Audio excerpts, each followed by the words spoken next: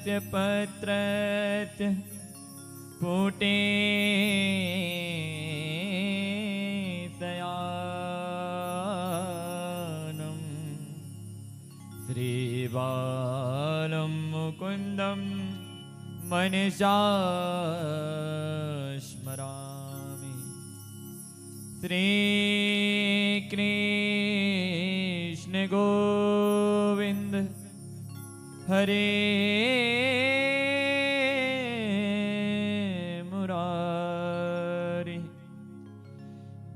हे नाथ नारायण वासुदेवा, जिह्वे पिबस्वामृतमेतदेव गोविंद दामोदर माधवेति।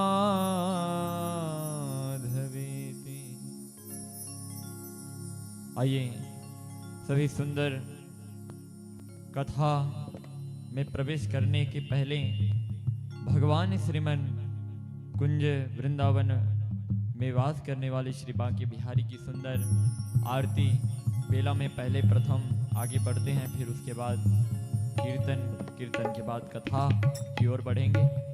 चलिए आइए सभी अपने अपने यथा स्थान पर खड़े हो जाइए और श्री बाल मुकुंद जी की आरती का गुणगान गाइए। आरती जगत में सार है,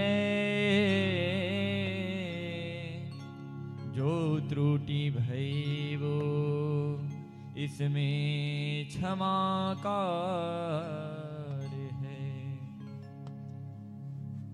श्री बांके बिहारी तेरी आरती गाऊं, हे गिरधारी तेरी आरती गाऊं, आरती गाऊं प्यारे आपको मनाऊं,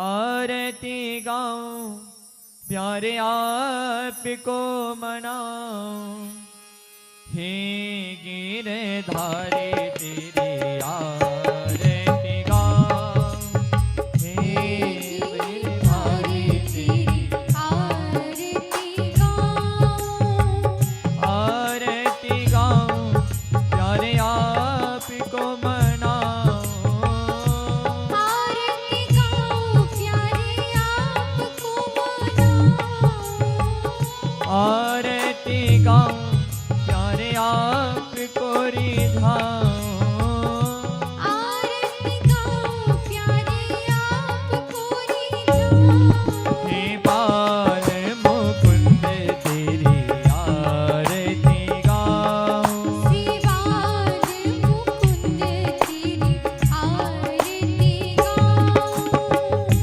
मोर मुकुट प्यारे सीत पे तो है, मोर मुकुट प्यारे शीश पे सोहे, प्यारी बंसी मेरो मन मोहे, प्यारी बंसी मेरो मन मोहे, देख छवि बलिहारी मैं जाऊं, देख छवि बलिहारी मैं जाऊं, श्री बांके बिहारी तेरी आरती गाऊं, हे गिरधर तेरी आरती गाऊं, चरणों से निकली गंगा प्यारी, चरणों से निकली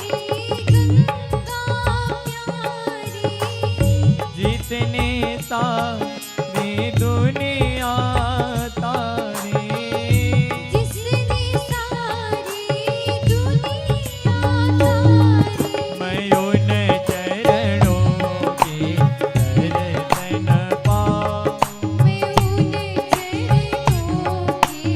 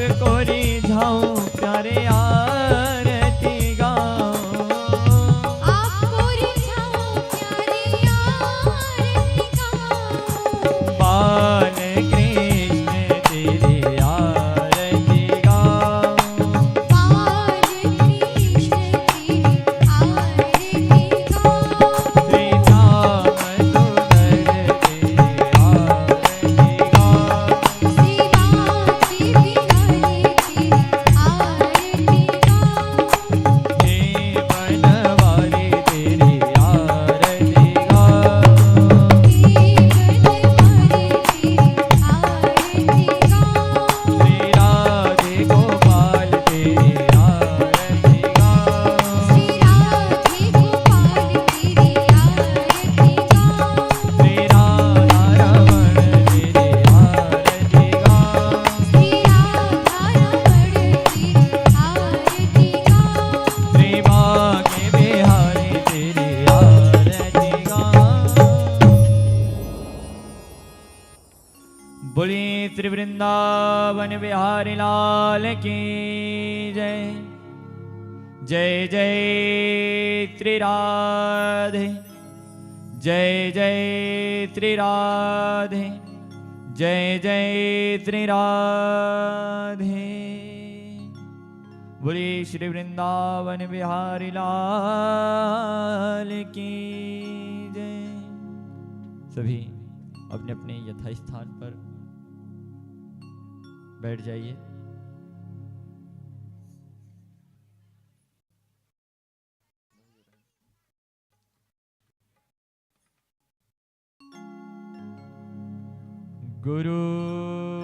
गुरुर्ब्रह्मा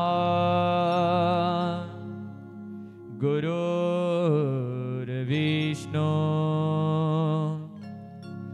गुरुर्देव महेश्वरा गुरुर्साक्षात् परब्रह्मा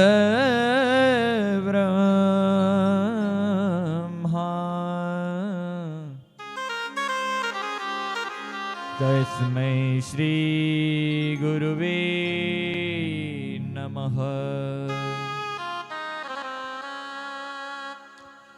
वक्रतुंड महाकाय सूर्यकोटि समप्रभा निर्विघ्नं कुरु मे देव सर्वकार्येषु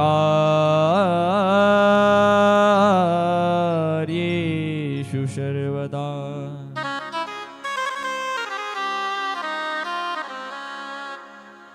या देवी सर्वभूतेषु विद्यारूपेण संस्थिता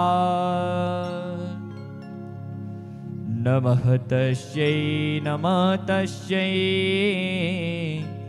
नमः तस्यै नमो नमः।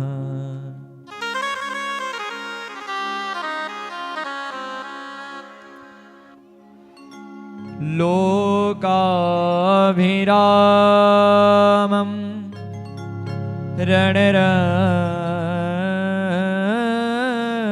रणरङ्गधीरं राजीवनेत्रं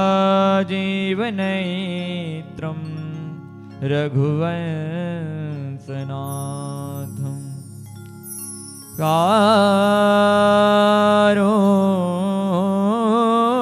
कारुण्यरूपं करुणाकरन्तं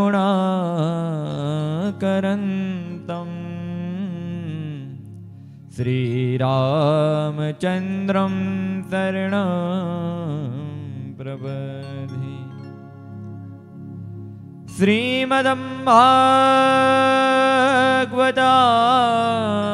श्रीमद्भागवतानरूपा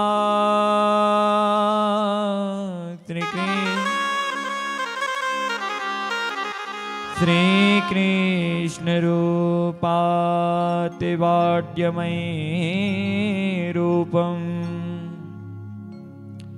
करुणाकरं श्रीसुखदेवव्यासां सनकादिनारदा परीक्षिते भवाम्य श्रीनारायणं नमस्तुते। राधे तू बड़े भागिनी कौन तपस्या की, तीन लोह के स्वामी तेरे हैं आधे। तेरी महिमा मैं गाऊं प्रभुवर, ज्ञान न बुद्धि विवेक मैं धरूं। कैसे करेगा तुझको समर्पण, मैं क्या करूं। बोलिए श्रीमद् भागवत महापुराण की जय। बोलिए श्री बाल मुकुंद भगवान की जय। आइए सभी यहाँ पर उपस्थित बड़े से बड़े स्वजन, योग्य परम वैष्णव, बड़े बड़े ऋषि मुनि एवं जितने भी दृश्य एवं अदृश्य हमारे अवाही देवी देवता, इष्ट देवता, कुल देवता एवं ग्राम देवता हैं, उनको मैं अपने हृदय से कोटि कोटि बार दंडवत करते हुए प्रणाम करता हूँ। यहाँ पर जितने भी उपस्थित हैं उन सभी को मैं बारंबार प्रणाम करता हूँ। सर्वप्रथम कहा गया है कलियुग केवल नाम आधारा, सुमरि सुमर नर उतरहि पारा। और इसी भाव को लेते सर्वप्रथम कथा से पूर्व पहले संकीर्तन की ओर बढ़ते हैं, उसके बाद फिर कथा की ओर बढ़ेंगे। हरे कृष्ण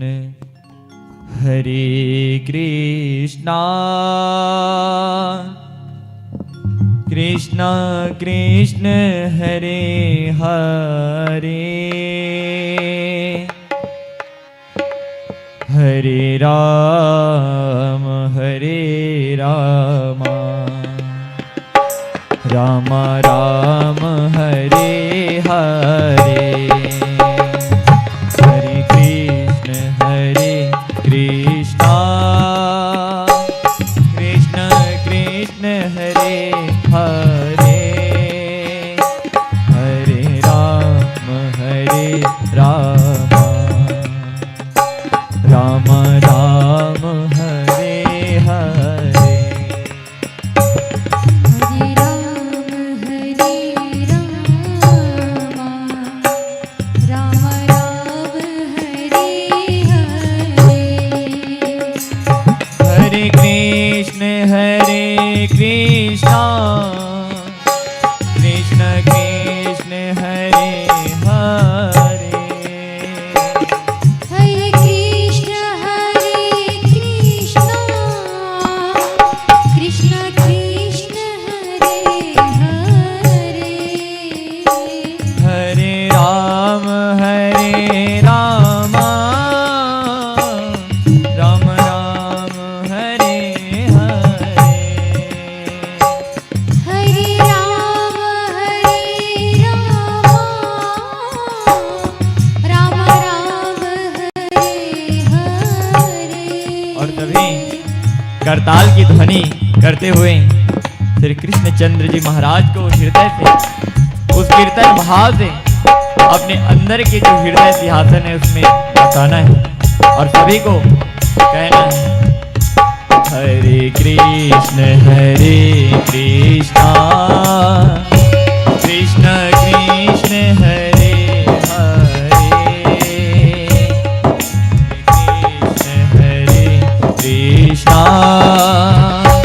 कृष्ण कृष्ण हरे हरे, हरे राम राम राम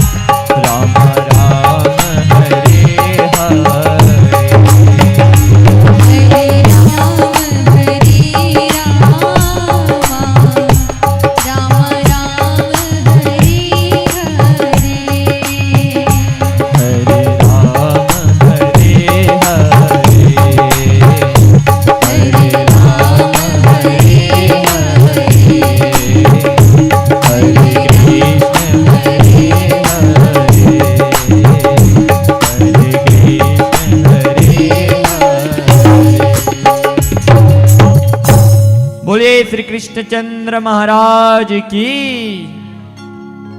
प्रेम से बोलिएगा राधे राधे, जोर से बोलिएगा, धीरे बोलिएगा और हृदय के अंदर से बोलिएगा। और फिर जोर से दोनों हाथ उठा करके बोलिएगा राधे। सर्वं यं प्रवचनमनुपेत पेत कृत्यं द्वैपायन विरह कतार आजुहावः पुत्रेति तन्मयत तरोभिनेदु सर्वमुनिमानतो अस्मि। आइए भगवान के सुंदर चरित्रों का गुणगान करते हुए मनोभावी हो करके अपने हृदय में शीतलता प्रदान करते हुए भगवान के आज इस कथा प्रसंग की ओर बढ़ते हैं। जिस प्रकार से हम कल की कथा में सुने कि किस प्रकार से भरत जी महाराज एवं जड़ भरत जी के बारे में हम सभी कल की कथा में श्रवण किए हैं, जिसके द्वारा यह जो भारत है अर्थात जो हमारा अजनाब देश नाम पड़ा था, वह उसके बाद जब भरत जी को राज्य मिला तो उसके बाद यह जो देश है उसको भारत देश कहते हैं। आपको हम पहले से बता देते हैं, सूचित कर देते हैं कि भगवान की जो कथाएं हैं और एवं बड़े बड़े जो संत ऋषि ज्ञानी हैं वह सभी इसी भारत में थे, क्योंकि इसे कर्म की भूमि कहा जाता है। यहीं पर महाभारत हुआ, यहीं पर बड़े बड़े विद्वान जी हुए, यहीं पर हमारे सच्चिदानंद बाल मुकुंद ने इस स्थान को चयनित किया। हम बड़े सौभाग्यशाली हैं जो इस भारत भूमि पर जन्म लिए हैं। और इस देश में जन्म लेकर के अगर हम कर्म भगवान के लिए ना करें और अधर्म का कर्म करें तो वह मनुष्य के लिए बड़े धिक्कार की बात है। इसीलिए हमेशा इस भारत देश में रह करके मनुष्यों को भगवान के नाम के लिए गठन करना चाहिए। आज भगवान श्री कृष्ण चंद्र जी महाराज के वाड्यमय विग्रह श्रीमद् भागवत महापुराण का कथा रसवान सुन रहे हैं। कहा जाते हैं भगवान के 24 अवतार हैं, लेकिन एक 25वां अवतार शब्द रूपी मूर्ति हमारे श्रीमद् भागवत महापुराण है। जब भगवान इस धराधाम को छोड़ करके जब यदुवंशियों का विनाश के बारे में सुन रहे हैं, एक दूसर हो करके जलन में ही अपने आप को मिटा रहे हैं यदुवंशी लोग, तब जा करके भगवान बड़े गंभीर भाव हो करके वह इस धराधाम से जाने के लिए आतुर हुए। तब उद्धव जी महाराज ने आग्रह किया कि हे प्रभु, अगर आप इस धराधाम को छोड़ करके अपने धाम चले जाइएगा तो किस प्रकार से यह जो आपके भक्त हैं किस प्रकार से रह पाएंगे। तब उद्धव जी के आग्रह करने पर भगवान ने अपने स्वच्छित तेज दिव्य को इस श्रीमद् भागवत में समागम कर लिया। आज बहुत ही सुंदर गंगा नदी के किनारे परीक्षित जी महाराज हैं, वह श्री सुखदेव जी महाराज से पूछते हैं और कहते हैं, कर्णनान स्वर्ण भो नित्यं कर्म विहीनया कर्मन्ते पथं तं मार्गयति तदां परिवर्तनेनं किम फलम्। हे महाराज, अगर कोई भी मनुष्य अगर अपने कर्मों से विहीन हो करके अपने भगवान के मार्ग को छोड़ करके अगर वह कभी कुमार्ग में चला गया तो वह तो निश्चित रूप से नरक को तो प्राप्त करता ही है। एवं हे प्रभु, मेरे को अब यह सुनने की इच्छा है कि इसका कोई उपाय हो, अर्थात कोई भी प्रकार का उपाय हो जिसको आप हमें सुनाइए, जिसमें यह जो कथा है वह श्रीमद् भागवत महापुराण से ही लिया गया हो। तब इस प्रकार से परीक्षित जी महाराज के आग्रह करने पर सुखदेव जी महाराज बड़े ही सुंदर बोलते हैं। सर्व पांडवम वंशम नित्यम कुंतीन पुत्रदा उत्तरो गर्भामुत्पन्नो बंधवीनाम से परीक्षिता। हे परीक्षित, यह जो भगवान की कथा है वह तो समस्त पापों को दूर कर देता है। रहने के लिए अनेक प्रकार के साधन है, पाप से बचने के लिए अनेक प्रकार से विधिवत है कर्म करने के लिए कि पाप से किस प्रकार से बचा जा सकता है। लेकिन आप वेदों की अगर बात माने तो आप उस कर्म को ना कर सकेंगे। वह जो उपाय वेदों में लिखा है वह आपके लिए सामर्थ्य करने योग्य नहीं है, क्योंकि कलयुग के व्यक्ति को जल्दी के जल्दी रिजल्ट चाहिए, है ना। आप सभी को चाहिए ना तुरंत जल्दी जल्दी रिजल्ट। हमारे शिक्षक गण एवं हमारे सभी पढ़ने वाले पढ़ाने वाले अध्यापक अध्यापिका एवं सभी लोग आए हुए हैं। मैं उनको बड़ा विनम्र से व्यासपीठ से नमस्कार प्रणाम करता हूँ। एवं जितने भी हमारे इष्ट वरिष्ठ सभी भैया एवं हमारे पिता तुल्य एवं दादा स्वरूप सभी हमारे इस तोतले बहानी की जो कथा है वह सुनने के लिए आप लोग आए हुए हैं। इसके लिए मैं अपने हृदय को सादर धन्यवाद आप सभी के लिए व्यक्त करता हूँ। बोलिए श्री कृष्णचंद्र महाराज की जय। तभी इस प्रकार से कलयुग के व्यक्ति को चाहिए कि वह तुरंत रिजल्ट मिल जाए। आपको चाहिए ना, अर्थात कोई भी दवाई है वह तुरंत असर करे तब तो ठीक है। अगर वह तुरंत असर नहीं करेगा तो फिर दूसरा दवाई चाहिए। एक दवाई से काम नहीं चलता, अर्थात एक दवाई के बाद दूसरा दवाई, दूसरा दवाई के बाद तीसरा दवाई, अर्थात वह दवाई ऊपर दवाई, दवाई ऊपर दवाई चलता ही रहता है, दवा करता ही रहता है और पूरा शरीर क्या बन जाता है, मेडिकल स्टोर बन जाता है, जिसमें मात्र टेबलेट सिरप हर प्रकार की दवाइयां हमारे पेट अंदर आ जाती है। तो आज भगवान के बारे में सुखदेव जी महाराज हैं वह राजा परीक्षित को बड़े स्वभाव भाव से बता रहे हैं और कह रहे हैं कि परीक्षित, वह जो भगवान की कथा है वह बड़ी ही प्रियतम है और भगवान की कथा करना उससे भी बड़ा प्रियतम है, और उससे भी बड़ा प्रियतम है कि उसको बैठ करके सुन लेना, यह सबसे भगवान की सबसे प्रियतम कथा है। हम बड़े सौभाग्यशाली हैं जो भगवान के आज कथा कहने के लिए और आप कथा सुनने के लिए अवगत यहाँ पर उपस्थित भये हैं। देखिए, इसी क्रम में दरबार में हमारे जो बचपन से और लेकर के पूरे हमारे शिक्षा अर्थात आज ये जो योग्य बना हुआ हूँ, आज जो पढ़ रहा हूँ, मात्र हमारे जो हमारे कश्यप गुरु जी यहाँ पर उपस्थित हुए हैं। थोड़ा सा इस कथा को थोड़ा उधर ले जा करके हमारे शिक्षक श्री कश्यप गुरु जी हमारे यहाँ पर आ करके कृपया हमारे मंच से आशीर्वाद प्रदान करें अर्थात और हमें अनुग्रहित करें। बोलिए श्यावर रामचंद्र की जय, बोलिए श्री राधे श्याम।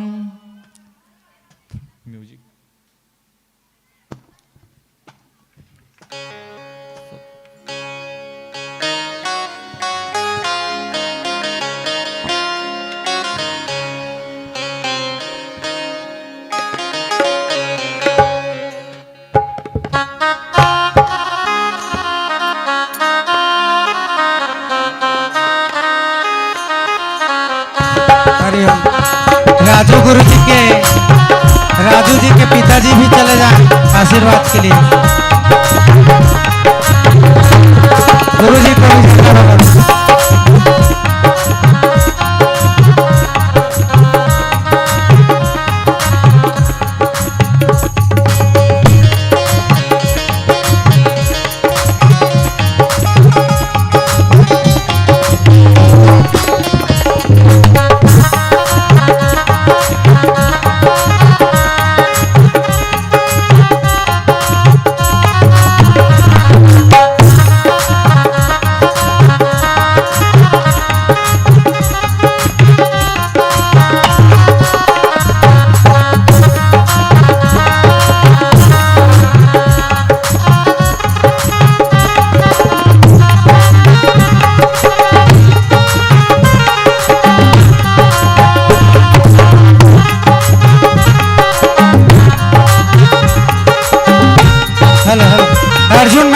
बेटा भी जाए।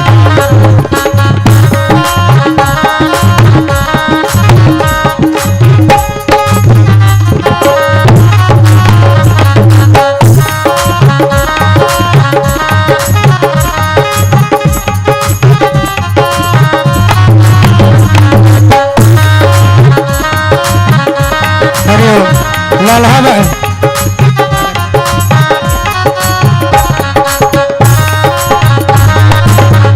लहराम कौशिक जी भी आशीर्वाद के लिए प्राप्त करें। लहराम कौशिक जी, जय प्रकाश कौशिक जी।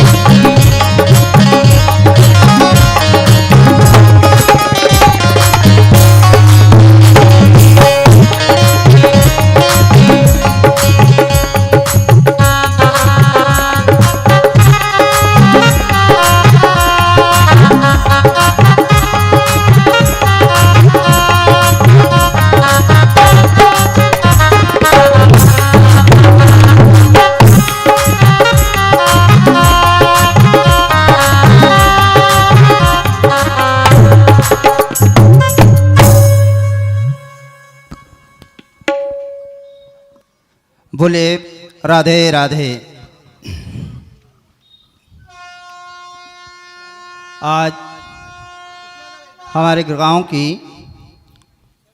वार्ड क्रमांक 2 चारडबरी मोहल्ला में द्वितीय वर्ष पिछले वर्ष की भांति इस वर्ष भी भाई प्रभु कश्यप के द्वारा भगवान श्री कृष्ण की अमृत रूपी कथा का गायन वादन हो रही हैं।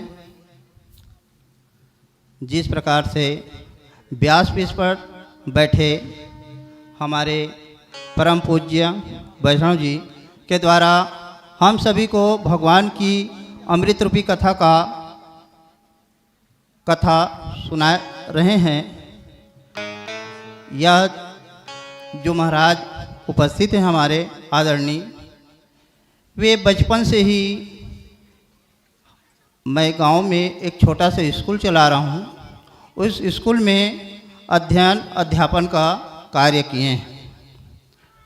हमारी भी बड़ी सौभाग्य है की बात है कि जिन बच्चों को हम लोग पढ़ाते लिखाते और छोटे क्लास से बड़े क्लास तक पढ़ाते लिखाते हैं और वे कहीं जा कर के कोई इंजीनियर, कोई डॉक्टर, कोई वकील और अपने भाग्य अनुसार कोई वक्ता प्रवक्ता होते हैं, तो ये जान करके हमें भी बहुत खुशी होती है कि हमने जिस प्रकार से छोटे पौधों को सींच करके बड़े होने पर फल प्राप्त होता है, और फल जब प्राप्त होता है तो हमको बहुत खुशी होती है।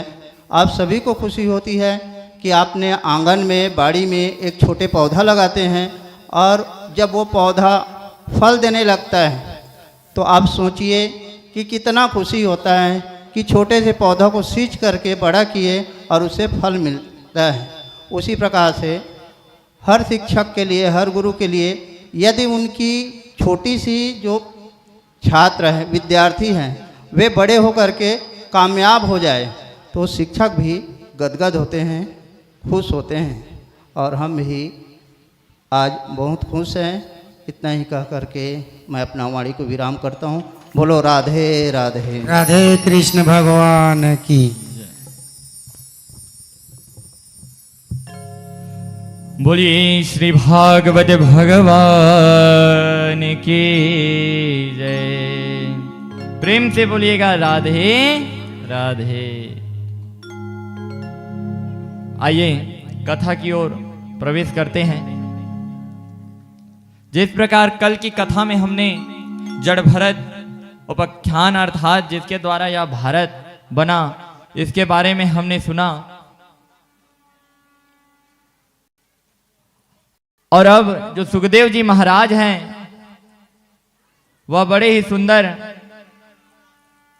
हमारे जो परीक्षित जी महाराज हैं उनको बड़े ही सुंदर भावी से कथा सुना रहे हैं और बता रहे हैं कि जिस प्रकार से नक्षत्र एवं सूर्य चंद्र नरकों अनेकों नरकों का वर्णन सुनाया गया है, अर्थात 84 लक्ष योनि में 84 लाख नरक हैं, और 84 लाख नरक में सबसे भयानक प्रधान नरक तो 21 नरक बताया गया है। उस 84 लाख नरक में फिर प्रधान 21 नरक बताया गया है। उससे भी ज्यादा बढ़ करके एक नरक है जिसका नाम वैतरणी नदी है। वह वैतरणी नदी है, वह बड़ी घोरदायक अर्थात बड़े विकराल है। देखिए तो हम कितने, भगवान की कथा कहने में कोई प्रकार की परिश्रम लगती है क्या? लेकिन ऐसे भी मनुष्य हैं जो भगवान के नाम तक लेने में बड़े संकोचाते हैं कि भगवान के नाम कैसे लें।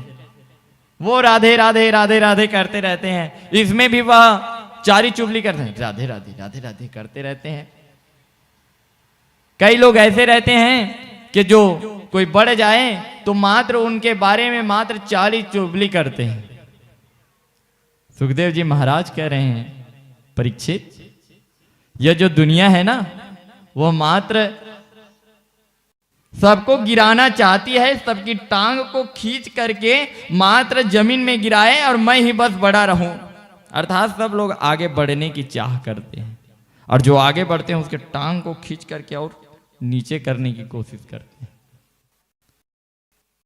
हे परीक्षित, अर्थात वैसे कहने में तो कितने ना कितने बार अनेक प्रकार के उपाय हैं। जिस प्रकार से संध्या ब्रह्म मुहूर्त में स्नान करके मनुष्य को सूर्य अर्घ्य करना चाहिए, यह एक उपाय है। और हर नैमित्तिक जितने भी नित्य कर्म हैं उस सभी को करना चाहिए। वह जितने भी छोटे मोटे पाप होते हैं उसको वह मिटा देता है। लेकिन जितने भी वेद शास्त्र में उपाय बताए गए हैं वह तो मात्र तुच्छ है, कुछ कुछ एक दो पाप से छुटकारा पाने के लिए है।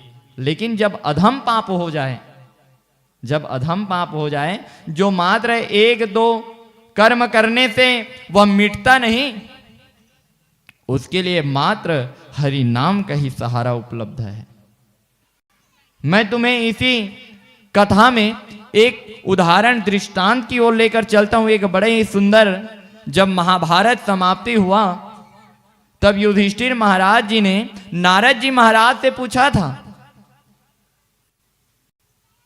कि हे महाराज, अगर कोई पाप करे तो उसके लिए कोई ऐसा उपाय बताइए जो तुरंत ही उसको उस पाप से मिटा दे और वैकुंठ धाम पहुंचा दे।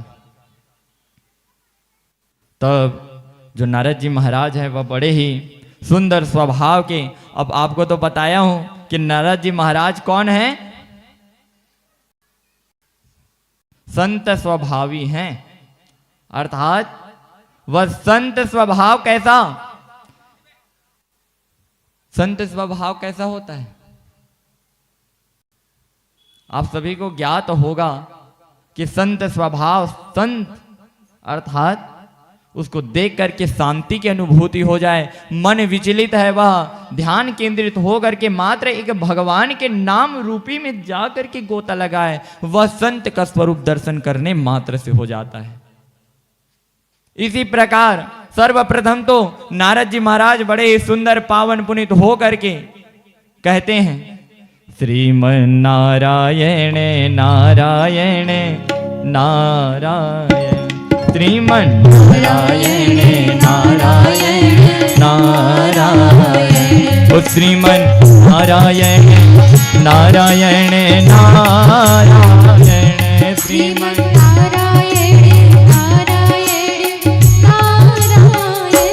श्रीमन नारायण नारायण नारायण, श्रीमन नारायण नारायण नारायण। अब इस प्रकार से नारायण नारायण कहते हुए जो नारद जी महाराज है वह युधिष्ठिर जी महाराज को बता रहे हैं और कह रहे हैं, सबसे पहले मैं तुम्हें ब्राह्मण के वह कर्म बताता हूं। अध्ययनम अध्यापनम यजनम याजनम तथा दानम प्रतिग्रहश्च चैव ब्राह्मणानाम कलायते। ब्राह्मण के 6 कर्म होते हैं। पढ़ना और पढ़ाना, अर्थात पढ़ना और पढ़ाना, पूजा करना और करवाना, और दान लेना और दान देना। अर्थात सबसे पहले लास्ट में दान लेना बताया है, तो इसीलिए पहले सब चीज कर्म को कर ले, उसके बाद दान ले। अब ऐसा नहीं है कि कोई विप्र तो है लेकिन मात्र दान ले ही रहे हैं, कभी दिया ही नहीं। लास्ट में ब्राह्मण का जो कर्म है उसको दान लेने की बात करते हैं। तो अर्थात पहले दान दे दीजिए, दान देने के बाद दान लीजिए, तब जा करके उसको फल की प्राप्ति होती है। तब ऐसे ब्राह्मणों को देने से जब पुण्य का प्राप्त होता है, या नहीं कि जो कर्मकांडी ना करे, पूजा ना करें, ऐसे ब्राह्मण को दान देने से वह जो फल है उसकी पूर्णता फल की प्राप्ति नहीं होती। कुछ तो होता है होने के लिए, लेकिन पूर्णता रूप से फल की प्राप्ति नहीं होती। इसीलिए जो भगवान के गुणगान को करते हैं, कर्मकांड करते हैं, उन्हीं ब्राह्मणों को दान देना सुयोग्य है। और कहते हैं कन्याम कुंजये द्विजा कश्चिदीनंसीत परीत अजामिलाम नामं नष्टं सदाचारो दास्यं संघर्षं दूषिता। एक समय की बात है, हे राजन, एक अजामिल नाम का एक विप्र था, जो कन्या कुंज ब्राह्मण के वंशियों के द्वारा वह ब्राह्मण एक बड़ा ही सुंदर स्वभाव का था रहने के लिए तो, लेकिन वह अजामिल, देखिए अजामिल का अर्थ क्या है? अजा का अर्थ है माया, और मिल का अर्थ है मिला हुआ। जो माया के द्वारा मिला हुआ है उसे अजामिल कहा जाता है। तो वह जो अजामिल है वह माया के द्वारा ही मोहित ग्रसित है।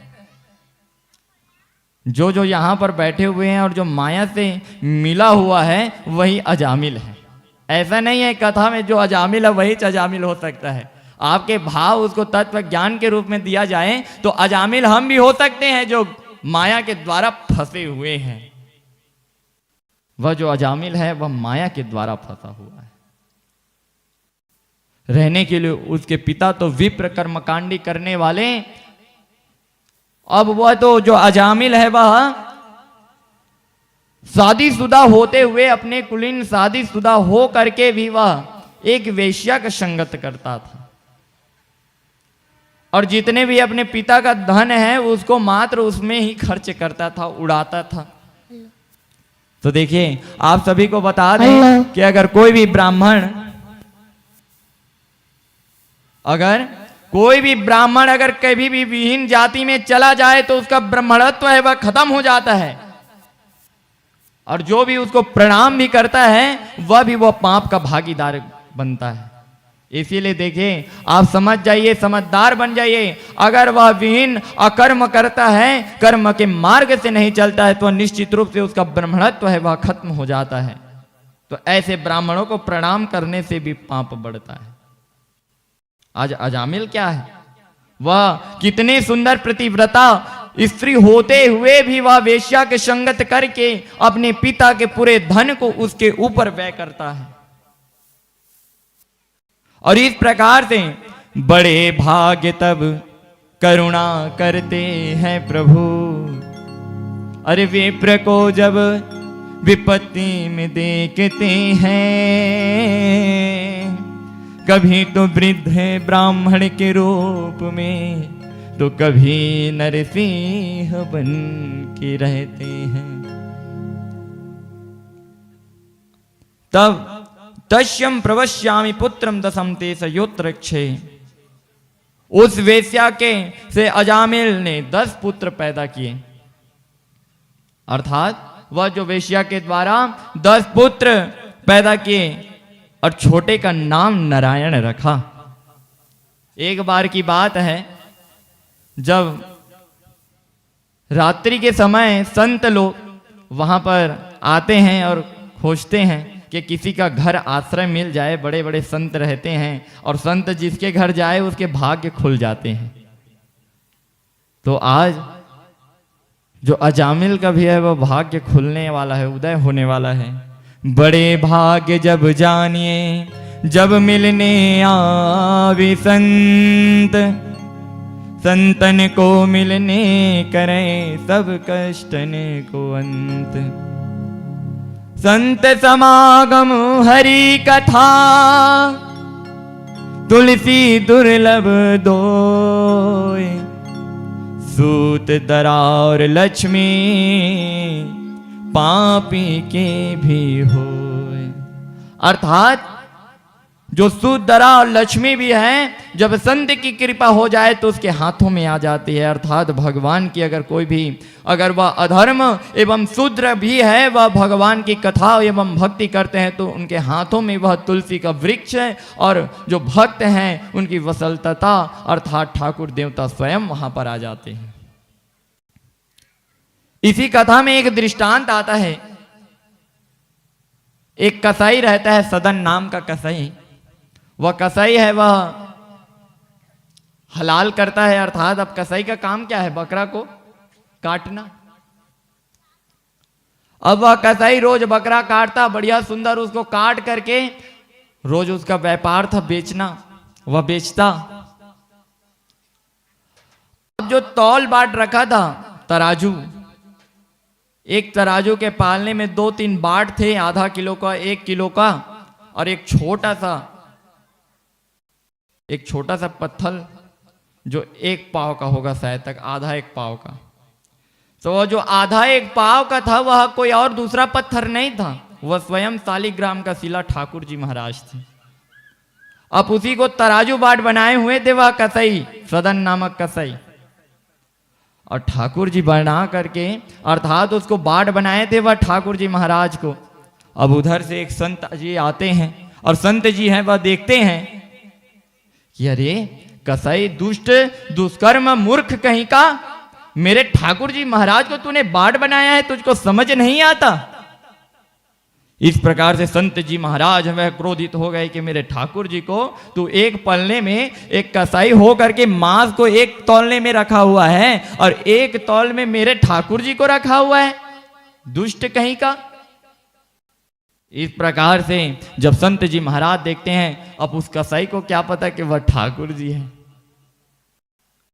तुरंत संत जी महाराज हैं उस ठाकुर जी महाराज को अपने साथ ले जाते हैं, पूरे तीर्थ होके जल से स्नान करवाते हैं, दूध दही घी मधुरत शक्कर पंचामृत से स्नान करवाते हैं। बड़े सुंदर स्नान करवा करके उसे चांदी के सिंहासन में मखमली बिछा करके उसको विराजमान करवाते हैं, चंदन चित लगाते हैं और इस प्रकार लगा करके उस शालिग्राम शिला को बड़े सुंदर से आदर से करते हैं। अर्धयम समर्पयामि दीपम समर्पयामि चंदनम महत्तुल्यम। अर्थात चंदन दिव्य सब चीज को चर्चित कर देते हैं उस शालिग्राम में। अब रात्रि होता है, रात्रि होने के बाद ठाकुर जी महाराज उस संत के स्वप्न में आते हैं। अरे ओ संत जी महाराज, मुझे जहां से लाए हो ना वहीं जाओ, छोड़कर आना मुझको। जहां से लेकर आए वहीं जाओ, मुझको छोड़कर आना। मुझको यहां पर इस मखमली में बहुत गड़ रहा है, इधर उधर पता नहीं कैसे कैसे मखमली बिछाए हुए हो, चांदी का सिंहासन बनाए हुए, पूरा गड़ रहा है वो तो। अरे महाराज, आप उस कसाई के घर जाना चाहते हैं? आपको ऐसी बात करने से मैं तो आश्चर्यचकित हूं कि आप ऐसी बात करते हैं। आप जिसको वर्जित करते हैं कि मांस छोड़ दे, मदिरा पान करना छोड़ दे, आज उसी कसाई सदन नामक कसाई के घर जाना चाहते हैं आप? आपको कुछ समझ आता है? अरे नहीं नहीं, मैं वहां रहता हूं तो झूला झूलता हूं, और वो जो सदन नामक है वह तो मुझको लोरी भी सुनाता है, गाना भी गाता है और भजन में गाता है, मैं तो श्याम दीवाना हूं, मुझे क्या ये पता ये कौन है। अब इस प्रकार से संत जी महाराज को स्वप्न में कहते हैं कि अरे चल चल चल, मुझको वहां पर छोड़कर आना। ठीक है महाराज, आपकी जैसी इच्छा, आप जहां रहना चाहें, हमको क्या है, हम आपके तो नियम के साथ चलते हैं, लेकिन आप ही नियम के विरुद्ध चल जाते हैं कभी कभी तो।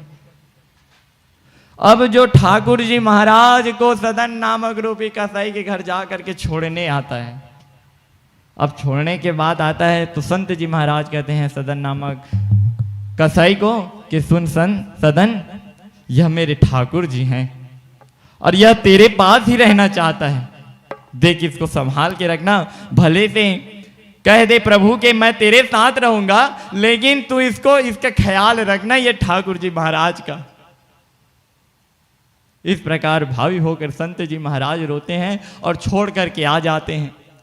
जब सदन नामक रूपी को पता चलता है कि यह तो ठाकुर जी महाराज हैं और यह मेरे साथ रहना चाहते हैं, ऐसा सुनते ही वह पश्चातापी होते हैं कि मैं अधर्मी जो रात दिन रोज बकरा काटता हूं और बकरे के उस मांस को बेचता हूं, वो ठाकुर जी महाराज मेरे पास रहना चाहते हैं।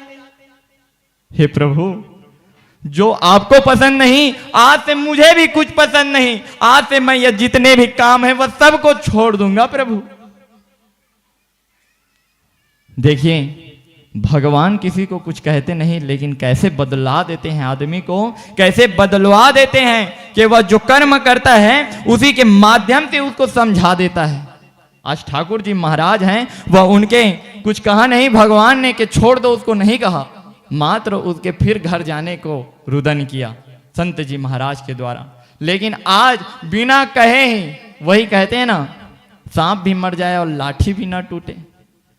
आज देखिए ठाकुर जी महाराज जब वहां आए तो वह जो सदन नामक है वह कसाई का काम छोड़ दिए, अब वह तो परम भक्त बन चुके हैं। और परम भक्त बन करके भगवान की बड़े ही सुंदर जय जय राधे गोविंदा, मन भजले हरि का प्यारा नाम है, श्री राधे गोविंदा, मन भजले हरि का प्यारा नाम है। प्यारा नाम है रे बंदे, न्यारा नाम है रे, प्यारा नाम है रे बंदे, न्यारा नाम है, मन राधे गोविंदा, मन भजले हरि का प्यारा नाम है, श्री राधे गोविंदा, मन भजले हरि का प्यारा नाम है।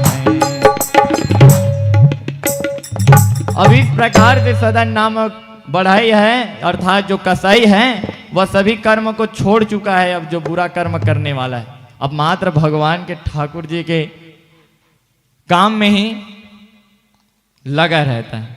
एक दिन महाराज जी को बढ़िया सुंदर नवे दबे जिमवा करके बढ़िया सुंदर ठाकुर जी महाराज करके रख करके फिर सोने वाला रहता है, उसके स्वप्न में फिर ठाकुर जी महाराज आते हैं और उनको क्या दिखते हैं, अब ठाकुर जी के रूप में जगन्नाथ स्वामी जी महाराज दिखते हैं। अर्थात जगन्नाथ स्वामी जी महाराज बड़े सुंदर भावी देखते हैं और जैसे ही सुबह उठता है तो अब सदन नामक जो कसाई था वह मन में निश्चय कर लेता है कि अब मैं ठाकुर जी महाराज से जगन्नाथ स्वामी जी के दर्शन करने जाऊंगा।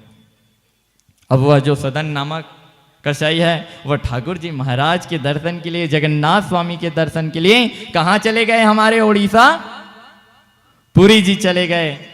अब जा रहे हैं, रास्ते में हैं एक जगह, थोड़ा सा एक दो गांव बचा रहता है, उसी में थोड़ा सा विश्राम करते हैं। सदन नामक जो कसाई हैं ठाकुर जी महाराज को लिए हुए हैं, आप भी ठाकुर जी विश्राम कर लीजिए, थक गए होंगे।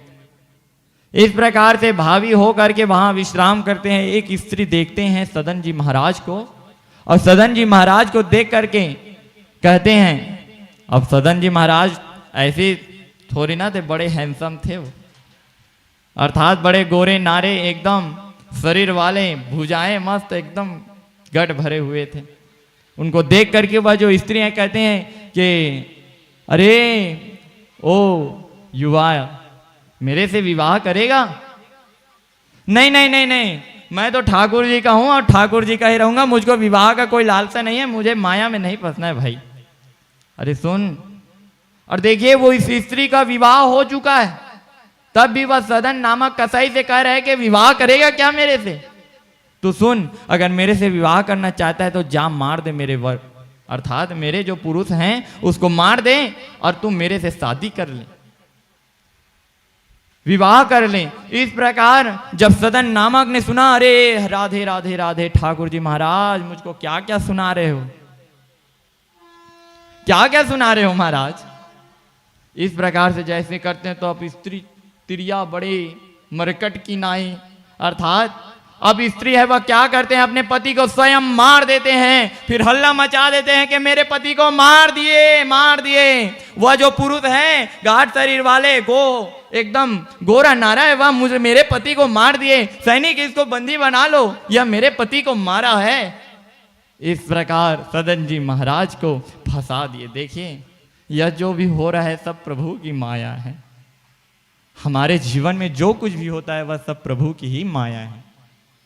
अब इस प्रकार से अब राजा के पास जो जितने भी सैनिक है उसको बांध करके पेश करते हैं राज दरबार में। राज दरबार में पेश करके राजा बोलते हैं कि बता तूने अपराध किया है।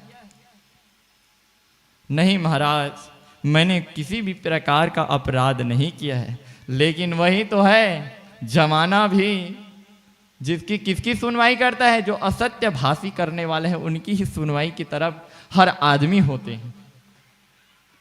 और आज एक तरफा सजा हो रहा है, अर्थात एक तरफा फैसला है।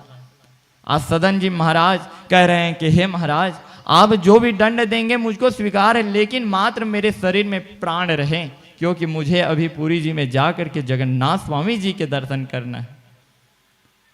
इस प्रकार फिर अपने चंडालों को बुला करके फिर जो कसाई के दोनों हाथों को कटवा देते हैं, जो सदन नामक कसाई हैं उनके दोनों हाथों को कटवा देते हैं। कटवाने के बाद अब बेचारा बिना हाथ का है, अपने ठाकुर जी को यहां पर बांध कर रखा हुआ है अपने हृदय में ऐसे करके कपड़े। देखिए अगर भगवान का दर्शन होना हो तो पहले तो आपको स्वच्छ करेंगे, प्योर करेंगे, अर्थात आपके में एक भी पाप मत रहे, एक भी संचय मत रहे, अर्थात भगवान के लिए मात्र एक रहे तो मात्र प्रेम ही रहे। अब जिन हाथों से वह बकरा को काटा रहता है वो हाथ को तो अब कटवा दिए हैं प्रभु ने अपनी माया द्वारा राजाओं के हाथों से। अब इस प्रकार से अब फिर जो सदन जी महाराज हैं अपने ठाकुर जी को पकड़े हुए हैं और मात्र जगन्नाथ स्वामी जी महाराज के ही दर्शन कर रहे हैं। और मात्र इतना आशा है, अब जैसे ही पुरी जी के द्वार प्रवेश द्वार में पहुंचते हैं, जो सदन नामक कसाई है वह देखते हैं कि लोग सब अर्थात दंडवत हो करके जा रहे हैं भिया नापते हुए। अब क्या करता है वह सदन है तो वो भी भिया नापने के लिए तत्पर होता है, और जब भिया नापने का तैयारी करता है तो अब बेचारे के हाथ नहीं है तो कैसे उठेगा। फिर जिस प्रकार से सांप ऐसे ऐसे ऐसे ऐसे करके चलता है ना, उसी प्रकार वह सदन नामक जो कसाई है वह भी बेचारा चल रहा है ऐसे ऐसे ऐसे सोते सोते जा रहे हैं दंडवत स्थान लेकर के। अब जगन्नाथ स्वामी जी कह रहे हैं पंडाओं से, जो पुरी के पंडा है ना उन सभी से कह रहे हैं कि अरे जाओ मेरे भक्त आए हुए हैं उसको डोला में लेकर आना। अब वो जो पंडा है वह डोला लेकर के जाते हैं भगवान को लेने के लिए। अब भगवान को लेने के लिए जैसे ही डोला में जाते हैं, अरे जगन्नाथ स्वामी के भक्त कौन हो, तो वहां पर तो लाखों करोड़ों है। मैं हूं महाराज, मैं जगन्नाथ स्वामी का भक्त हूं महाराज, मैं हूं। इस प्रकार से बात करते हैं। फिर आता है बेचारा हुआ पंडा जगन्नाथ स्वामी का, प्रभु आपका भक्त तो लाखों करोड़ है, कौन नहीं है ऐसे बोलेंगे। सभी लोग डोले में आने की कोशिश कर रहे थे, आप उसका कुछ पहचान बताइए तब जाकर के उसको हम डोले में बैठा करके लेकर आएंगे। अब इस प्रकार से जैसे ही जगन्नाथ स्वामी ने बताते हैं कि वह दोनों हाथ नहीं है उसके, अर्थात उसके हाथ में, उसके शरीर में दोनों हाथ नहीं है, वह मात्र ऐसे सांप के भांति चल करके आ रहा है। तब जो पंडा है वह डोला में लाता है और जगन्नाथ स्वामी के उस प्रवास गर्भगृह में छोड़ देता है। अब जैसे ही गर्भगृह में आता है, गर्भगृह में देखता है कि जगन्नाथ स्वामी जी महाराज साक्षात खड़े हुए हैं और वह सदन नामक जो कसाई है उसको दर्शन दे रहे हैं। सदन नामक वह अपने मन में सोचता है कि अरे मेरे पास हाथ होते तो प्रभु को मैं चरण में प्रणाम कर लेता।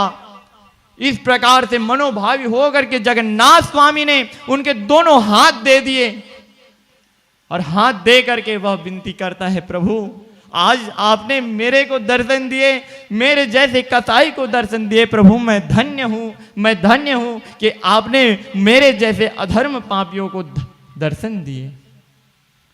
बोलिए जगन्नाथ स्वामी महाराज की, बोलिए प्रेम से बोलिएगा राधे राधे राधे। इस प्रकार से देखिए, भक्त को अगर बदलना हो तो भगवान के अंदाजों से बदलिए। आज किस प्रकार से वह भक्त को बदल दिए। आज वह अजामिल जी भी महाराज हैं, वह भी वेश्याकामी होते हुए विषय वासना मोह माया में फंसे हुए हैं, अर्थात माया से लिपट करके रहने वाले अजामिल जी हैं। अजामिल जी महाराज इस प्रकार से व्यक्त करते हैं। अब आज संत जी महाराज के जब आते हैं तो वह वो जो वेश्या का घर है उसी का घर को बता देते हैं, जाइए महाराज वहीं आश्रय आपको मिलेगा। वहाँ के जो नगरवासी रहते हैं वह सब बता देते कि जाइए महाराज वहीं आपको आश्रय प्रदान होगा। इस प्रकार से संत जी महाराज हैं, वहाँ जाते हैं, माते हमें एक रात्रि के लिए आश्रय चाहिए और हमें भोजन चाहिए, क्या हमें आप बना करके देंगी। ऐसे ही संत जी के वाणी को जैसे ही वह जो वेश्या है वह सुनती है, बड़े धन्य हो जाते हैं कि आज हर घर हर दिन तो मात्र मेरे शरीर का भोग करने वाले विलासी आते थे, आज स्वयं संत जी मेरे घर द्वार आए हैं। तुरंत बढ़िया सुंदर स्वच्छ हो करके आज बड़े स्वच्छाचार हो करके बड़े भोजन बनाते हैं, पकवान बनाते हैं। आज संत जी महाराज को खिलाने के लिए वह खिलाते हैं। अब जब अजामिल जी घर में आते हैं, अरे क्या संत को यहाँ पर बैठाए हुए हैं, मदिरा पान किए हुए हैं, लड़ में लाल मार के गोढ़ा रहे हैं, एकदम कर रहे हैं। कौन? अजामिल जी महाराज। जान गए संत जी महाराज के अरे इन लोगों का जीवन बड़ा भ्रष्ट हुआ है। अब हम इन लोगों का खाना खाए हुए हैं भाई, अन्न खाए हुए हैं, इनके लिए तो इनका ऋण को हमको चुकाना पड़ेगा ही। सुन माते, तूने हमको खाना खिलाया, एक रात्रि के लिए तृप्त किया और तृप्त करके हमें उस परमेश्वर का तूने सेवा किया है। अर्थात परमेश्वर की सेवा करने से भी ज्यादा फल संत जी की सेवा करने से प्राप्त होता है। अर्थात एक भक्त की जब आप सेवा करेंगे तो भगवान आपको आपका भी दास बन जाएंगे। वो आप भगवान की पूजा करते हैं ना, लेकिन आप किसी भक्त की अगर पूजा कर लें तो वह भगवान है वह और जल्दी प्रसन्न होते हैं। आज जो संत हैं वह कहते हैं, सुन माते तेरे गर्भ में जो बच्चा है ना उसका नाम नारायण रखना। इस प्रकार कह करके चले जाते हैं। अब जैसे ही जाते हैं संत जी महाराज वहां से, और जैसे ही वह 10वीं 9वीं माह के उपरांत वह गर्भ से एक बढ़िया सुंदर पुत्र को प्राप्त होता है और उस पुत्र का नामकरण क्या रखता है? नारायण रखता है। बोलिए प्रेम से बोलिएगा राधे। अब इस प्रकार तुझे प्रेम से नारायण नाम रख देते हैं और नारायण नाम रख करके अब जो अजामिल जी महाराज हैं 10 पुत्रों में सबसे ज्यादा प्रेम करने वाले थे वह जो थे वह मात्र नारायण ही हैं। और कहते हैं, अरे ओ नारायण एक गिलास पानी लेके तो आ। अरे ओ नारायण कहाँ है, इधर आ तो। ओ नारायण, ओ नारायण, अरे नारायण नारायण। उसके पाप कर्म धीरे धीरे भगवान के नाम लेते लेते मिट रहे हैं। आप देखिए भगवान का नाम चाहे किसी भी भाव में किसी अवस्था में हो करके लीजिए, आपका पाप क्षीण होगा। आप अग्नि को चाहे कि जलाए मत जलाए, अगर एक बार पकड़ ले तो उसको जला करके ही छोड़ता है। उसी प्रकार भगवान का भी नाम है। अब इस प्रकार से जो संत जी महाराज के बताए हुए नारायण नाम रख करके अजामिल जी दिन भर नारायण नारायण नारायण नारायण नारायण नारायण करते रहते हैं। अब एक दिन अजामिल जी की मृत्यु होने वाली होती है। अब काल आने वाला है, काल सभी को ग्रसेगा एक दिन। अजामिल जी महाराज का भी अब काल निकट आ गया है। अब जैसे ही काल आता है और काल लेने के लिए आता है, तब उधर नारायण नारायण नाम ले करके जो अजामिल जी महाराज हैं वह तो अपने समस्त पापों को मिटा दिए हुए थे। अब अंत काल में फिर नारायण, बेटा एको गिलास तो पानी पिला दे नारायण, जात हो नारायण में हा एको तो गंगा जल के पान करा दे कि जेमा मोला मुक्ति प्राप्त हो जाए। ऐसे अजामिल जी महाराज हैं अपने पुत्र को बुला रहे हैं, लेकिन वो नारायण कहाँ सुनेंगे, वह तो सच्चिदानंद परमानंद नारायण सुन रहे हैं कि मेरा भक्त मुझे पुकार है। लक्ष्मी माता कहती है, अरे प्रभु ये आपको नहीं बुला रहे हैं, वो अपने बेटे नारायण को बुला, नहीं अरे ये मेरे को ही बुला रहे हैं, मेरे भक्त देख तो कितने बार नारायण नारायण ले रहे हैं। इस प्रकार अनुकंपा करते हुए फिर जैसे ही जाते हैं अजामिल जी महाराज के पास जाते हैं श्रीमन नारायण भगवान और कहते हैं अजामिल को, बता अजामिल क्या काम है मेरे से। तब अजामिल जी महाराज हैरान हो जाते हैं, अरे आज मेरे जैसे अधर्मी जो वैश्याकर्मी से माया से लिपटा हुआ मैं मनुष्य व्यक्ति आज मेरे पास नारायण स्वयं चल कर आए हैं। बड़े बड़े ज्ञानियों को, बड़े बड़े संतों को जो अपना दृश्य नहीं दिखाते हैं, आज मैं तो हूँ अधर्मी जो प्रभु स्वयं नातुर चल कर आए हैं। आज मैं बड़ा सौभाग्यशाली हूं जो प्रभु श्री सच्चिदानंद भगवान स्वयं मेरे लिए चल कर आए हैं। अब उसको एक हफ्ते के लिए, काल के लिए उसको टार करके एक हफ्ते के लिए उसके जीवन को सुधारने के लिए एक हफ्ते के आयु प्रदान करते हैं अजामिल को। और अजामिल जैसे ही एक हफ्ते का उसको आयु प्रदान करते हैं, अब एक हफ्ते में वह हरिद्वार में जा करके तप करता है। तप के माध्यम से वह भगवान श्रीमन नारायण का नाम ले करके जब आते हैं तो इधर यमदूत भी आ जाते हैं उनको लेने के लिए। और उसके बाद फिर जो भगवान के विष्णु पार्षद हैं वह भी आ जाते हैं। अब जैसे यमदूत पकड़ने लगते हैं कि अरे चलो चलो अब तुम्हारा समय हो गया है, अब तुमको हम ले जाएंगे नरक में। तब जैसे ही है वह देव सभी जो भगवान के पार्षद है वह कहते हैं, अरे इसको क्या छू रहा है, चल तो ले छू कर बता, मैं देखता हूं तेरे को, तुझे पता नहीं है कि यह मेरा मैं लेने आया हूं, नारायण ने हमको भेजा है कि जाओ अजामिल को ले आना। आज यमदूत और जो भगवान के पार्षद है दोनों में आज लड़ाई होने वाला है।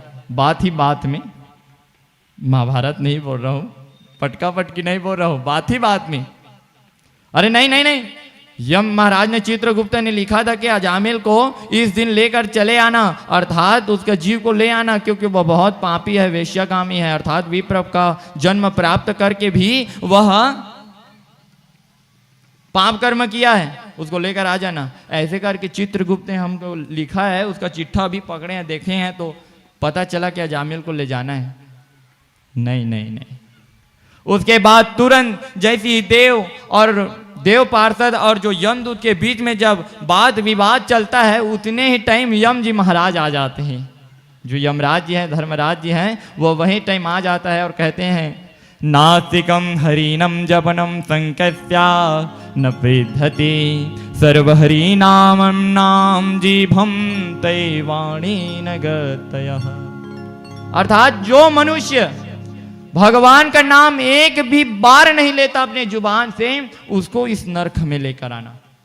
गरुड़ पुराण के माध्यम में से भी बताया गया है कि अगर कुछ मनुष्य अपने जीवन में एक बार भी भगवान का नाम नहीं लिया, उसको यम लोक में लेकर आना। आपने तो लिया है ना, कौन कौन लिए हैं, हाथ उठाइए, कौन कौन लिए हैं जी भगवान का नाम? सबने लिया है नाम भगवान का ना। देखिए मिलावटी मत हो उस नाम में, और मिलावटी थोड़ी ना है, भगवान के नाम लिए हो उसमें। देख समझ करके, सोच समझ करके बोलना भाई, देख समझ करके। हाथ ऐसे उठाए हो ना, हाथ को नहीं पकड़ेंगे फिर मिलावटी होगा तो। अभी इस प्रकार से यम जी महाराज कहते हैं कि एक बार भी जो भगवान का नाम नहीं लिया हो उसको लेकर आना। अजामिल ने तो अपने बेटे के रूप में नारायण नारायण नारायण कह करके अपना जीवन ही सुधार लिया, अपना गति ही सुधार लिया। ऐसे महाराज को अर्थात इन देव पार्षदों को सौंप दो, वह भगवान नारायण के धराधाम जाएंगे। बोलिए श्री अजामिल जी महाराज की जय। आइए सुंदर भजनों का आनंद लेते हैं, फिर दूसरे कथा में प्रवेश करेंगे। बोलिए श्रीमन्नारायण भगवान की जय। जय जय श्री राधे, जय जय श्री राधे।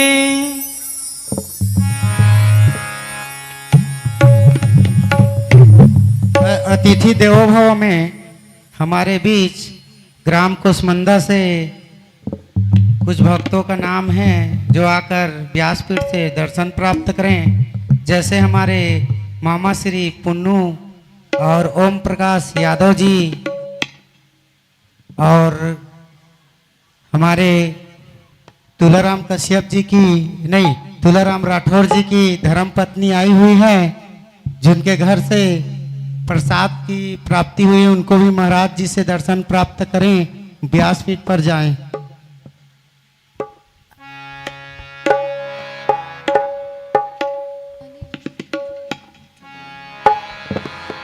और हमारी गुरु बहन और गुरु जीजा जी हैं हमारे अशोक यादव जी, वो भी जाए और दीदी भी जाए और हमारे भाभी भतीजीन भांची एक तरफ से जाइए आप सब लोग। और कृपया सभी से निवेदन है, बड़े भाग्य के बाद ये अवसर मिलता है, कृपया बच्चे लोग को थोड़ा शांत रखें। कितना कठिन मौसम है कि बड़े मुश्किल से हमें भक्त का भगवान का मिलन होता है। थोड़ा से संभाल के रखे, कथा में विघ्न बाधा ना हो।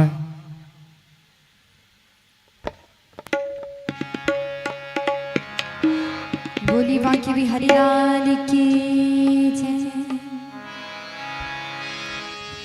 अगर ना भरत मामा भी जाएं। देखोगे अब गुड़ हमारी,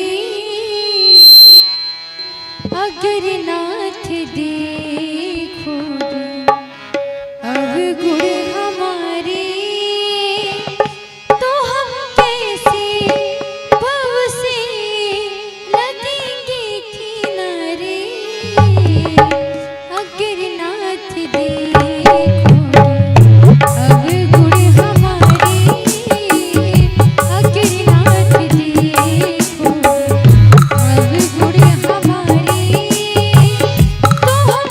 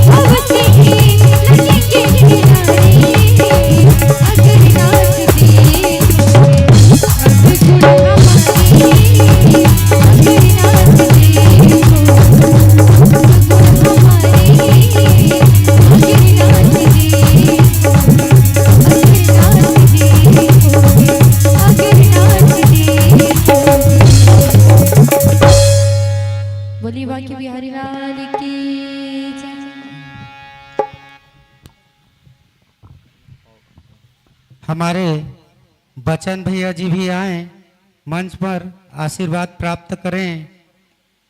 बचन कश्यप जी। अतिथि देवो भव हमारा एक भारतीय संस्कृति है। अतिथियों का सम्मान करना हमारे भारतीय संस्कृति में बरसता है और इसी कड़ी को लेके मैं सबसे आगे जाता हूँ। अतिथि देवो भव में मेरे धन्य भाग कि आप मेरे इस गरीब के कुटिया पे भगवान के दर्शन के लिए पधारें। मैं व्यासपीठ महाराज से ही विनती करूंगा कि इनकी सारे दुख मेरे पर भर दे और इनके घरों में खुशी का उजाला लाए। ऐसे हर वर्ष ऐसे दिन आए कि ऐसी दुख भरी दिन सभी को मिले ना जी। आज जो है जितना दुख है कि सुख असने मिले ना, मोह ममता घर में छूट जाए। व्यास महाराज जी सभी को आशीर्वाद ऐसी प्रदान करें। राधे कृष्ण भगवान की। बोलिए श्री राधा रमण भगवान की जय।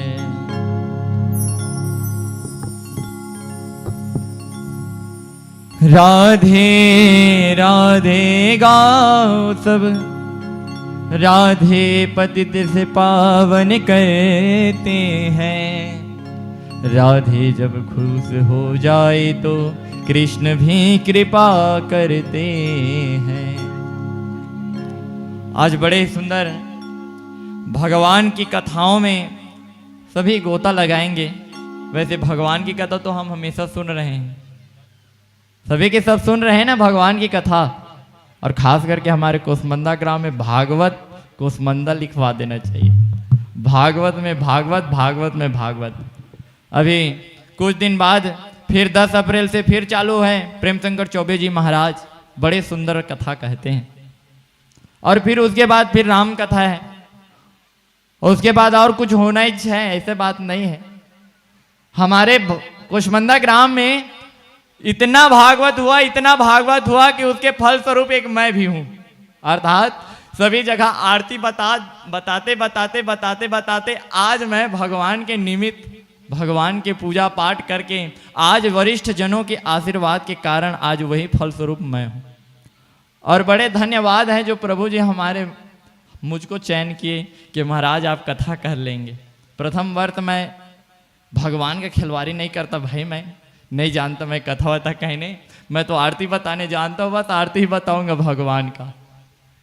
ऐसा मेरा भाव था कि भगवान के ज़्यादा प्रतिष्ठा मुझको पसंद नहीं, अर्थात ज़्यादा पद की मुझको लालच नहीं है कि मुझको साधारण ही ज़्यादा मेरा तारीफ भी हो जाए तो मुझको अच्छा नहीं लगता। तो यह भगवान की अमृतमय कथाओं को हम गोता लगाते हैं और पावन अपने जो पतित शरीर है हमारे जन्म और मरण के चक्कर में फंसा हुआ है उस शरीर को हम मुक्त बनाते हैं। अभी आप लोग यहाँ पर जितने लोग बैठे हुए हैं कौन कौन स्वर्ग लोग जाना चाहता है ये बताइए पहले। सबका हम टिकट कंफर्म करेंगे। कल भी बोले थे कि अभी जारी है, अभी टिकट बहुत बचा हुआ है स्वर्ग के लिए। कौन कौन जाना चाहते हैं? सबके सब लोग जाना चाहते हो तो बता दीजिए, इसमें झिझक नहीं है, या माया को छोड़ नहीं सकते।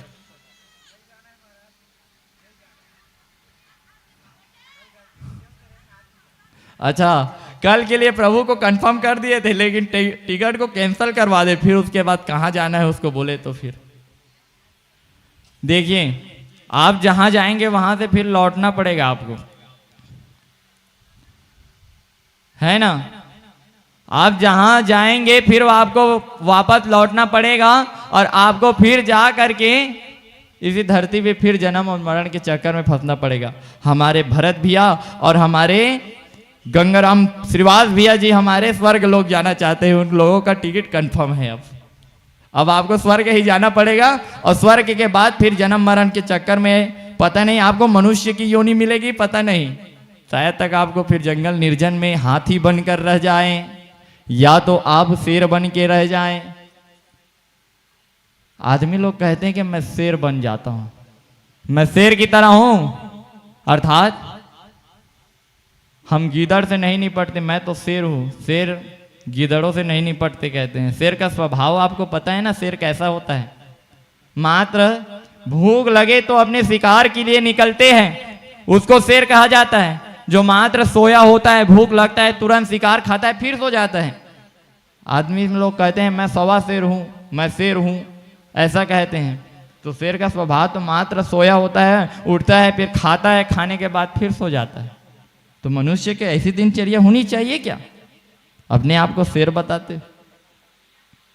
हम मानव हैं, और मानव का क्या धर्म है? अच्छा कर्म करके सभी वेद रीति से धर्म का पालन करते हुए भगवान का आश्रय ले लेना, यही मानव है। अर्थात मन के भावों को जगा लेना और प्रभु परमात्मा में लीन कर लेना, यही मानव है। जिसमें दया हो। भगवान के तो अंश हैं हम सब, यहां पर जितने बैठे हुए सब भगवान के ही अंश हैं। आज हमारे नाल वादक जी महाराज कह रहे थे कि महाराज आप सर्वव्यापी सभी तरफ भगवान बैठे हुए हैं, तो ये जो मरीच है अर्थात आप जिसको खा रहे हैं, आपका गला बैठा हुआ है, क्या उसमें भी भगवान बैठे हैं? बताइए तो जरा। दिख रहे हैं इसमें तो ना जीव है, ना कोई प्रकार का इसमें हाल डोल कुछ नहीं रहे, तो इसमें कैसे भगवान बैठे होंगे? इसमें कैसे भगवान है? हमारे में सामर्थ्य है भगवान को देखने का। उस मरीच के बीज अर्थात जो मरीच काला मिर्च बोलते हैं जिसको, उसमें महाराज क्या भगवान है? आप तो बोलते हैं सर्वज्ञ है, सर्वव्यापी है भगवान, तो कहाँ है भगवान? बताइए तो। हमारे महाराज जी तो नहीं कहते हैं कि सब में भगवान है, लेकिन भगवान तो नहीं होंगे, लेकिन भगवान का अंश तो जरूर है उसमें। तभी तो जा करके वो मरीच उत्पन्न हुआ है। एक प्राकृतिक की देन होती हुई वो वहां पर भी भगवान सूक्ष्म रूप से वास करते हैं। अर्थात सभी में भगवान का अंश व्याप्त है। अब ये बताइए आप, अग्नि इसको जला सकता है या नहीं? इस पर्दे को, ये जो टेंट लगा हुआ है ऊपर में, क्या इसको अग्नि जला सकता है या नहीं? और एक छोटी सी चिंगारी, वह भी जला सकते हैं ना। अब जब छोटी सी चिंगारी भी इसमें आग लगा सकता है और अग्नि भी जब आग लगा सकता है, तो फिर हम मानव क्यों नहीं भगवान के रूप की तरह दयावान नहीं बन सकते? वह जो चिंगारी है जब आग लगा सकता है, लेकिन जब तक आप माया को लिपटे हुए होंगे अजामिल की तरह, जब तक आप माया को मानते होंगे, तब तक आप उस चिंगारी रूपी से इस टेंट को आग नहीं लगा सकेंगे। आप भगवान की तरह दया नहीं बन सकेंगे। मैं ये नहीं कह रहा कि भगवान ही वास करते हैं, भगवान के अंश वहां पर सभी में व्याप्त हैं। ना जाने किस रूप में नारायण मिल जाते हैं, पता नहीं किस रूप में नारायण होंगे, बैठे होंगे यहीं पर, कहीं पर देख रहे होंगे कि मूर्ख जानता वानता तो कुछ नहीं है, कथा कह रहा है। भगवान देखते होंगे कि कितना बड़ा अधर्मी है, शरीर को तो यहां रखा है लेकिन मन को घर में टांग कर आया है। ऐसी विभिन्न बातों को हम मात्र समझाने के लिए दृष्टांत यू कहते हैं, और जब तक हम मात्र कथा समझाएं तो कलयुगी व्यक्तियों को वह कथा में ही समझ नहीं आएगा। जब तक दृष्टांत नहीं समझाएंगे, जब तक भगवान के लिए कथा नहीं कहेंगे, भगवान के उन अनुपम कर्मों को नहीं बताएंगे, तब तक आपको भगवान के लिए प्रियता नहीं होगी। अर्थात प्रभु के प्रेम के लिए, प्रेम पाने के लिए पहले तो उसका प्रचार किया जाता है कि ये ऐसा है, वह ऐसा है, ऐसा है, वो बड़ा गुणी है, बड़ा ज्ञानी है, तब जा करके तो उसको, अब हमारे कश्यप सर जी शिक्षकों को देखते होंगे कि हाँ इसके योग्य है कि ये बालकों को पढ़ा सकते हैं, समझा सकते हैं, तब जा करके तो उसको लेते होंगे। ऐसी थोड़ी ना।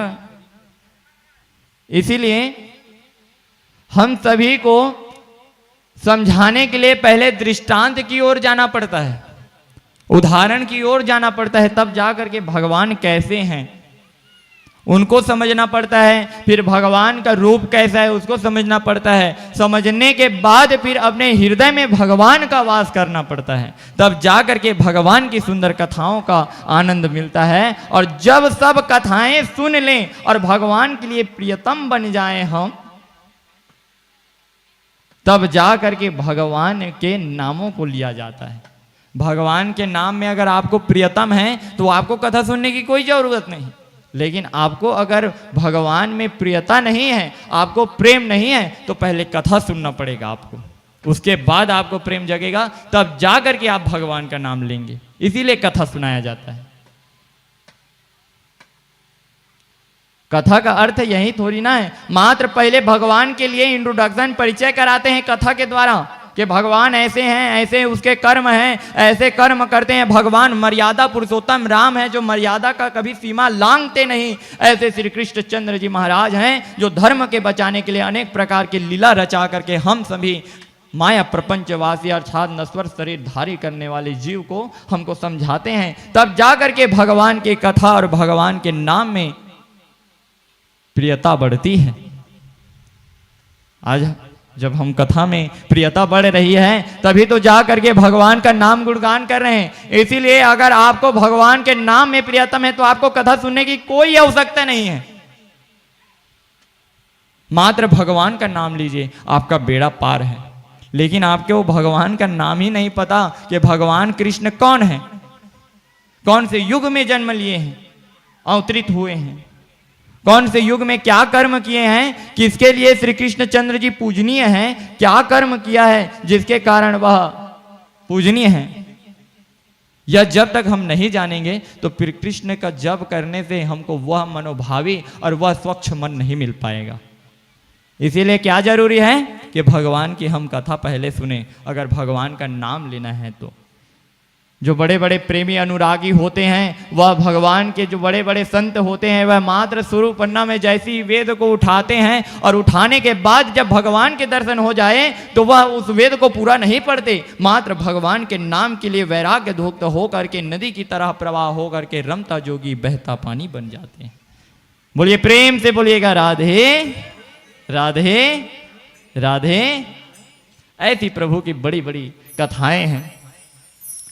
जिस प्रकार से कल हमने कथा में सुना कि जो ब्रह्मा के द्वारा नारद जी महाराज को ब्रह्मांड के सभी उत्पत्ति के बारे में बता रहे थे कि ये ऐसा बना, वो नरक बना, फिर धर्म बना, अभिमान बना, मैं बना, मेरे अंग से 10 ब्राह्मण निकले, सकल परारद सृष्टि का प्रधान मेरे शरीर से उत्पत्ति बने, और मैं जिसके नाभि कमल पहले फिर उसके बाद मैं बने। अर्थात सर्वप्रथम तो भगवान विष्णु से नाभि से कमल निकले, उसके बाद मैं कमल के द्वारा उत्पन्न हुआ, और कमल के द्वारा उत्पन्न हो करके 100 साल तपस्या किया, तब करने के बाद फिर मैंने अपने इस शरीर में दिव्यता प्राप्त की, भगवान का दर्शन प्राप्त किया, उसके बाद फिर मैंने इस सृष्टि की रचना की। हे नारद, जिस प्रकार से मैंने बताया कि जब मनुष्य शतरूपा मेरे द्वारा उत्पत्ति हुई, तब भगवान ब्रह्मा में अर्थात मेरे द्वारा जब गुहार किया तो मेरे नाभि अर्थात मेरे नाक से एक दिव्य ज्योति निकली जो सूक्ष्म आकार की थी। उसके द्वारा वह धीरे धीरे धीरे धीरे वराह रूप धारण कर लिया, और उसके बाद हिरण्याक्ष का वध किया। जो रसाताल में अर्थात जल मग्न था जो पृथ्वी, उसको ला करके इस आकाश अंतरिक्ष में टांग दिया, उसको एक जगह स्थिर कर दिया। उसके बाद उसी हिरण्याक्ष के पहले ही आपको मैं कथा सुना चुका हूं। नारद जी महाराज से बोल रहे हैं ब्रह्मा जी, और जो सुखदेव जी महाराज हैं वह परीक्षित को बता रहे हैं, और उसी का भाई अर्थात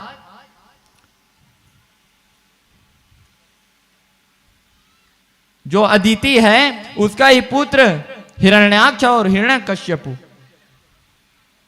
उसका भाई जब दीति है वह अदिति है जो रोती है, चिल्लाती है कि मेरे पुत्र को उस हरि ने मार दिया, चिल्ला रहे हैं, रुदन कर रहे हैं। हिरण्यकश्यपु जी बताते हैं कि सुन माते, चाहे एक बार कोई मनुष्य चला गया, मृत्यु हो जाए, फिर चाहे तू 10 वर्ष तक रोए, चाहे 10,000 वर्ष रोए, या जीवन भर रोते रहे, या मरने के बाद भी रोते रहे, वह दोबारा लौट कर आने वाला नहीं है। तो उसकी चिंता मत कर, अब शोक ज्यादा मत कर, क्योंकि अगर किसी जीव के प्रति कोई रोआ जाए तो उसके द्वारा जो मल और जो आंसू निकलता है उसको परावश होकर के वह भोग करता है। तो तू ज्यादा चिंता ना कर, मैं अपने भाई का बदला जरूर लूंगा, तो धैर्य धारण कर। इसके बाद जो हिरण्यकश्यपु जी महाराज हैं वह तप के लिए चले जाते हैं। अब तप करने के लिए तो हिरण्यकश्यपु जी महाराज कहां चले जाते हैं? मंदराचल पर्वत पर। मंदराचल पर्वत में तप करने के लिए वहां पर समाधि लगा करके बैठते हैं, और जैसे ही बैठते हैं, जैसे ही उसमें दीमक चढ़ने लगता है हिरण्यकश्यपु जी महाराज के। और देखिए इधर बड़ी ही, जब घर में तो सबको सौंप कर दे दिए हैं, अर्थात मेरी पत्नी का ख्याल रखना। अब हिरण्यकश्यपु की पत्नी कौन है? जिनका नाम कयाधु है। वह कयाधु जो नागराज जी हैं, उनके में एक बार हिरण्यकश्यपु जी महाराज हैं वह आक्रमण कर दिए हुए थे, और नागराज जी महाराज अपने जितने भी नागवासियों को बचाने के लिए अपनी बेटी कयाधु की विवाह हिरण्यकश्यपु जी महाराज के द्वारा, अर्थात उसी के में कर देते हैं। लेकिन कयाधु जी हैं वह बड़ी ही हरि की दासी रहती है, अर्थात हरि को हमेशा पूजने वाली, पूजा पाठ करने वाली वह जो कयाधु जी हैं। बड़ा सदमा लगता है कि हिरण्यकश्यपु जैसे अधर्मी के साथ मेरा विवाह किया जा रहा है। अब जैसे ही इधर विवाह लेकर के आते हैं, उसके बाद प्रहलाद जी महाराज को जन्म, अर्थात वह गर्भाशय में रहते हैं प्रहलाद जी महाराज। और जब तप करने के लिए जा रहते हैं, तब जो नारद जी महाराज हैं वह कयाधु जी महारानी को वहां अपने आश्रम के ओर ले जाती है, और आश्रम जितने तब तक हिरण्यकश्यपु जी वहां तक तप करते रहते हैं, जब तक दिमाग न चढ़ जाए, उतने तक नारद जी महाराज हैं वह जो कयाधु जी हैं उसको हरि कथा सुनाते हैं, और जो गर्भ में पल रहा हुआ बच्चा है वह भी सुन रहा होता है। हर माताओं को चाहिए, अगर आप गर्भाशय हैं, आप गर्भवती हैं, तो आप अच्छा कर्म कीजिए, भगवान के प्रति अच्छा कथा सुनिए, भगवान के प्रति अच्छी रुचि लीजिए, तब जा करके आपका जो पुत्र होगा वह भी सत्कर्म करने वाला और सुपुत्र होगा। इसीलिए जरूरी है कि आप जो कर्म कर रहे हैं, खास करके माताओं को, पुरुष का क्या है? पुरुष तो काम करना बस आता है, काम करते हैं, काम करने के बाद पैसा लाना है, लेकिन जितना भी संस्कार भरना हो वह सबसे बड़ा योगदान माताओं का होता है। इसलिए आपको सर्वप्रथम यह चाहिए कि माता हैं, और माता हैं तो सभी नियमों का पालन करना चाहिए। यह तो नहीं बताए गए हैं ना, धर्मपति तो नहीं कहा गया है, धर्म पत्नी ही कहा गया है। क्यों कहा गया है धर्म पत्नी? क्यों धर्म को पालन करें, हर व्रत को रहे, शंकर भगवान की पूजा करें। अगर आप स्त्री जन्म प्राप्त किए हो तो शंकर भगवान का पूजन करना अति आवश्यक है। अब इधर नारद जी महाराज हैं, वह तो कयाधु जी को कथा सुना रहे हैं हरि जी की, और इधर हिरण्यकश्यपु नारायण को लड़ने के लिए तप कर रहे हैं मंदराचल पर्वत में जा करके। और तप करते हुए हिरण्यकश्यपु जी महाराज जैसे ही वह दीमक लगने लगता है, समुद्र खौलने लगता है, बढ़ने लगता है, आकाश उत्पत्ति होता है, संतों को विध्वंस होने लगता है। इसको देख करके जो ब्रह्मांड है वह डगमगाने लगता है, और डगमगाने लगता है तो ब्रह्मा जी महाराज हैं स्वयं ब्रह्मांड को बचाने के लिए वह स्वयं फिर अवतरित होते हैं वहां पर, और हिरण्यकश्यपु जी महाराज को दर्शन देते हैं। हिरण्यकश्यपु की तप में प्रबल विद्या होए, अरे धर्मी बढ़ते जाते हैं और धार्मिक डर डर सोए। अब भयंकर घमासान भूकंप जब धरती पर आएगा, हिरण्यकश्यपु जी महाराज अब सबको थर थर कपवाएगा। जो हरि भक्ति करने वाले हैं उनको अब हिरण्यकश्यपु मार डालेंगे। अरे जो मुझे जपता है उसको ही वहां रख डालेंगे।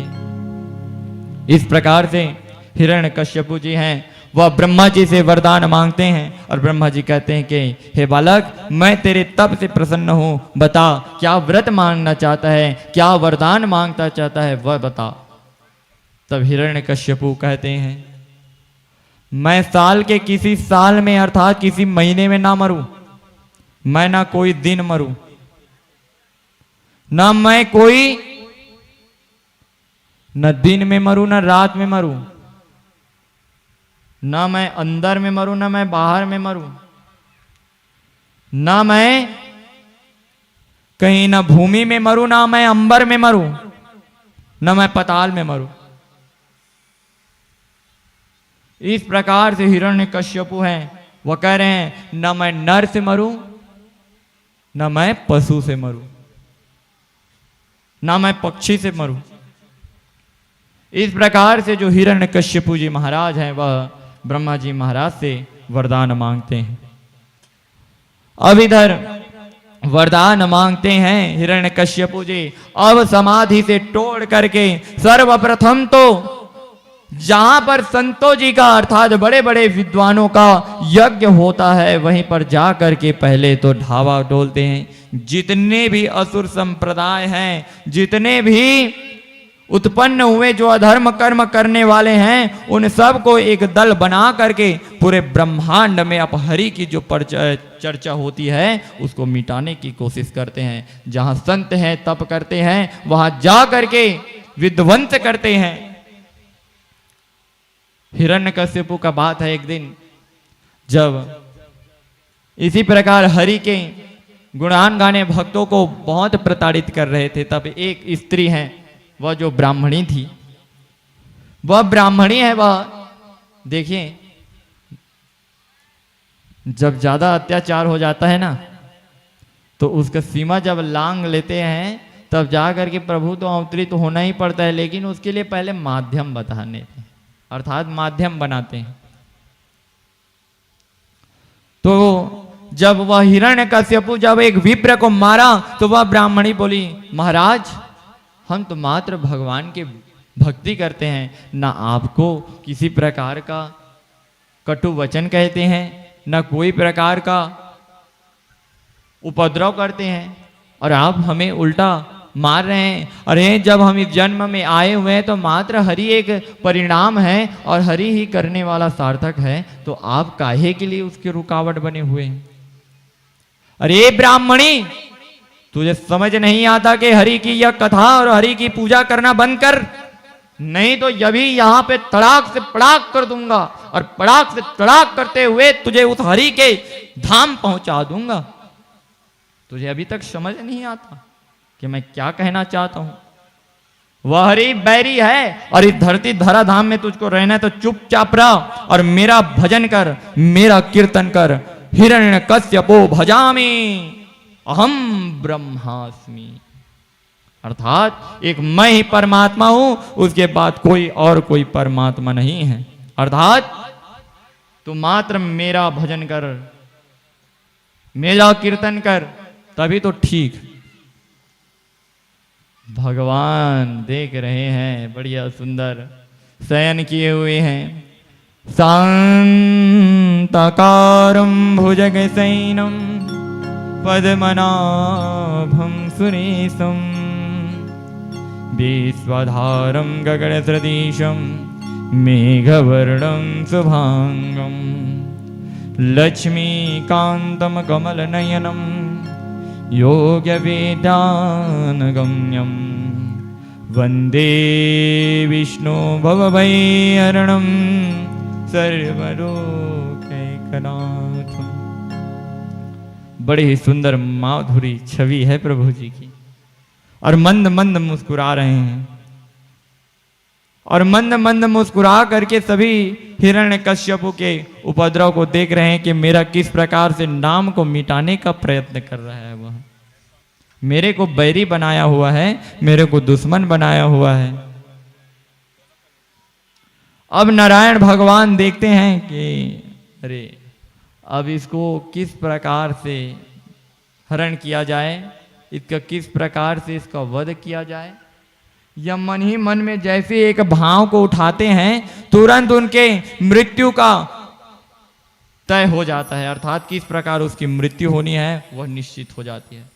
देखिए श्रीमन नारायण भगवान एक भौवे को ऐसे करके उठाते हैं और जैसे ही एक भौवे को उठाते हैं तो हिरण्यकश्यपु की मृत्यु का अनुन्याय और आयु तय हो जाता है। जब तक भगवान नहीं देख रहे थे तब तक वह अधम मचाता है, तब तक उसका आयु कोई प्रकार का नहीं बना होता है। लेकिन जैसे ही एक भौवें उठाते हैं श्रीमन नारायण भगवान तो उनकी एक भौं उठती है, उसके द्वारा फिर हिरण्यकश्यपु की मृत्यु तय होती है। अब जो कयाधु जी हैं उनके गर्भ से वही बच्चा निकलता है जिसका नाम क्या पड़ता है, प्रहलाद। बोलिए प्रहलाद जी महाराज की जय। आइए सुंदर, जैसे ही प्रहलाद जी महाराज जन्म होते हैं तो सबसे पहले तो जो गंधर्व हैं वह सभी गान करने लगता है और क्या करते हैं, मन बैरी ओ मन बैरी है बड़े तपी करता तू बड़े तू सताता, संत को कैसे तूने गदा है बताता। तय तो लिखा तेरा मृत्यु अब तेरी गामी है, अब तेरी जाने की पारी। जाना है तुझको बंदे हरि के शरण अब, जाना है तुझको बंदे हरि के शरण अब, हरि के शरण अब हो।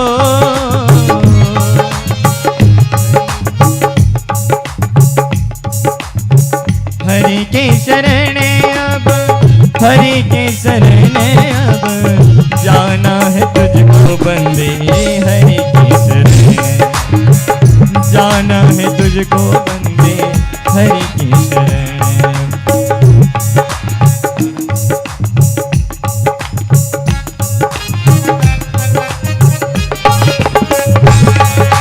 लाली की सेवा देते हुए सभी को जाना है उसके साथ और तो हिरण्य का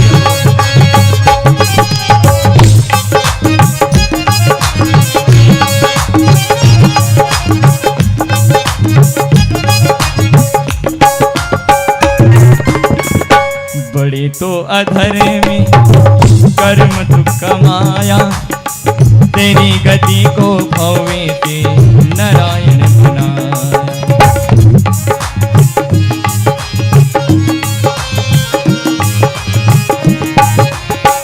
बड़े अधर्मी कर्म को कमाया, तेरे कर्म की खातिर भव को उठाया। तेरा मृत्यु निश्चय भारी, तेरा मृत्यु निश्चय भारी, जाने की भारी। देखिए वह जो हिरण्यकश्यपु है वह तो पाप करने के लिए ऐसा उसके मृत्यु का निश्चय किया हुआ है, लेकिन हमको भी जाना है प्रभु के शरण में। लेकिन हमको उस अधर्म कर्म करके नहीं, धर्म कर्म करके जाना है। अब तेरा आए रे बंदे, अब तेरा आए रे बंदे, अब तेरा आए रे बंदे, जाने की पारी। अब तो तेरा आए रे बंदे, जाने की पारी, जाने की पारी है ओ, जाने की पारी। अब तो जाने की पारी है, जाने की पारी, जाने की पारी रे बंदे।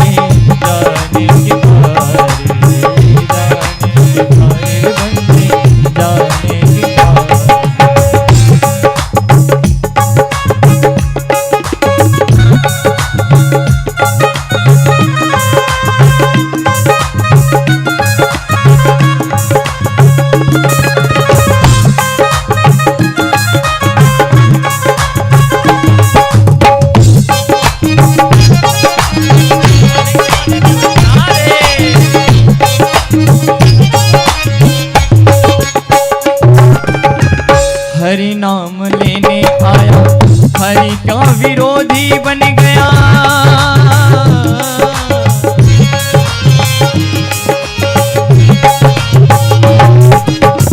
हरि राम लेने आया, हरि का विरोधी बन गया।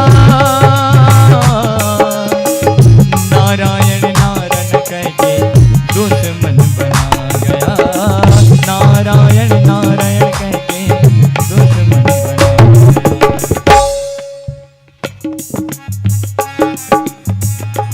देखें, भगवान ऐसी माया रचा दिए उसके लिए। अब आ कहना नहीं बन रहा है, ना जा कहना नहीं बन रहा है। उसका जो मृत्यु का निश्चित ऐसा माध्यम बनाया हुआ है। ऐसा तो जाल बनाए हरि की वो माया। ऐसा तो जाल बनाए हरि की वो माया। हरि की वो माया रे बंदे, हरि की वो माया। हरि की तो माया रे बंदे, हरि की वो माया। देखिए भगवान ने कैसे जाल बनाया है उसके लिए। मृत्यु का माध्यम तेरे घर में उगाया। मृत्यु का माध्यम तेरे घर में उगाया। जाने की पारी है,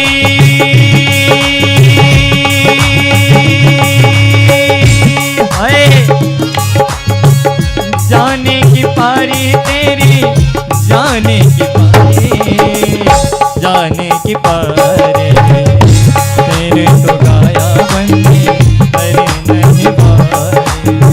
तूने न गाया बंदे हरे की वो बारे। तूने नहीं गाया रे बंदे हरे की वो बारे। तूने न गाया रे बंदे हरे की वो बारे।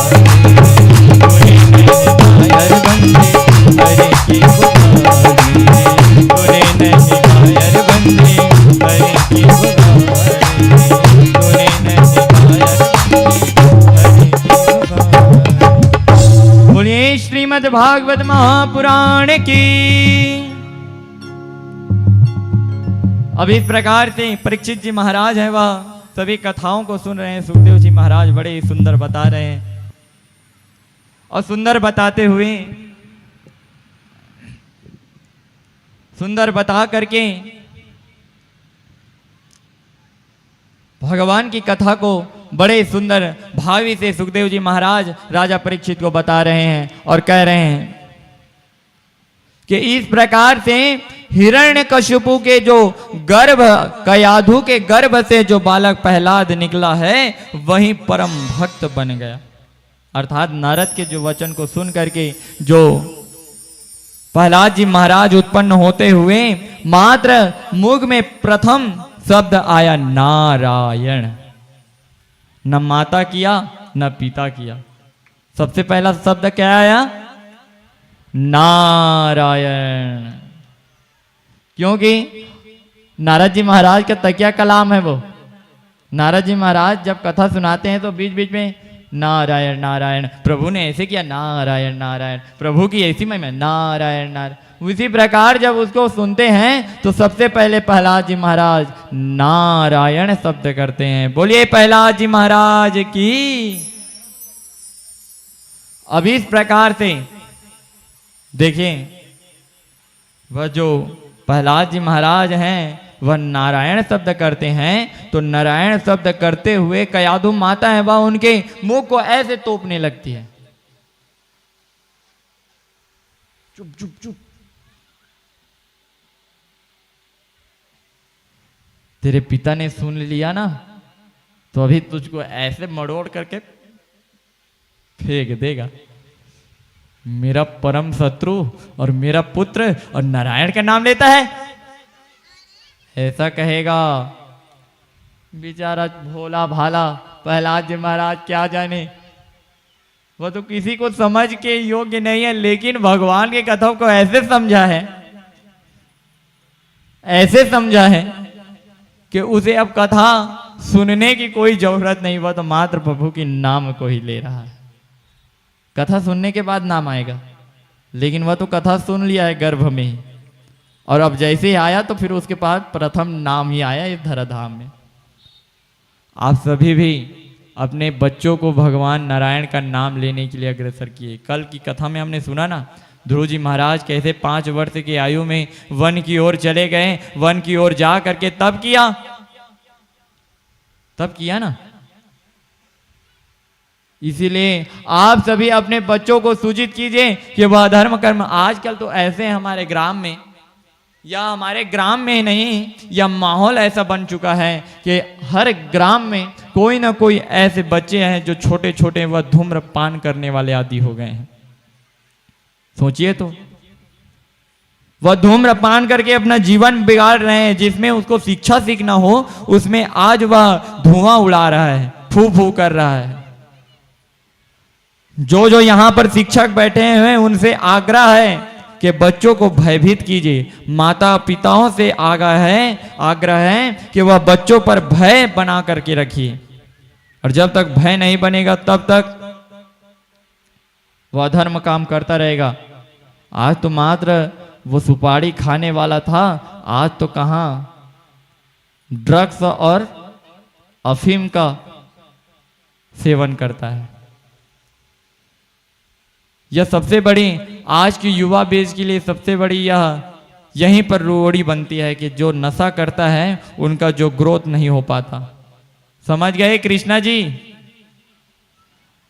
आपकी जो धर्म पत्नी है वह रुक्मणी जी, बड़े सुंदर नाम है रुक्मणी और कृष्णा, और अच्छा सहयोग बना है इन लोग। रहने के लिए नाम दूसरा है, क्या नाम है जी? यशोदा नाम है रहने के लिए, लेकिन जब शादी के मिलान में नहीं हुआ तो उनका नाम रुक्मणी बन गया। जब कृष्णा और यशोदा का मिलन नहीं हुआ, अर्थात शादी का सहयोग नहीं बना, तो वह होड़ा चक्र के माध्यम से उनके नाम को चेंज करके उनके नाड़ियों को मिला करके विवाह किए। तो कृष्णा जी, भागवत में आप बैठे हुए हैं, आपको यह सब चीज छोड़ना पड़ेगा भाई।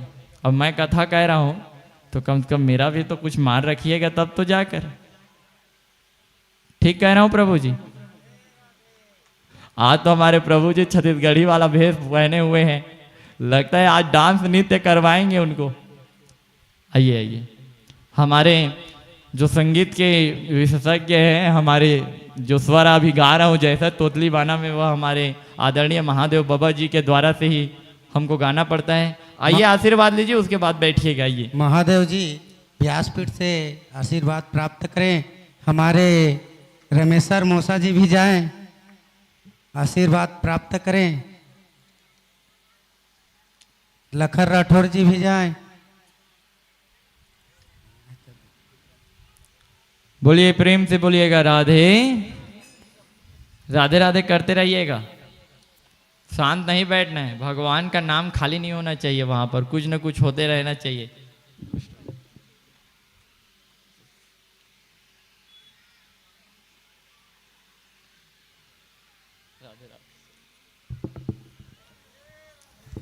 प्रेम से बोलिएगा राधे, जोर से बोलिएगा। ये जो राधे राधे, ये जो राधे राधे कहना है ना, अभी अभी अमरैया पारा में जो भागवत है उसके माध्यम से सीखा हूँ, मैं जानता था ऐसे कहने के लिए। लेकिन एक चीज है महाराज, जो करे शर्म उसके फूटे करम। यदि भगवान के रास्ते में आए हो तो भजन के समय ताली उली भी मजा मारना चाहिए। घर में कर शर्म, हरियर में का के शर्म। और एक चीज है, एक सत्संग में मैं सुने रहे, जेमन भगवान के सामने रोथे ना, गाथे रोथे नाचथे, तेमन ला 136 प्रकार के बीमारी नहीं हुए। लोकवा सोकवा तो होबे नहीं करे। तो आप मन ला ना ताली उली बजाना चाहिए। और कंजूसी करिया, कभी टिकट कट के भगवान पूछी खाए ला दे, कहीं तो ताली नहीं बजा नहीं दो, कहीं तो मत कहिया भाई। बोलिए श्रीमद् भागवत महापुराण की जय। इसी प्रकार यहाँ पर हम आए हुए हैं और अपने आप को ना बदल लिए, इतना भागवत हो गया और अपने कर्मों को हम श्रेष्ठतम नहीं बना सके, तो यह भागवत है, वह भागवत विफल नहीं है, आप विफल हैं। समझ गए? यहाँ पर जो आए हुए हैं और भगवान का अगर भक्ति नहीं किए और अपना जीवन को नहीं बना सके, सुधार नहीं सके, और आपके में इस प्रकार की भावी है, तो आप इस कथा सुनने के कोई भी फल को प्राप्त नहीं कर सकते। इसलिए कृष्णा जी आपसे निवेदन है कि आप धूम्रपान को आज से छोड़ दीजिए, नहीं ग्रहण करना है। और भाई करना होगा तो भाई कथा में उस बार मत बैठना, अगले बार फिर एक बार होगा। प्रभु जी बदना बढ़ चुके हैं, ऐसा नहीं है कि 3 साल करवाएंगे मेरे ही हाथों से, मेरे ही श्रीमुख से द्वारा सुनेंगे, ऐसा करके बोले हुए हैं प्रभु जी। तो कृष्णा जी यह मेरे द्वारा यह संकेत है, सावधान कर दे रहा हूं, चेतावनी। देखिए कितना मूर्ख है व्यक्ति, जो नशा धूम्रपान करते हैं उसमें एडवर्टाइज में लिखाया होता है इसको खाने से कैंसर होगा, और बड़ा एकदम घिनौनी टाइप से चित्र बना होता है उसमें यहां पर, तब भी मनुष्य वह धूम्रपान को करता है। उसी प्रकार भगवान भी पहले से चेतावनी कर देते हैं, तब भी मनुष्य है वह कर्म को करता है, पाप कर्म को। इसीलिए जरूरी है कि वह सबसे बचत रहिए। देखिए ऐसा है कभी कभी थोड़ा थोड़ा हो जाता है, लेकिन यह नशा पदार्थ है वह होने वाला मत चाहिए। खाने के लिए कितने सुंदर हैं, आप खा सकते हैं, बादाम किशमिश छुआरा। आइए इस प्रकार से हिरण्यकश्यपु जी भगवान को, अब भगवान बने हैं ना, अभी भगवान इसलिए बोल रहा हूं कि वो अपने आप को कह रहे हैं। अब भाई अब धराधाम में भगवान नहीं कहेंगे तो वही हमको भी यहां से उतार देंगे। फिर शब्द की प्रबलता देखिए, वह कथा को चाहे कितना पुराना क्यों ना हो, विष्णु पुराण में बताया गया है कि सतयुग की बात है, यह सतयुग में हिरण्यकश्यपु जी महाराज हैं, वह इस प्रकार से प्रहलाद जी महाराज हैं, वह परम भक्ति बनते हैं। और जो हिरण्यकश्यप अपने आप को भगवान बनाने की कोशिश करते हैं। जो प्रहलाद हैं वह महाराज जी अब तो नारायण लेते हैं, तुरंत उनको धीरे धीरे करते हुए यस्वं विजयते दीसां सर्वां लोकस्य त्रियं महासुरः देवां सुरं मनुष्येन्द्राणां गंधर्वगरुणानयस्ते। अर्थात इस प्रकार से प्रहलाद जी महाराज धीरे धीरे जैसे आयु को गति को प्राप्त होते गए, थोड़ा सा बोलने में चंचलता होते गए, तो वह तो मात्र भगवान के उस नाम को खोया रहता। उनकी कयाधु माता है वह उनको मन ही मन में अंदर में भगवान का नाम लेने की साधना बताते थे। अर्थात कयाधु माता जी हैं वह भी भक्ति करती थी, नारायण को बेचारे को, नारायण भगवान को ऐसे छिपा कर रखती थी। जब हिरण्यकश्यप महाराज घर में नहीं होते थे तब भगवान को निकाल करके प्रणाम करती थी। नारायणं नमस्कृत्यं नरचैव नरोत्तमं देवी सरस्वती व्यासं ततो जयमुदीरयति। नारायण भगवान का ध्यान करते हैं। कयाधु माता है वह धीरे धीरे वो तो साधना बताएं, लेकिन जो परम भक्त भगवान का जो भक्त बन जाए उनसे भगवान कभी नहीं छुपते। कितने दिन तक वह मन मन में भगवान को जपते रहेंगे। आज जो प्रहलाद जी महाराज हैं वह जैसे जाते हैं और गुनगुनाते हैं, कोई मछली जल की रानी है, जीवन उसका पानी है, हाथ लगाओ डर जाएगी, बाहर निकालो मर जाएगी। ऐसे बचपन में बच्चे सीखते हैं। लेकिन नारायण जी भगवान अर्थात जो प्रहलाद जी हैं वह क्या कहते हैं, नारायण गुण लेने से जीवन तरण हो जाते हैं, नारायण गुण लेने से जीवन तरण हो जाते हैं। लेते हैं जो प्राणी वह से भव से पर हो जाते हैं, लेते हैं जो प्राणी वह भव से पर हो जाते हैं। जो मछली जल की रानी सीखते हैं बच्चे, वो भगवान नारायण के उस ब्रह्म नित्य ज्ञान को प्राप्त कर चुके हैं। अब ऐसे वाणी को सुनते हैं, फिर उसको धीरे धीरे हिरण्यकश्यप जो महाराज हैं उसको गुरुकुल में भेज दिए रहते हैं। अब जैसे ही गुरुकुल में भेजते हैं और गुरुकुल में भेज करके प्रहलाद जी महाराज को बहुत प्रकार से उनके जो गुरुदेव हैं वह सब समझाने लगते हैं कि हिरण्यकश्यपु ही सर्व ज्ञाता है, हिरण्यकश्यपु सबको बनाने वाला है, हिरण्यकश्यपु सबसे प्रधान है। ऐसे गुरुदेव कह रहे हैं, असुरी गुरुदेव। प्रहलाद जी महाराज जैसे ही सुनते हैं, अरे ये कैसा गुरु है जो मेरे पिताजी को भगवान बनाता है। मेरे भगवान तो कोई और है, मैंने तो सुना है उनकी तो दिव्य छटा है, मेरे पिताजी में तो ऐसी दिव्यता है ही नहीं, तो वो भगवान कैसे होंगे? यह तो बड़ी विडंबना है, ये गुरु जी को ज्ञान नहीं है। एक बार ऐसी की बात है, ऐसी बात में एक शिक्षक रहते हैं और वो शिक्षक हैं थोड़ा पढ़ाने जानते नहीं है और कहते हैं कि पृथ्वी अर्थात ये जो दिख रहा है ये पुष्प, इसको ऐसे करके फेंक दिया जाए, ऐसे करके फेंक दिया जाए तो नीचे आ जाता है ना? ऐसे फेंक दिया जाए तो नीचे आएगा या नहीं? तो किसके कारण आता है ऐसे नीचे? गुरुत्वाकर्षण के कारण, है ना? जमीन में हमारे गुरुत्वाकर्षण है, तभी हम इस धरती पर टंगे हुए हैं। तब गुरु जी कहते हैं कि सुनो बच्चों, वो पृथ्वी है वह टंगी हुई है, वह टंगी हुई है बोल रहे हैं। अर्थात कैसे टंगी हुई है? वो उसमें रस्सी फीट है बोल रहे हैं, और रस्सी फीट में वह पृथ्वी है वह टंगी हुई है। समझ गए? उसको वैसी करके फिट किया हुआ है, नहीं तो वो नीचे गिर जाएगा। अब ऐसे कहते हैं महाराज, अब वो बच्चा है जो एक शिक्षक है, वह तो अर्थात शिक्षक के बात को सुन करके एक विद्यार्थी है, वह थोड़ा चतुर रहता है, वह पढ़ा रहता है, साइंस को पढ़ा रहता है, कहता है कैसे अंतरिक्ष में कैसे रस्सी बांध सकेगा वो? गुरु जी को कुछ ना ज्ञात ही नहीं है, कुछ जानते ही नहीं है बुढ़वा का। अब बिहारी है वो, रहने के लिए वो जो विद्यार्थी है वो बुढ़वा का शिक्षक बना हुआ है, कुछ जानता ही नहीं है। ऐसे करके कह रहे हैं उसको कैसे रस्सी में टांग सकते हैं उस पृथ्वी को? मैंने सुना है कि अंतरिक्ष में गुरुत्वाकर्षण का आकर्षण नहीं पहुंच सकता, उसके कारण वह अंतरिक्ष में जिसमें ऑक्सीजन की कमी के लेवल में वह सब उठा होता है, ऐसा मैंने पढ़ा है। लेकिन ऐसे करके फेंक दिया जाए नीचे में गुरुत्वाकर्षण, उसके कारण हम लोग टिके हुए हैं।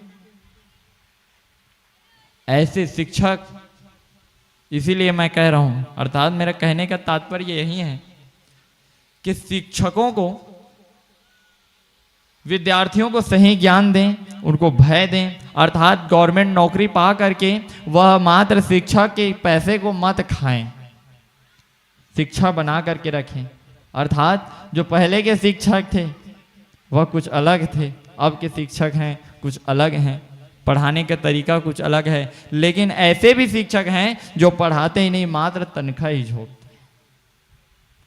मैं उन शिक्षकों को नहीं कह रहा जो पढ़ाते ही नहीं है, बिन फोकट का ही पेमेंट झोंकते हैं। ऐसे शिक्षकों को मैं कहना चाहता हूं। अर्थात देखते हैं आजकल सोशल नेटवर्क का जमाना है, उसमें बहुत सारे ऐसे ऐसे वीडियो आते हैं जो शिक्षकों के लिए आता है, मीडिया चला जाता है, मीडिया जाते हैं, देखते हैं, पूछते हैं कि क्या क्या पढ़ा रहे हो, स्पेलिंग कैसा गलत है, वो गलत है, ये गलत है, सब यही तो बड़ा सीमित है। और अपने बच्चों को प्राइवेट में पढ़ा रहे हैं, और जो गवर्नमेंट खुद नौकरी चाहना चाहते हैं लेकिन उनको शिक्षा चाहिए प्राइवेट में, और फिर प्राइवेट में पढ़ने के बाद फिर उनको क्या चाहिए? गवर्नमेंट नौकरी चाहिए। ये बड़ी विडंबना है।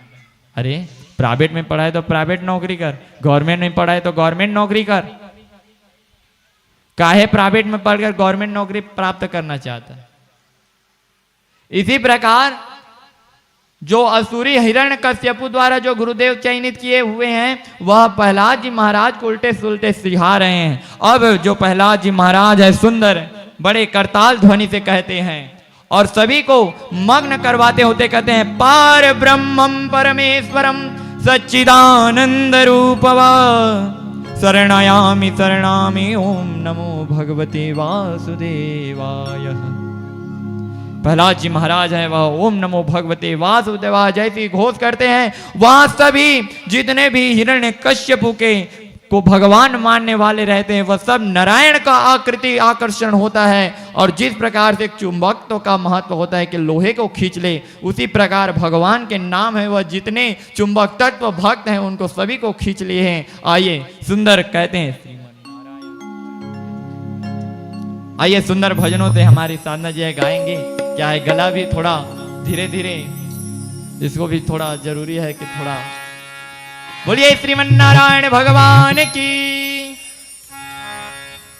श्रीमन्नारायण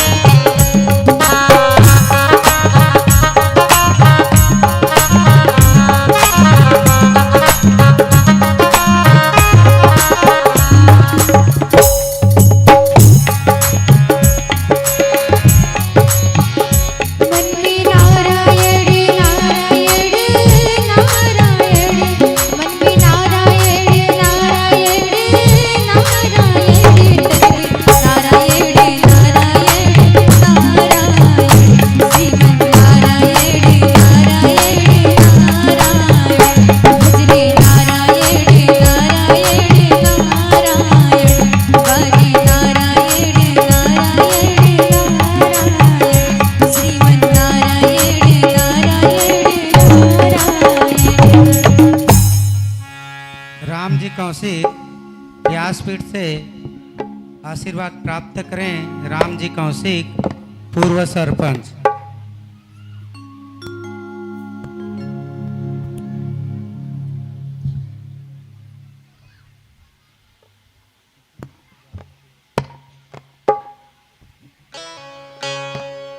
हरिओम। इसके बाद महाराज जी के श्री वचन लेने के बाद नरसिंह अवतार जी का झांकी है। ग्रामवासी से निवेदन है जिनको प्रहलाद जी का दर्शन और दिव्य नरसिंह भगवान का रूप का दर्शन करना है, वो कुछ ही क्षण में व्यासपीठ के महाराज के आशीर्वचन को सुनने के लिए मंच पर आ जाएं।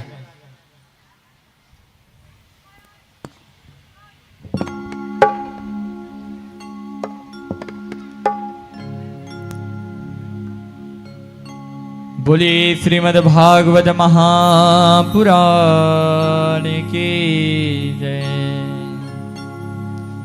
अब इस प्रकार से प्रहलाद जी महाराज है वह सभी को नारायण नारायण कह करके करताल धरवा करके सभी को नारायण का भक्त बना दिए। अब इधर हिरण्यकश्यप जी महाराज हैं, इधर सभी हरि भक्त को मार रहे हैं, और इधर जो प्रहलाद जी महाराज हैं, इधर जो भक्त यानी कि जो हिरण्यकश्यप के भक्त हैं उसको आज क्या कर रहे हैं, उसको और भगवान का नाम कहने के लिए कह रहे हैं। बड़े सुंदर भावी होते हुए कुर्वन्ति संत विबोधनां प्रपष्ठान चेम प्रकुरपिताभ्यः स्वस्ति न प्रयस्यन्त्र मुन्द्रणी मुखा गोविंद भक्ति बहतां नारायणम्। अरे सखाओं सभी सुनो, इस प्रकार से भगवान का नारायण नाम लेने से बताओ, मेरे पिता के नाम लेने से आपको ज्यादा आनंद होता है कि नारायण भगवान का नाम लेने से आनंद होता है? तो सभी सब एक स्वर में कह रहे हैं, नारायण के नाम से मेरे मति अति कोमल कहाय, हृदय भी बड़ी शुद्ध हुई और भक्ति जगा यह ज्ञान बताए। इस प्रकार से प्रहलाद जी महाराज हैं वह सभी को उपदेश कर रहे हैं और बड़े ही छंद में बताते हैं, जुट बहुत है दुनिया में पर झूठा जुट समझूट नहीं, फूट बहुत है दुनिया में पर प्रभु भाई जैसा फूट नहीं, कूट बहुत दुनिया में पर चित्रकूट रासम कूट नहीं, सूट बहुत है दुनिया में पर कुर्ता धोती सम कई सूट नहीं। और कहते हैं लूट बहुत है दुनिया में पर राम नाम सा लूट नहीं। आप सूट तो बहुत देखे होंगे, कितने महंगे महंगे सूट पहने होंगे, लाखों करोड़ रुपया का आता होगा, लेकिन धोती और कुर्ता की तरह सूट नहीं है भाई, बता दे रहे हैं। ये डिंग डांग वाला पहने हुए हो उसके। आज प्रभु जी भैया हमको लेने गए थे तो एक भैया पैजामा पहने हुए थे, पैजामा पहने नहीं नहीं पूजा में पैजामा नहीं चलता, धोती पहन कर चाहिए, तब महाराज जी को लेकर जाएंगे। लेकिन भगवान भी कहते हैं, देखिए ज्ञानियों ने वेद में तो बड़े सुंदर सुंदर भावी बताए हुए हैं और कहते हैं कि मन में नाम हरि का राखो, धोती पहनो या पैंट रे, लेकिन समझ लेना तो भाई जर जर होगा टेंट रे। आना जाना लगा है जैसे भाई ये तो रेस्टोरेंट रे, अंत समय में उड़ जाएगा तेरे तंबू टेंट रे। देखिए भाई, वैसे कहने के लिए तो मन में भगवान का नाम रखो, धोती पहनो या पैंट उसका तो है, लेकिन आत्मा उसमें आपका मन ऐसा नहीं कहेगा कि मैं भगवान का भक्ति कर रहा हूं। आप जब धोती पैंट पहनेंगे, अर्थात आप जब पैंट शर्ट पहनेंगे तो थोड़ा कुछ झिझाहट लाएगा, और जब धोती पहनेंगे तो आप पूर्णतः भगवान की ओर जा रहे हैं ऐसे लगेगा। तो इसीलिए थोड़ा सात्विक जो भी भाव है, जो भी बना हुआ है, मात्र भगवान के थोड़े थोड़े कुछ आकर्षण करने के लिए बना हुआ है। आज अब जैसी प्रहलाद जी महाराज अब घर अपने महल आते हैं, हिरण्यकश्यपु जी महाराज बड़े लाड करते हैं अपने प्रहलाद जी से, बड़े सुंदर चुम्बन लेते हैं प्रहलाद जी के, गले से लगाते हैं। और जब गले से लगाते हैं तब हिरण्यकश्यपु जी महाराज बड़े प्रेम से कहते हैं, बता बेटा तूने गुरुदेव के पास जा करके गुरुकुल में क्या क्या सीखा, कुछ हमें तो बता। तब प्रहलाद जी कहने लगे, क्या कहते हैं, चारि ठोर सब नर नके होई बैराग ज्वलंत, गर्भ मही सबके निकट कथा सुनत रहती अंत, भजे मन नारायण भज मन नारायण श्रीमन नारायण श्रीमन नारायण। हे प्रभु, हे पिताजी, मैंने यह सुना कि जब हमारा अंत समय आए तो भगवान का नाम लेना चाहिए। और गुरु जी हैं तो हैं, कह रहे थे कि भगवान का नाम सबसे अति उत्तम है। जब मैंने कहा कि आपका नाम को बता रहे थे भगवान, लेकिन जब मैंने नारायण कहा तो गुरुदेव जी ने सबको फिर वृतांत से बताया मुझको। और भगवान ही तो है ना जो अंत में भवसागर से पार करते हैं। प्रभु पिताजी, दोस्त तूने यही जाकर के सीखा है गुरुकुल में, तुझे कुछ समझ नहीं है। जो मेरा हरि बैरी है उसका नाम लेता है मेरे समक्ष, तुझे इतना सामर्थ्य हो गया, मेरा पुत्र मैं दूसरे को मारने जाता हूं और मेरे घर में ही मेरा काल और मेरा दुश्मन बैठा हुआ है।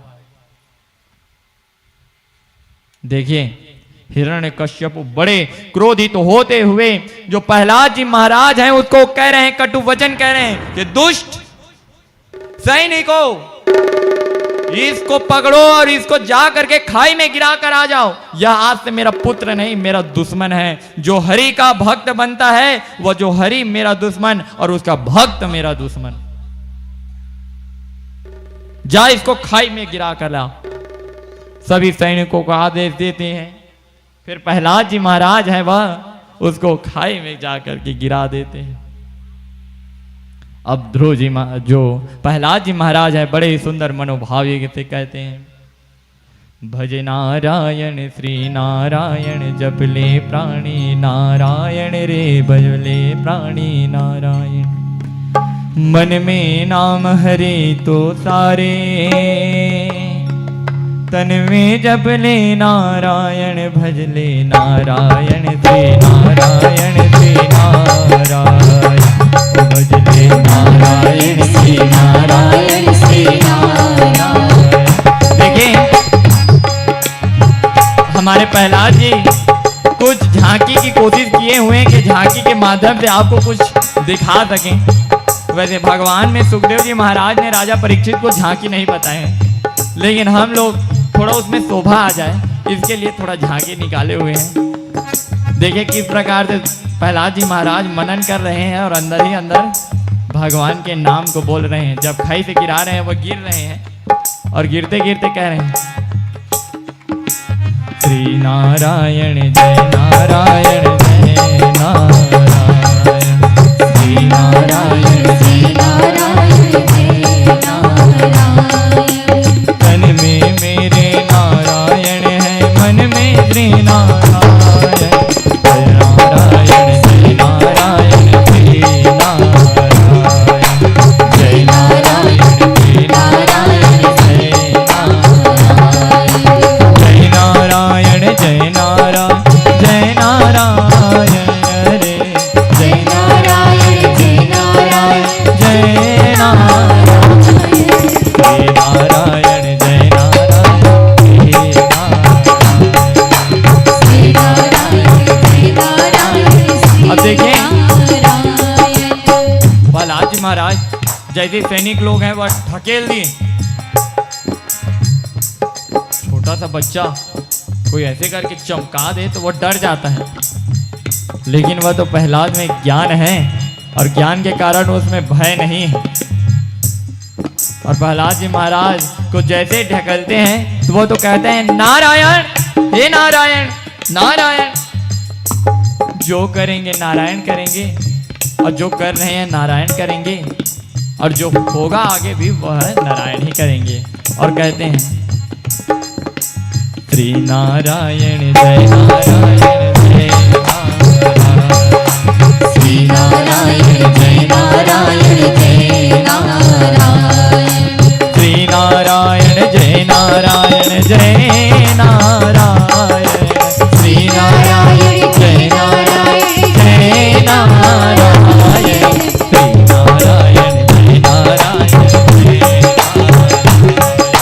श्री नारायण जय नारायण जय नारायण।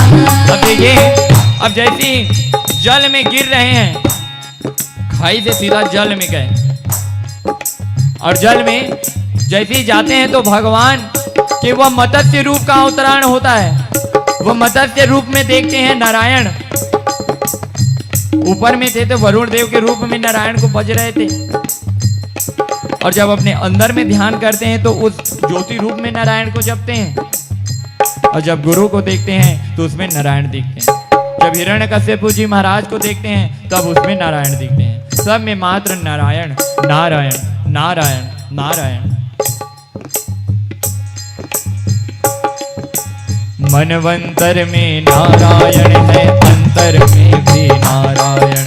मनवंतर में नारायण है, अंतर में भी नारायण। भूतल में भी नारायण है, कुतल में नारायण। सूतल में नारायण है, पाताल में नारायण। नारायण श्री नारायण जय नारायण, श्री नारायण जय नारायण जय नारायण, जय नारायण जय नारायण जय नारायण, श्री नारायण जय नारायण जय नारायण, जय नारायण जय नारायण जय नारायण, श्री नारायण जय नारायण जय नारायण, श्री नारायण जय नारायण जय नारायण, श्री नारायण जय नारायण जय नारायण। अब प्रहलाद जी महाराज तो जल में मत्स्य के रूप में नारायण देखते हैं, फिर स्वयं नारायण भगवान है वह वैकुंठ लोक को छोड़कर के स्वयं जल में जा करके वास करते हैं, और स्वयं वह जल में जा करके वास करके अपने जो प्रहलाद जी महाराज को उठा लेते हैं। उठाने के बाद फिर वह वहीं ऊपर में छोड़ देते हैं। छोड़ने के बाद फिर ध्रुव जी अर्थात जो प्रहलाद जी महाराज है, फिर श्रीमन नारायण नारायण नारायण कहते हुए वह फिर अपने महल की ओर जाते हैं। हिरण्यकश्यप देखते हैं कि अरे इतने ऊपर खाई से फेंके हैं, तुरंत सैनिकों को बुलाते हैं। क्यों रे, इस द्रोही को अभी तक क्यों बचाए हो? तुमको बोला था कि खाई में फेंक देना, तुमने फेंका नहीं क्या? नहीं महाराज, हमने तो देखिए ना, और तो हैं, पूछ लीजिए ना सैनिकों से, हमने तो साक्षात वहां फेंका था, पता नहीं। समझ गया, यह जादू टोना भी जानता है, मायावी होगा शायद, तक माया प्रदान किया होगा ना वो हरि। अपने भक्तों का बड़ा चिंता करता है ना, अब उनका चिंता निकालूंगा मैं। कौन कह रहा है? हिरण्यकश्यप। अब उसका चिंता निकालूंगा। अब प्रहलाद जी महाराज को काल कोठरी में डाल दिए, जहां पर अनेकों प्रकार के विषधर सर्प थे। फिर वहां पर डालते हैं, फिर जो प्रहलाद जी महाराज हैं, फिर श्रीमन नारायण ऐसे शब्द करते हैं, जितने विषधर सर्प हैं वह फूल बन जाते हैं। फिर प्रहलाद जी महाराज को देखते हैं, हे ये सर्प कहाँ चले गए, ये पुष्प कैसे बन गया? अब इस बार तो प्रहलाद जी महाराज को कढ़ाई को ऐसे करके मढ़ाए हुए हैं बड़े से, और बड़े से कढ़ाई को मढ़ाकर उसमें तेल डाल दिए, और जिस प्रकार से एक तेल में डबका हुआ तेल में बड़ा को तला जाता है, उसी प्रकार प्रहलाद जी महाराज को तलने के लिए तैयार किया गया। अब इस प्रकार से प्रहलाद जी महाराज को तलने के लिए तैयार किया। फिर श्रीमन नारायण जय नारायण, फिर नारायण नारायण किए प्रहलाद जी महाराज। फिर वह जो तपा हुआ अग्नि था वह बहुत ही सुंदर सुगंध देने वाले सुगंधित धुएं के रूप में परिवर्तित हो गए, और जो तेल थे वह सुंदर भगवान के अंग को पंचामृत बन गए, जो भक्त प्रहलाद जी उसमें नहा रहे हैं। यह है भक्त की सीमा। अगर कोई भी भगवान को भजे और भगवान को अपने हृदय से याद करे तो निश्चित रूप से भगवान है कुछ न कुछ माध्यम से अपने आप को बताते हैं कि मैं तेरे साथ हूं। अब इस बार तो सीमा लांग गए, अब थक गए हिरण्यकश्यप जी, अब क्या किया जाए। अब उसके बाद हिरण्यकश्यप जी की बहन आती है। भैया आप काहे के लिए चिंता करते हैं, मैं हूं ना, मेरे पास ऐसा वरदान हुआ वस्त्र है कि जिसको मैं पहन लूं तो मुझको आगे छीन भी नहीं सकता, अर्थात छू भी नहीं सकता। इस प्रकार से होलिका है वह प्रहलाद जी को जलाने के लिए तत्पर हुई कि उसको मेरे साथ बैठा दीजिएगा, और उस होलिका के माध्यम से जब आग लगेगा तो वह भी जल करके नष्ट हो जाएगा। ऐसे जो हिरण्यकश्यप जी के पास में उसकी बहन होलिका है वह बोल रही है। तुरंत जो प्रहलाद जी महाराज को फिर उसके लिए तैयार किया जाता है, और उसके बाद जो होलिका है वह उसको अपने गोद में बैठाती है, और गोद में बैठाने के बाद फिर क्या होता है जी, अग्नि प्रचंड बने नेतन नेद कहाय, और होलिका भूल गई अपने वरदान की बात। होलिका है वह अपने वरदान की बात भूल गई कि अगर कोई बच्चा तेरे इस अग्नि में जल जाए, अगर कोई पशु, याद रखना, अगर कोई भी पशु अगर जल जाए उस होलिका में तो निश्चित रूप से तू भी जल जाएगी उसके साथ। तो यह याद रखना कि कोई भी पशु उस होलिका के माध्यम से ना जले। नर को तू जला सकती है बैठ करके, तुझको अग्नि कोई भी प्रकार का नुकसान नहीं पहुंचा सकती, लेकिन अगर कोई पशु जल जाए तो निश्चित रूप से तुझको नुकसान पहुंचाएगा। अब क्या होता है, जब होलिका को रचते हैं, अर्थात जितने भी वो अग्नि लगाने के लिए रचते हैं लकड़ियों को, तो क्या होता है, शाम के टाइम वो बिल्ली का बच्चा है वह उसी अंदर में घुस जाता है, और जब घुसते हैं तो फिर तो नारायण नारायण नारायण माऊ माऊ कर रही है बेचारी, कोई नहीं सुन रहे हैं। इधर तो धूत है होलिका जलाने के लिए प्रहलाद जी महाराज को। अब जैसे ही जलाने के लिए अग्नि को प्रज्वलित कहती है, होलिका है वह जलाने के लिए तत्पर होती है। प्रहलाद जी महाराज है मन में कहते हैं नारायणाय नमः नारायणाय नमः नारायणाय नमः।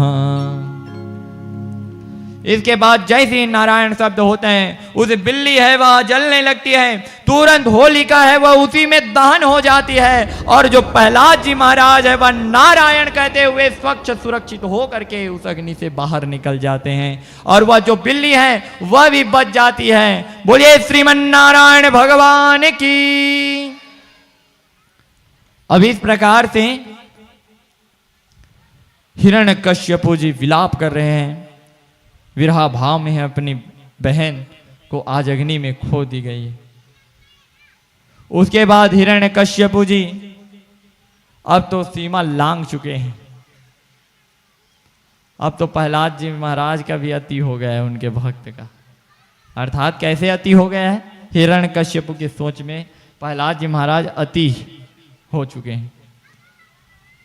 इस बार तो हिरण्यकश्यप जी महाराज उनको समक्ष रख लिए हैं आइए हम सभी एक सुंदर झांकी देखेंगे नरसिंह भगवान जी की। आप अपने अपने जगह बनाए रहे हैं और हिरण्यकश्यप जी महाराज आ गए हैं और बड़े भयभीत दिख रहे हैं, है ना। उसके बाद वह ध्रुव जी अर्थात प्रहलाद जी महाराज को बोल रहे हैं, सुन तेरा नारायण कहाँ है? मेरे ही अंदर में, मेरे बीज में मेरा बैरी पैदा करता है तेरा नारायण। बता कहां पर है नारायण? इस खंभ में है, उस खंभ में है, क्या इस धरती में है, क्या उसमें है, किसमें है तेरा नारायण? बता जरा। आज तो क्रोधित हैं एकदम, हाई लेवल के हिरण्यकश्यप जी हो गए हैं। हमारा भी यहाँ पर आए हुए हैं, वह हाई लेवल के हैं, समझ रहे हैं। जो झांकी के माध्यम से हम बता रहे हैं वह बड़े हाई लेवल के मालूम होते हैं। इस प्रकार से हिरण्यकश्यप का शब्द सुनते हुए, पिताजी आप इस प्रकार से क्रोध काहे करते हैं?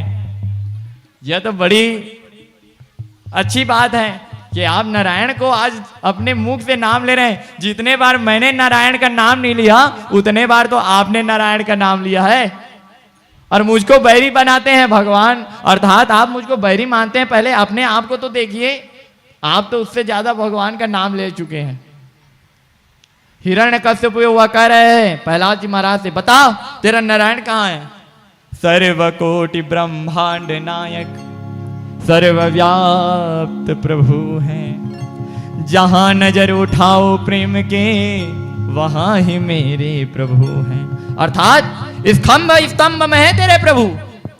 हाँ प्रभु, हाँ पिताजी, उस स्तंभ में भी मेरे प्रभु श्रीमन नारायण जी वास करते हैं। तुरंत उस खंभ को तुरंत एक गदा मारते हैं। उस खंभ को एक गदा मारते हैं और एक गदा मारते ही नरसिंह भगवान प्रकट हो जाते हैं। बोले नरसिंह भगवान की, बोले नरसिंह भगवान की, जो बोलिए नरसिंह भगवान की। अब इस प्रकार से विकराल रूप, न नर न पशु, वह तो नर सिंह है, सिर का अर्थात सिंह का सिर, और जितने भी उसके धर हैं वह नर के हैं, इसीलिए उसे क्या कहा जाता है? नरसिंह। अब वह जो हिरण्यकश्यपु है वह उसको प्रहार करने की चेष्टा करता है। नरसिंह जी हैं, खड़े हो जाते हैं। खड़े हो जाने के बाद तुरंत दोनों में घमासान युद्ध होने लगता है। अब एक दूसरे को वह अटक पटक कर रहे हैं। अब इस प्रकार से बड़े ही भयानक घमासान युद्ध होने लगता है। तुरंत जो है हिरण्यकश्यपु गिर जाते हैं। गिर जाने के बाद वह हिरण्यकश्यपु फिर उठते हैं और फिर मारने की चेष्टा करते हैं नरसिंह भगवान को। इस बार तो नरसिंह भगवान जैसे ही पकड़ते हैं उसके गर्दन को, और गर्दन को पकड़ करके घुमाते हैं, यहाँ से वहां, वहां से यहाँ, यहाँ से वहां, और घुमाते घुमाते फिर जमीन में धड़ाम से पटका सकते हैं। अब इसके बाद फिर नरसिंह जो हिरण्यकश्यपु जी हैं वह फिर उठते हैं, और उठने के बाद इस बार अपनी योग माया के द्वारा जो तप किए होते हैं उसके द्वारा जो शक्ति अर्जित करते हैं उससे अपना अस्त्र निकालते हैं। और निकालने के बाद ओम ब्रह्माय नमः ऐसे शब्द करने लगते हैं। उसके बाद हिरण्यकश्यपु फिर मारने के लिए चेष्टा करता है। फिर मारने की जैसी चेष्टा करता है फिर नरसिंह भगवान है वह उनके फिर गला को पकड़ते हैं। इस बार चारों पार घुमाते हैं, और घुमाने के बाद इस बार घर के चौखट में वह गिरते हैं। और इस बार अब तो धीरे धीरे स्थान को बना रहे हैं। देखिए धीरे धीरे धीरे धीरे हिरण्यकश्यपु के जहां पर मृत्यु है उस स्थान में पहुंचा रहे हैं उसको धीरे धीरे। अब नरसिंह भगवान हैं उसको वहीं पर जा करके, वहां जो द्वारी है जो चौखट है वहीं पर ले जा करके अपने इस गोदी में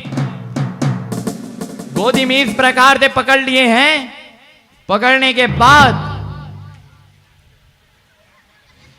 हिरण्यकश्यप है वह मन ही मन सोच रहे हैं। और क्या सोच रहे हैं? मैंने ब्रह्मा के द्वारा वरदान प्राप्त किया है, ना मैं नर से मर सकता हूं, ना पशु से, ना शस्त्र से, ना अस्त्र से, ना मैं दिन में, ना मैं रात में, ना मैं कोई मांस में। इस प्रकार जब मन ही मन हिरण्यकश्यप सोच रहे हैं ब्रह्मा जी के वरदान को, तब नरसिंह भगवान वो अंतर आत्मा को जानने वाले हैं और हिरण्यकश्यप को कहते हैं, क्या सोचता है? देख, आज तेरा मृत्यु और तेरा काल तेरे सामने है। इस प्रकार से नरसिंह के इस वदन को देखते हैं। देख,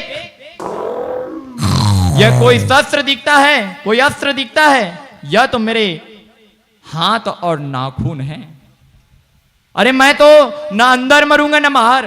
तो देख तू कहां पर बैठा हुआ है, तू अंदर है ना बाहर है, तू घर के बीच में अर्थात बाहर और घर के दोनों के बीच में बैठा हुआ है। अरे मैं तो नर से भी नहीं मरूंगा, ना मैं पशु से भी नहीं मरूंगा।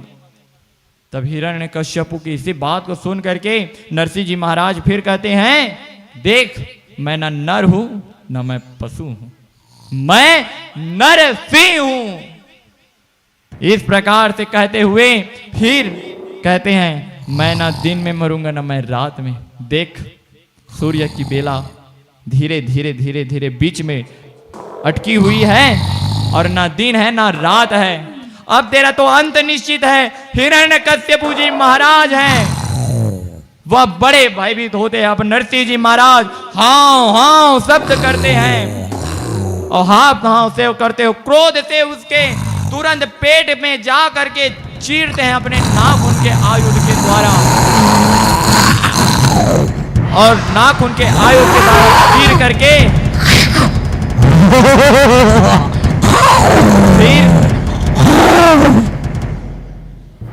फिर उनके जितने भी यह जो नाड़ियां होती है, जितने भी उसके पेट की, उसको अपने हार में सुशोभित कर लेते हैं, अपने सिर के अर्थात अपने गले में उसको पहन लेते हैं। और पहनने के बाद फिर अब विकराल रूप धरत नरसिंह देखत भूत पिशाच नारी, अर्थात अब भयभीत पूरा संसार हालाहाल बजा रहा है, ब्रह्मांड है वह हलहला रहा है, ब्रह्मांड है वह हिल रहा है। नरसिंह है वह शेर की तरह गर्जना कर रहा है। अब उस नरसिंह जी महाराज हैं, नरसिंह जी हैं, सिंहासन पे बैठ रहे हैं और सिंहासन में बैठ करके क्रोध युक्त हैं। अब किसी भी की बात नहीं सुन रहे हैं। पाइमाम कहते हुए 33 कोटि देवता आ रहे हैं। शांत प्रभु शांत। वो तो दिखने में बड़े खतरनाक मालूम दिख रहे हैं, क्रोधी जान, ऐसा लगता है जाने मानो कि उसके समक्ष जो जाए उसको खा करके चपट कर देंगे। किसी के में जाने का सामर्थ्य नहीं। आज जो लक्ष्मी माता भी हैं वह उनके भयभीत स्वरूप को देख रहे हैं और उनके भयभीत स्वरूप को देख करके बड़े भयंकर विहित हो करके आज फिर कहते हैं, भगत के वश में है भगवान। माता लक्ष्मी है बड़ी सुंदर। वह कहती हैं कि न मेरे में सामर्थ्य है प्रभु को शांत कराने में, न तो यह जो देवता है उनके में सामर्थ्य है। बस हो सकता है तो वह अपने भक्त के द्वारा शांत हो सकता है। फिर बड़े सुंदर से जो प्रहलाद जी महाराज कहते हैं, प्रभु आप तो कोमल स्वभाव वाले शांत रूप हैं और आप इस प्रकार से क्रोध युक्त दिखते हैं। मैंने तो आप स्वरूप कभी भी नहीं देखा प्रभु, और आप इस प्रकार से भयभीत दिख रहे हैं। हे प्रभु, हे प्रभु, नरसिंह धारी नहीं मुझको अच्छे आप लगते हैं, वही नारायण बन जाए जो हर संत के हृदय में बसते हैं। उस लक्ष्मी के प्रियतम बन जाओ और उसे पालन करता के रूप में आओ। मैं बड़ा भय से कांप रहा और अपने गोद में मुझे उठाओ। इस प्रकार से नरसिंह जी महाराज हैं वह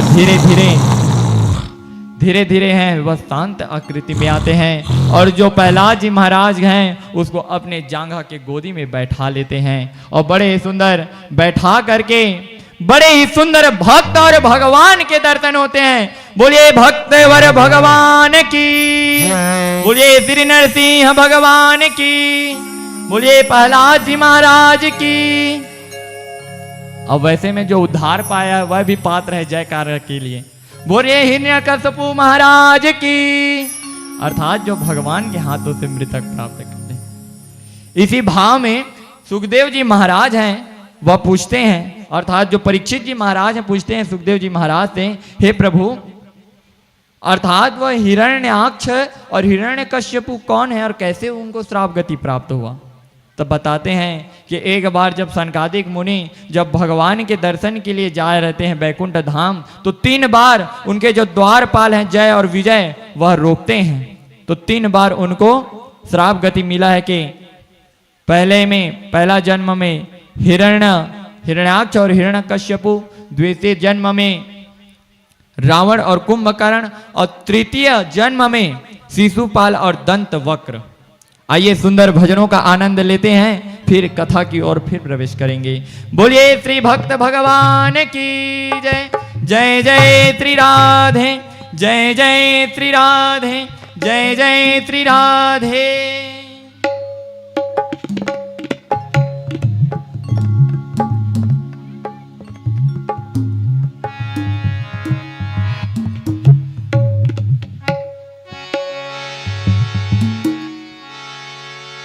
बोली बांके बिहारी लाल की जय। श्रद्धा रखो जगत के लोगों अपने दीनानाथ पे, लाभ हानि जीवन और मृत्यु सब कुछ उसके हाथ है। मारने वाला है भगवान, बचाने वाला है भगवान। मारने वाला है भगवान, बचाने वाला है भगवान। मारने वाला है भगवान, बचाने वाला है भगवान। पालन बाका होगा उसका, पालन बाका होगा उसका, जिसका रक्षक दया निधान। मारने वाला है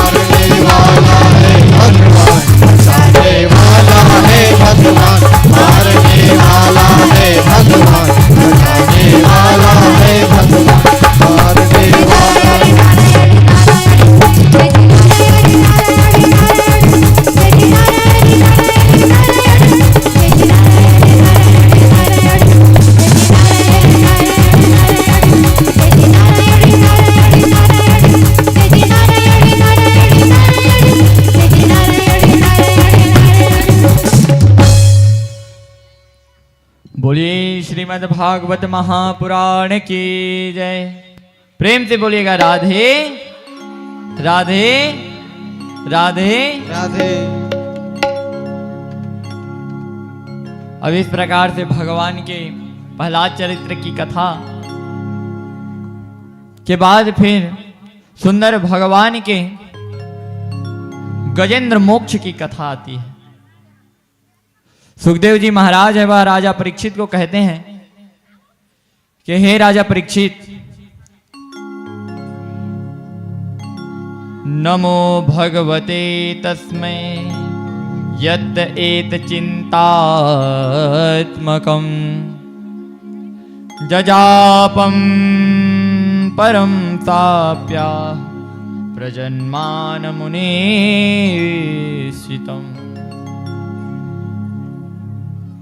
हे राजन, एक समय की बात है कि त्रिकुट नामक एक प्रसिद्ध पर्वत में जो चारों तरफ से क्षीर समुद्र से घिरा हुआ है, वह अत्यंत मनोहर 10,000 योजन ऊंचा और लंबा चौड़ा है और वह स्वर्ण, चांदी और लोहे के 3 सरीखों से समुद्र, आकाश और दिशाओं से प्रकाशित करता है।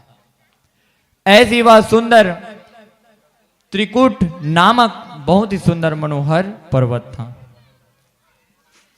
एक बार उस पर्वत पर रहने वाले गजराज अपने परिवार के साथ एक बार जल पीने के लिए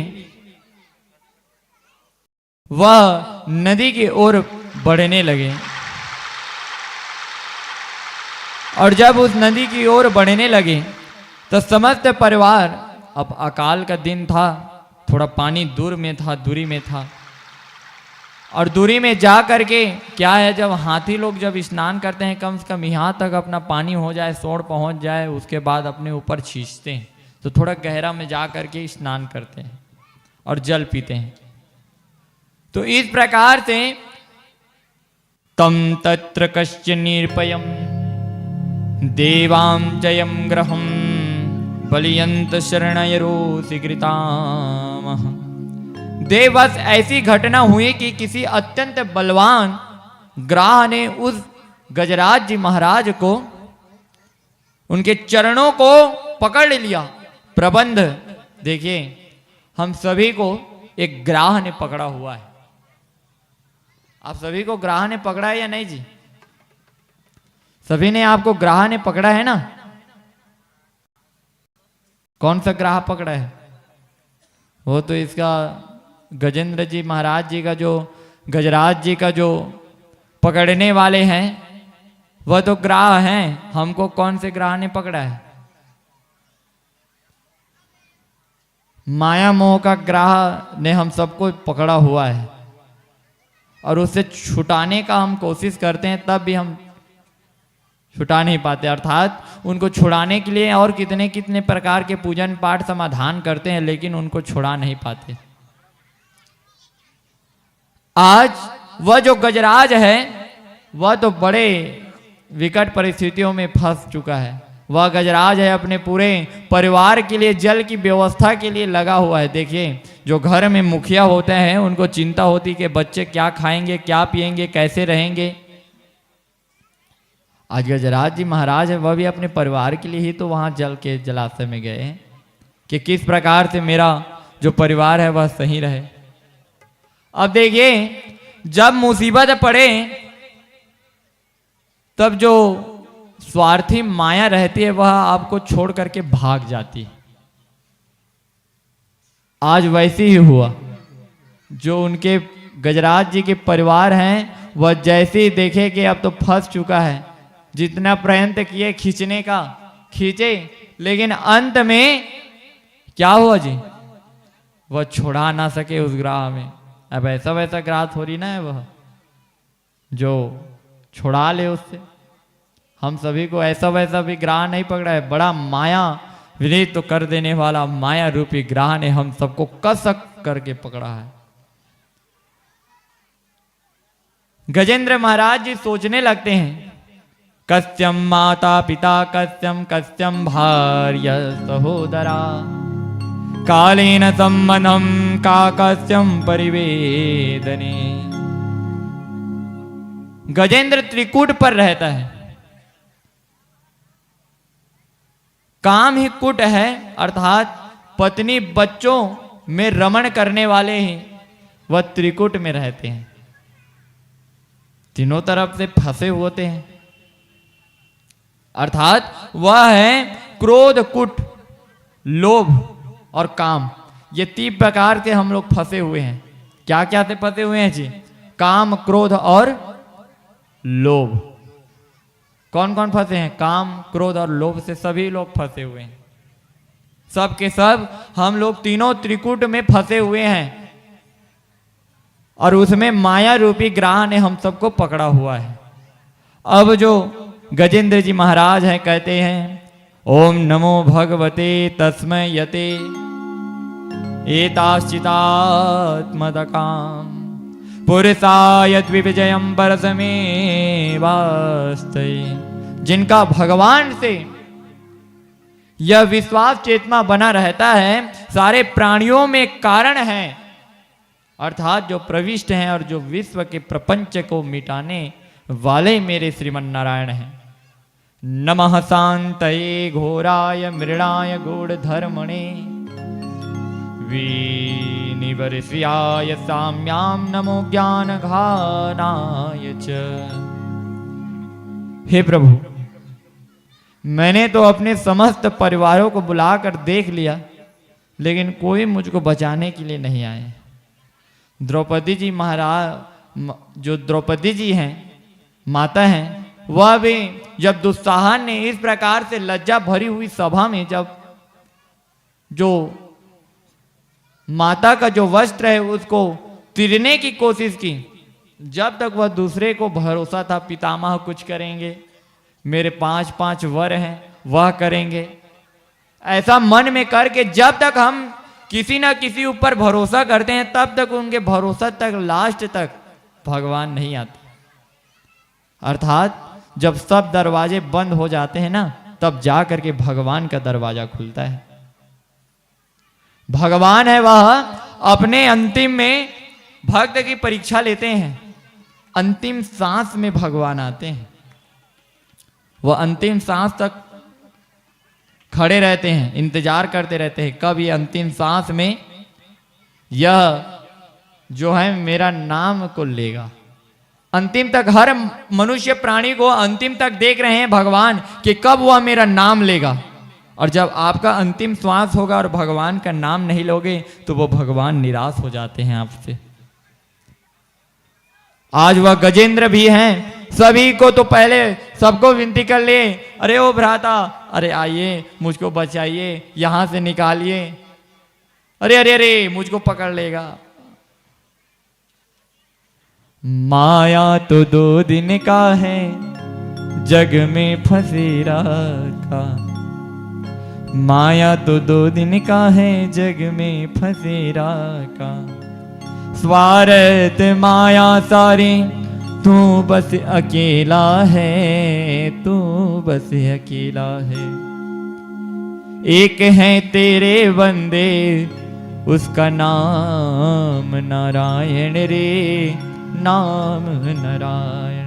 आप जिसको मैं कहते हैं मेरा है, आप जिसके लिए उदकते हैं, जिसके लिए आप अभिमानी करते हैं कि हम लोग 100 भाई हैं, दुर्योधन भी वैसे उतकता था, हम लोग कौराधिक 100 हैं, हमसे कौन निपट सकता है।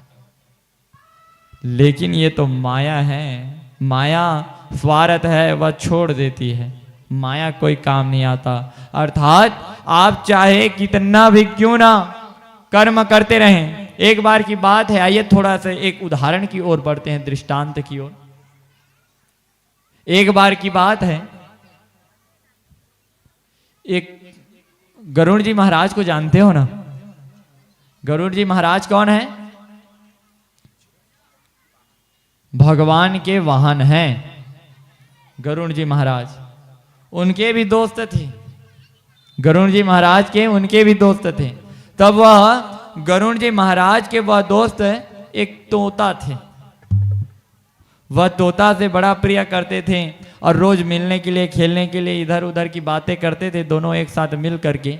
तब गरुड़ जी महाराज एक बार अपने दोस्त से फिर मिलने के लिए आते हैं। तब देखते हैं कि बड़े उदास हो रहे हैं।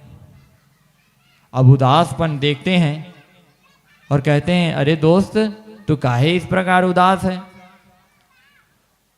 महाराज, दोस्त, एक वो ना जो यमराज है ना, वो मुझको देख करके हंस रहा था।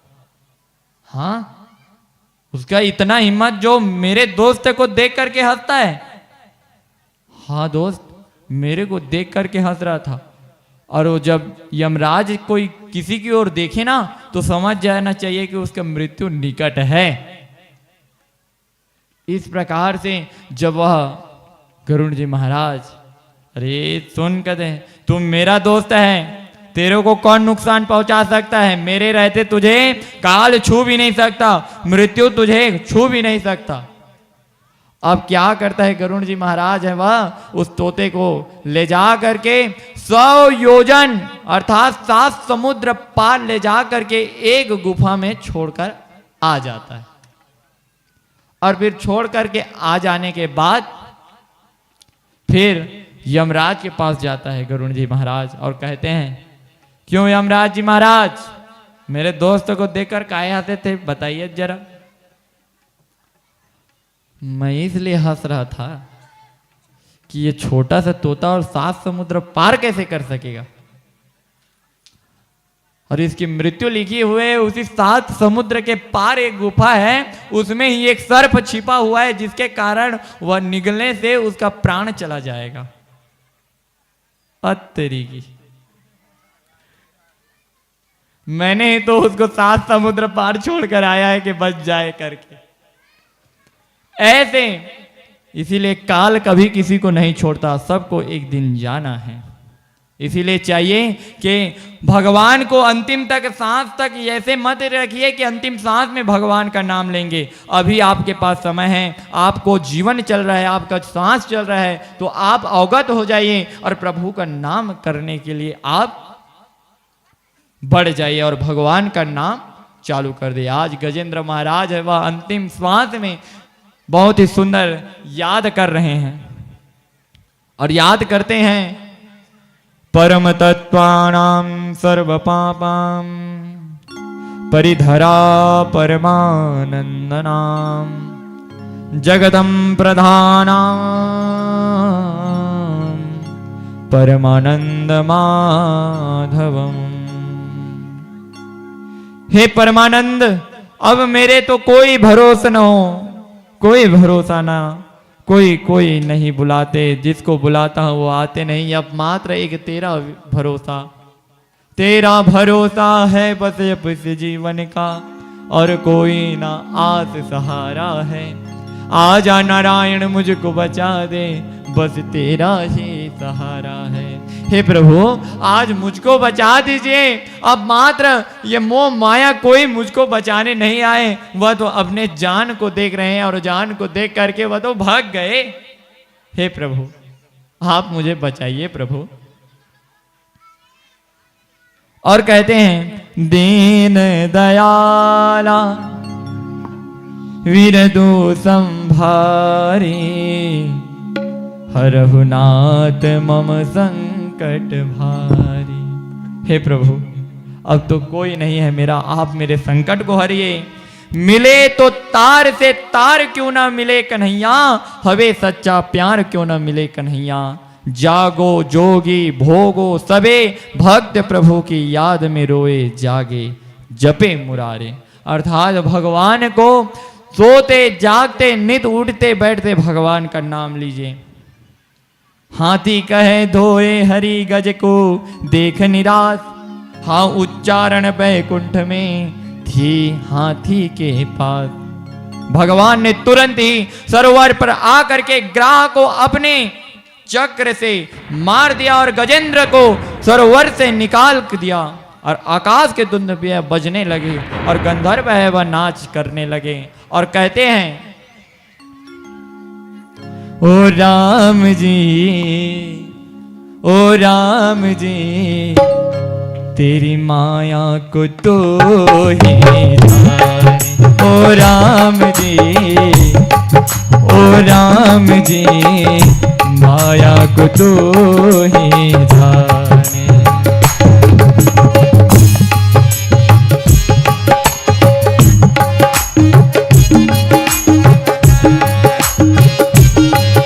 सभी बड़े सुंदर करताल की ध्वनि देते हुए राधे राधे।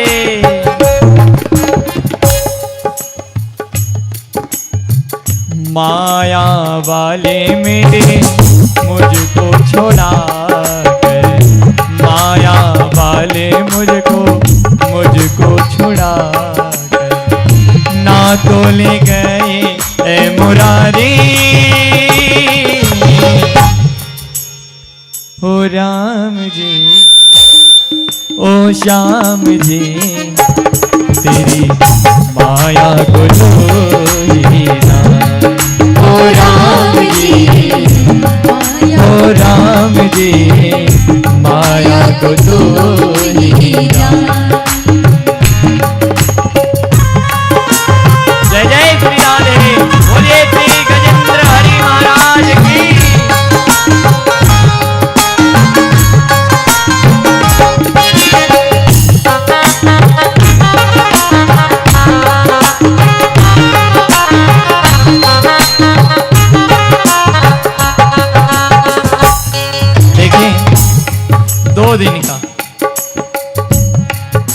दो दिन कैसे, एक दिन आए हो और एक दिन चले जाओगे वो।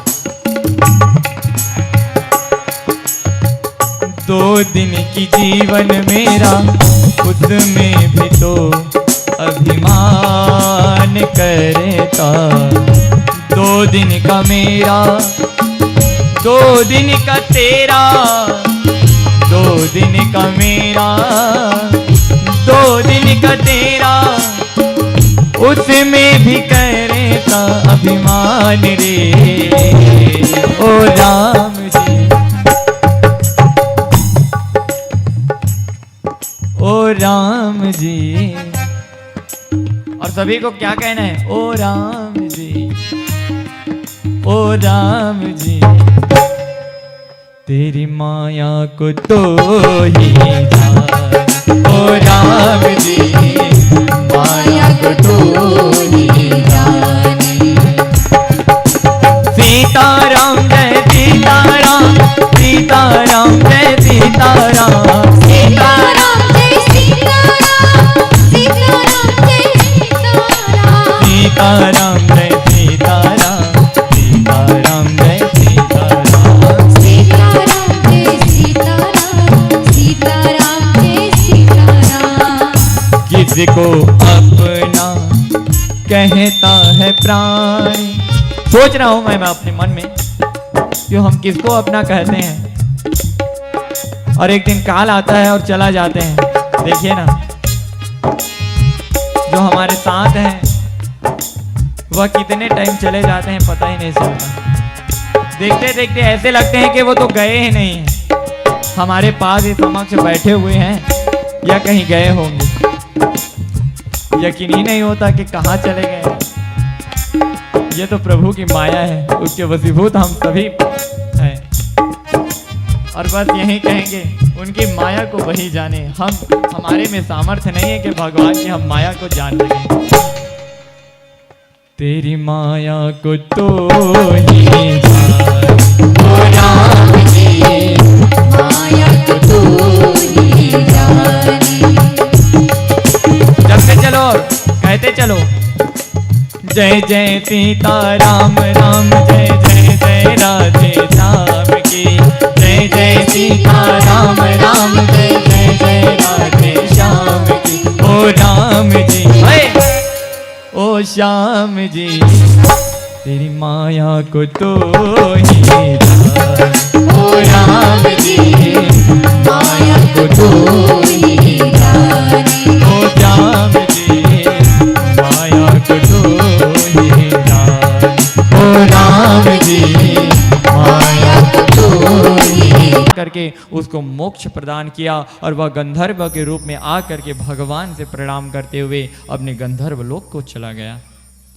और जो गजेंद्र था वह द्रविड़ प्रांत के पांड्य देश का एक राजा था, जिसका नाम इंद्रधूम्न नाम का एक राजा था, जिसको भगवान ने बड़े ही सुंदर प्रेम रूपी हो करके उसका क्या किया, गजेंद्र को मोक्ष किया हरि बन करके। ऐसे प्रभु की नाना प्रकार की कथाएं हैं। देखिए, अगर आप भी भगवान को पुकारेंगे तो भगवान आएंगे, लेकिन गजेंद्र की तरह सभी को त्याग दीजिए, मात्र एक आसरा भगवान को बना लीजिए। और जब भगवान को आप एक आसरा बना लेंगे तब भी गजेंद्र की तरह पुकारेंगे आप भी, तो आपके लिए भगवान धराधाम को छोड़ करके कहते हैं, बहुत भ्रम हो चुका 84 में, यह अब भ्रम तज मूढ़ मते, भज नारायण भज नारायण भज नारायण मूढ़ मते। भगवान को भजते जाइए। और भगवान अपने वाहन तक को छोड़ करके नंगे पांव को लिए धाते हैं। भगवान है वह अपने आप को भूल जाते हैं कि मैं किस अवस्था में हूं। भक्त जब पुकारते हैं तो भगवान नंगे पांव ही चले आते हैं और भक्त को बचा लेते हैं। बोलिए श्री राधे राधे। ऐसी प्रभु की कथा है। अब इसी कथा में रहने के लिए 14 मनवंतर होते हैं और 14 मनवंतर में अलग अलग मनुए हैं, वह राज्य करते हैं। अब जो पंचम मनवंतर में जो मनु होते हैं वह श्री सुखदेव जी महाराज कहने लगते हैं कि हे राजा परीक्षित, जो पंचम मनु रैवत मनु हैं और जो उनके बलि विंध्यासी पुत्र थे और विभु नाम का इंद्र हिरण्य रोमा आदि ऋषि सप्त ऋषियों के द्वारा उसमें शुभ्र की पत्नी वैकुंठा से भगवान ने वैकुंठ का निर्माण किया। अब भगवान ने वैकुंठा का रूप बना करके वैकुंठ का निर्माण किए हुए हैं। और जो षष्ठम मनु है वह छठवां मनु सक्षु मनु हुआ, जो सक्षु का पुत्र था। उन्होंने संभूति में अपने अंत समुद्र मंथन करा करके समुद्र से 14 रत्न निकाले थे। अब ऐसे ही जैसे ही परीक्षित जी महाराज सुनते हैं कि महाराज 14 रत्न, तो हाँ, तुझको इसी विषय में समुद्र मंथन की कथा बताता हूं। इस प्रकार से फिर सुखदेव जी महाराज हैं वह समुद्र मंथन की कथा अब किसको सुना रहे हैं जी? भक्तगण किसको सुना रहे हैं? भगवान अर्थात सुखदेव जी महाराज किसको सुना रहे हैं? पता नहीं, लगता है सबके सब। राधे राधे। कृपया अपने अपने बच्चे को शांत कराएं और बच्चे लोग खेलना कूदना बंद करें। गोविंद और निरंजन कंट्रोल करें बच्चे को। प्रभु जी महाराज, सुखदेव जी महाराज किसको सुना रहे हैं जी? किसको सुना रहे हैं कथा सुखदेव जी महाराज? परीक्षित को सुना रहे हैं। और परीक्षित जी महाराज को क्या कथा सुना रहे हैं सुखदेव जी महाराज? कि ब्रह्मा किस प्रकार से नारद जी को समुद्र मंथन की कथा सुना रहे हैं। एक बार की बात है, क्या है, अब सर्दी वर्दी होता रहता है, मौसम बदलते हैं, सर्दी थोड़ा हो गया है, इसमें आप चिंता ना कीजिए। भगवान बाके ऊपर भरोसा है कि वह अच्छे से कथा निपटा देगा अपना। तो इस प्रकार से ब्रह्मा जी महाराज हैं वह नारद जी को सुनाते हैं कि सुन नारद, यह जो कथा है बड़े ही सुंदर है। और जो परीक्षित जी महाराज हैं सुखदेव जी महाराज से पूछने लगते हैं, तब सुखदेव जी महाराज इस प्रकार से बताते हैं कि हे प्रभु, भगवान को समुद्र मंथन करने की तथा अमृत निकालने की ऐसी क्या जरूरत पड़ गई? परीक्षित जी महाराज ऐसी प्रश्न कर रहे हैं कि आखिर वो तो परमात्मा है जो लक्ष्मीपति हैं, अर्थात जो हमेशा किसी लक्ष्मी का भी भोग ना चाहे, ऐसे नारायण है, उसको क्या जरूरत समुद्र मंथन करने की?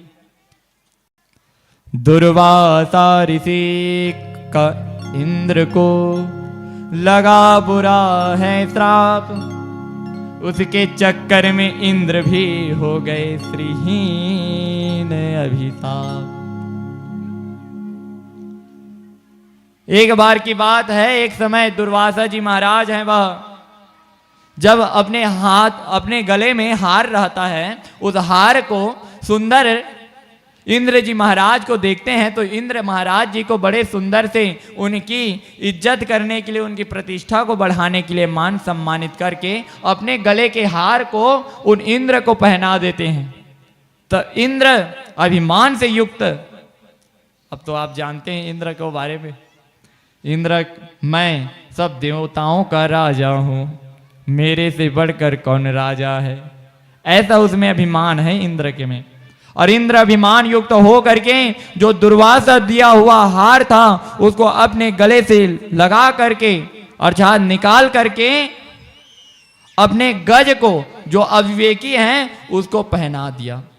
और वह जो गज हैं वह भी उसको निकाल करके क्या कर दिया, अपने पैरों के तले उसको रमच दिया उस हार को। और उसी समय दुर्वासा जी महाराज देख रहे हैं, क्रोधित होता है, अरे मूर्ख, मैंने तेरे प्रतिष्ठित के लिए, प्रतिष्ठा के लिए तुझे इज्जत और सम्मान दिया, तू अभी अभिमान युक्त है, तुमने इस प्रकार धन और ऐश्वर्य को प्राप्त होकर के तू अभिमान युक्त होकर के मद मत्सर और ब्राह्मणों का सत्कार करना भी भूल गए है। जा, तू आज से श्रीहीन हो जा, अर्थात समस्त देवताओं समेत तू श्रीहीन हो जा। इस प्रकार दुर्वासा जी महाराज ने उन इंद्र एवं इंद्र के सभी देवताओं को श्रीहीन होने का श्राप दे दिया। देखिए भाई, अगर कोई बड़ा गलती करता है उसका दुख सभी को भोगना पड़ता है। अब इंद्र है वह राजा है, और राजा के जो अब राजा गलती करेगा तो प्रजा को तो भोगना पड़ेगा ही। अगर आप सरपंच, अभी चुनाव चल रहा है, नामांकन सब के सब भर कर आए हुए हैं, ऐसे सरपंच बनाना जो गलती मत करे, समझ गए? नहीं तो वो जो गलती करेगा उसका परामर्श आप भी भोगेंगे। कभी के सीसी रोड को गड्ढा बना दिया, ढोलाउडी बनाया, घर ही तरफ जा रहा है पानी, तो उसका पराभोग आप करेंगे ना। इसीलिए देख ताक करके बनाना भाई। मैं नहीं कह रहा कि इसको बनाओ उसको बनाओ। यह वेश व्यास ऐसा नहीं है कि कोई प्रचार सचार, मुझको कई लोग बोले महाराज आप भागवत कर रहे हैं, कोई भी बोले ना तो प्रचार प्रचार मत करना किसी का, फिर आपका कहोगे ना तो सब लोग उसी को वोट दे देंगे। ऐसे न्याय नीति से मुखिया बनाइए जो गांव का सृजन कर सके, उससे सुधार कर सके, स्वच्छ रखे। अर्थात करप्ट भ्रष्टाचार तो भरे ही हुए हैं, उन भ्रष्टाचारियों को बंद कर दे, ऐसे मुखिया का चयन कीजिए। अरे देखिए ना, इस दुनिया में तो एकमात्र हमारा शरीर तन मिलता है, उसमें से एक सौभाग्य मिल जाता है कि एक पद प्राप्त हो जाए और कुछ जन सेवा करने का अवसर प्राप्त हो, तो वह जन सेवा को छोड़ करके अपने जेब को भरने की सेवा करता है, अपने जेब की सेवा करता है। अब बताइए ना, अब इंद्र के चलते में पूरा सब देवता है वह श्रीहीन हो गए हैं। आज राजा हैं और राजा के चक्कर में आज पूरे जितने उसके प्रजा हैं, देवताएं हैं, वह सब के सब श्रीहीन हो गए हैं। अब ये इस प्रकार से अविक्रमयम संतमाध्यानाम गृहसायने स्फलाम प्रक्तक्रामि मनोग्राणाम वचननिन्तीवः नमो महे देववरम वर्णयमि। इस प्रकार फिर समस्त देवता गण हैं वह सब ब्रह्मा जी के पास जाते हैं, ब्रह्मा जी से गुहार करते हैं और कहते हैं, हे अनंत अनादि, हे अविक्रमय, हे परमात्मा, आप हमारे समस्त दोष हैं उसका निवारण कीजिए। हमें दुर्वासा महाराज के द्वारा श्राप लगा है जिसके कारण हम श्रीहीन हो गए हैं। बहुत प्रकार की आराधना करने के पश्चात फिर ब्रह्मा जी ने, महाराज ने और सभी देवता मिल करके भगवान की स्तुति करते हैं। सर्वेषु सर्व सुधार को अवतार लो, अवतार लो, आओ जगत उद्धार को अवतार लो अवतार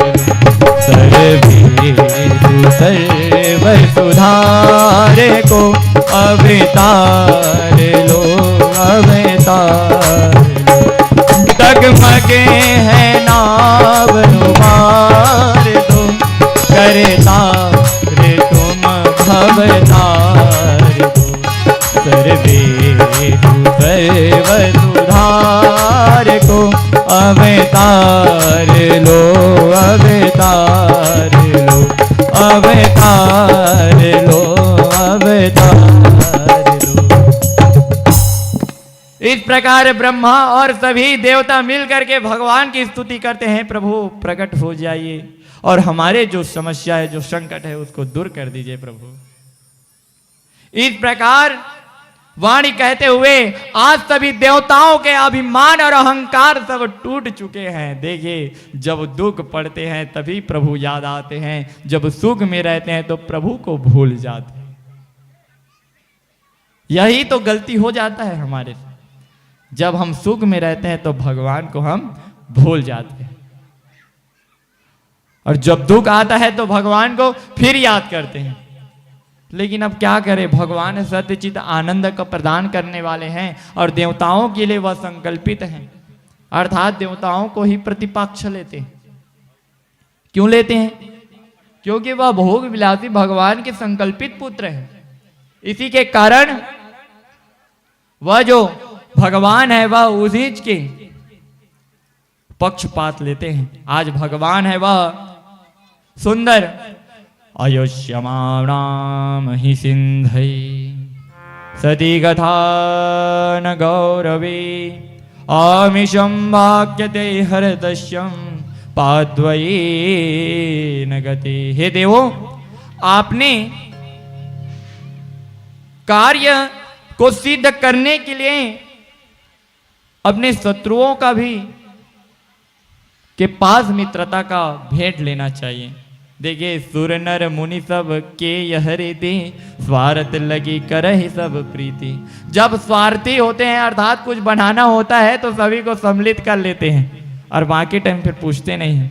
आज सभी देवताओं से कहते हैं भगवान कि तुमको असुरों के साथ भी प्रीति करनी होगी, अर्थात सम्मिलित होना पड़ेगा। और जब एक साथ होगे तब जा करके तुम इस प्रकार से हर चीज को प्राप्त कर सकोगे।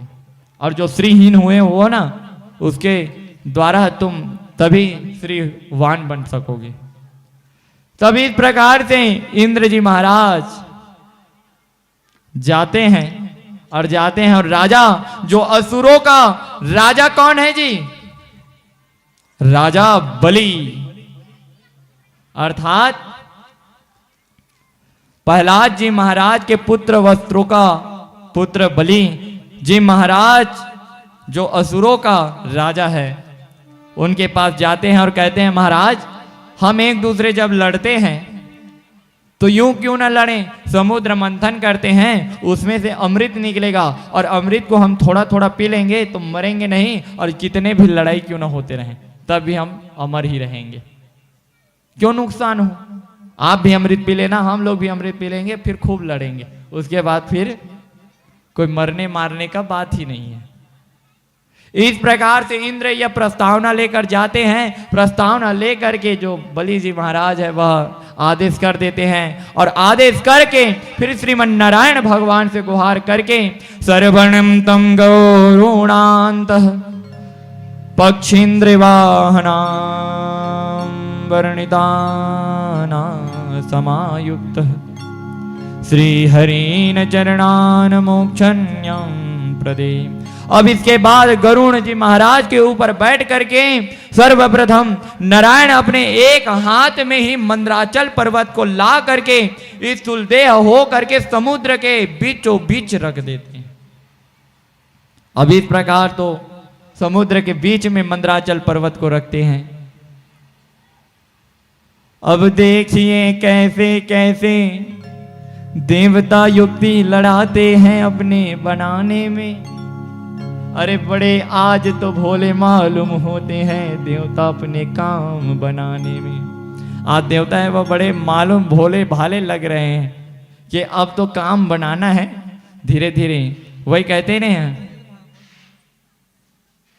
अर्थात दगाबाज की यही निशानी, अर्थात मीठी बानी और दगाबाज की यही निशानी। आज वह देवता है वह मीठे मीठे बात करके आज असुरों को ऐसे लपटा रहे हैं, ऐसे लपटा रहे हैं। लेकिन ऐसा नहीं है कि असुर लपट जाएं, लपट तो जाते हैं लेकिन उनसे जीतना बड़ा मुश्किल है।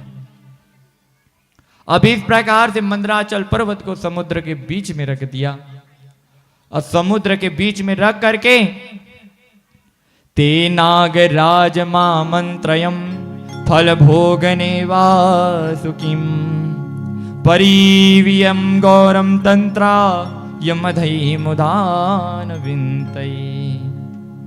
नागराज वासुकु को अमृत में से भाग देने की शर्त रख करके सभी देवता और असुर उस वासुकी नाग को डोर बनाए। अर्थात वासुकी नाग को क्या बनाए जी? मथौनी के लिए डोर बनाए हैं। और कहते हैं कि जब अमृत निकलेगा उसमें थोड़ा सा तुझको भी हम दे देंगे, तो डोर बन जा। अब मंदराचल पर्वत को बीच में बना देते हैं, बीच में मढ़ा करके वासुकी नाग को फिर डोर बनाते हैं। अब इस प्रकार से समुद्र मंथन, समुद्र में जाने का विघ्न उपस्थित होने लगता है। अर्थात जब जैसी समुद्र मंथन की शुरुआत होती है तब होने से पहले तो फैसला होता है कि वासुकी नाग के पूंछ को पकड़ेंगे या मुड़ी को पकड़ेंगे। तो देवता लोग तो कहते हैं नदरे भय, भय है भय। अर्थात उस सर्प के मुड़ी की तरफ रहेंगे ना तो हमको तो चाप डालेगा। असुर लोग बड़े चतुर रहते हैं और चतुर हो करके, लेकिन चतुराई में ही घाटा होता है भाई। देखिए ज्यादा चतुराई और ज्यादा कंजूसाई करोगे ना तो घाटा तो निश्चित है। कौन कौन कंजूसाई करता है यहाँ पर? ज्यादा कंजूसाई करोगे तो फिर घाटा होता है भाई। बचाने की मत सोचो। आइए इसी में एक दृष्टांत को हम पढ़ते हैं, उसके बाद फिर कथा की ओर बढ़ेंगे। इसी प्रकार दो व्यक्ति थे, सुखु और दुखु। कौन कौन थे? सुखु और दुखु। वह सुखु और दुखु बड़े किसाना थे वैसे, लेकिन धन वन खर्च करने में बड़े कंजूस, मक्खी वाला कंजूस। समझ गए? मक्खी वाले वह कंजूस थे। अब एक दिन ऐसी ये कुंभ चल रहा है अभी, इसी कुंभ में जाने के लिए वह एक दिन तैयार हो जाते हैं कि भाई चल प्रयागराज चलते हैं कुंभ स्नान करने के लिए। तब दुखु सुखु कहते हैं, सुखु कहते हैं चल न चलो, दुखु कहते हैं ठीक है ना चल देंगे। अब इस प्रकार से दोनों के दोनों 60,000 रुपये पकड़े रहते हैं। देखिए दुखु भी 60,000 पकड़े हैं और सुखु भी है, वो क्या पकड़े हैं? कितने पकड़े हैं? कितने पकड़े हैं जी? ठीक है, कौन? 60,000 रुपया पकड़े हैं दोनों के दोनों। अब जाने लगे प्रयागराज। आप मन में सोचते हैं भाई सुन सुन, हम लोग प्रयागराज जाएंगे, इतने पैसे पड़कर तो बड़ा विकट परिस्थिति आ जाएगा। कभी के टीप टाप हम लोग पहन के चले गए तो चोर लोग हमारी तरफ ही निगाह करके देखेंगे हमको कि ये लोग बड़े धनवान मालूम होते हैं। तो हम एक काम करते हैं कि फटे पुराने पहन करके चले जाते हैं प्रयागराज हम लोग। अब जाते हैं स्टेशन में फटे पुराने। अब जाते हैं जैसे स्टेशन में, अब मन में फिर शंका करते हैं टिकट लगा कटाओ, हम तो भीख मंगा तो ये दिखा था, बैठ जा तो चुपचाप टीटी है कही था, हम तो भीख मांगे बैठे हैं। अर्थात ऐसे मन विचार कर रहे हैं। देखिए 60,000 रुपए धरे हैं लेकिन कंजूस हैं, वह 60,000 कैसे उपयोग करेंगे देखना। अब उसके बाद वह जाते हैं, जाने के बाद अब तो ट्रेन के में बैठ गए हैं डिब्बे में। अब टीटी आते हैं, सबका टिकट चेक करते हैं। तुम लोग यहाँ कहाँ बैठे हो? उधर उधर चलो। भीख मांगते रहते हो जब देखो तब। काम करते इतने तंदुरुस्त तो दिख रहे हो, काम नहीं कर सकते, फालतू का बैठे बैठे हो। इस प्रकार करते हुए टीटी तो वहां से निकल गए, ये लोग बच गए। देखा, मैंने बोला था ना कि टीटी भी हमारे से टिकट नहीं मांगेगा। अब इस प्रकार से जो दुखू और सुखू हैं, अब तो प्रयागराज नैनी में उतरे हैं। प्रयागराज तो आए हैं, तो स्टेशन प्रयागराज में नहीं जा करके कहाँ उतरे हैं, नैनी में उतरे हैं। अब नैनी में कहते हैं जो दुखू है वह थोड़ा सा ऊपर वाला सोच था, थोड़ा सा, अर्थात सुखू से दुखू थोड़ा ऊपर सोच करने वाला था। कहता है कि ऑटो कर लीन का, ऑटो कर ले था ना, बढ़िया जाबो, बढ़िया सुख शांति से चल ऑटो करबे कथा से पीछे में रहा। ऑटो करबो तो 10-10, 20-20 रुपए लगी, ओकर हम नाश्ता नहीं कर सकबो, फोकस रेंग ले था। अब इस प्रकार से दुखू और सुखू में चल रहे हैं, जा रहे हैं। जाने के बाद वह 60,000 रुपए को धरे छे, अभी तक 1 रुपया खर्च नहीं हुआ है उसका। अब इस प्रकार से खर्चा नहीं हुआ है, देखिए जी, और खर्चा नहीं हुआ है और फिर जा रहे हैं। अब ऑटो से तो यहाँ इल्हा प्रयागराज आ गए, ऑटो नहीं पकड़े, पैदल चलते चलते अब नाश्ता करने। सुन ना, अभी नाश्ता का कर, वो पहले नहा लेते ना बढ़िया गंगा जी में। अब गंगा जी में नहाने के लिए जाते हैं तो अब एक मल्लाह कहता है, सुन, अरे यहां नहीं नहाते हैं, संगम में जाकर के नहाते हैं गंगा जी को। चल तो कत्ता ले बेतला, बता, इतना लगी 50 रुपया एक झिन की, जाना है तो बतावा। तब दुखू और सुखू कहते हैं 50 रुपया, हमने उतने दूर ले आके 1 रुपया खर्च नहीं होता है, मेरे गंगा पार करेंगे मात्र 50 रुपया लेते। सुन दुखू कथे, हाँ सुखू बता कथे कि इच में नहा लेते न भाई के कथे, उठी का करे जाबो।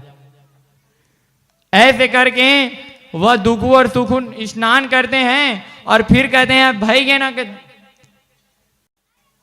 अब गंगा जल भी तो लेकर आना है वहां से, तो पड़ा होता है डब्बा एक ठो, इधर उधर फेंकाए, देखना होगा जो मिल जाए।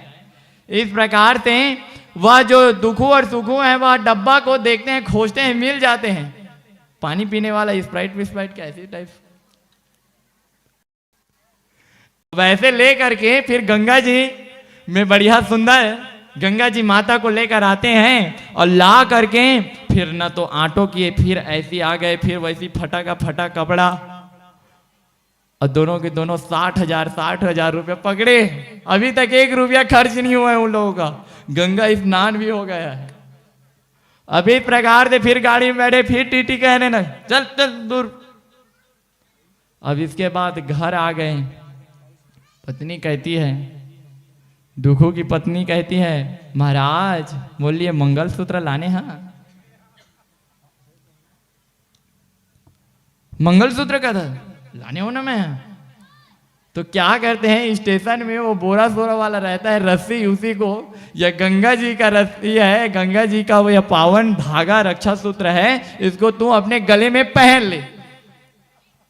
अब दुखू कहते हैं, दुखू की पत्नी, महाराज सिंदूर इंदूर कुछ लाने, हाँ लाना हो ना, लाना हो।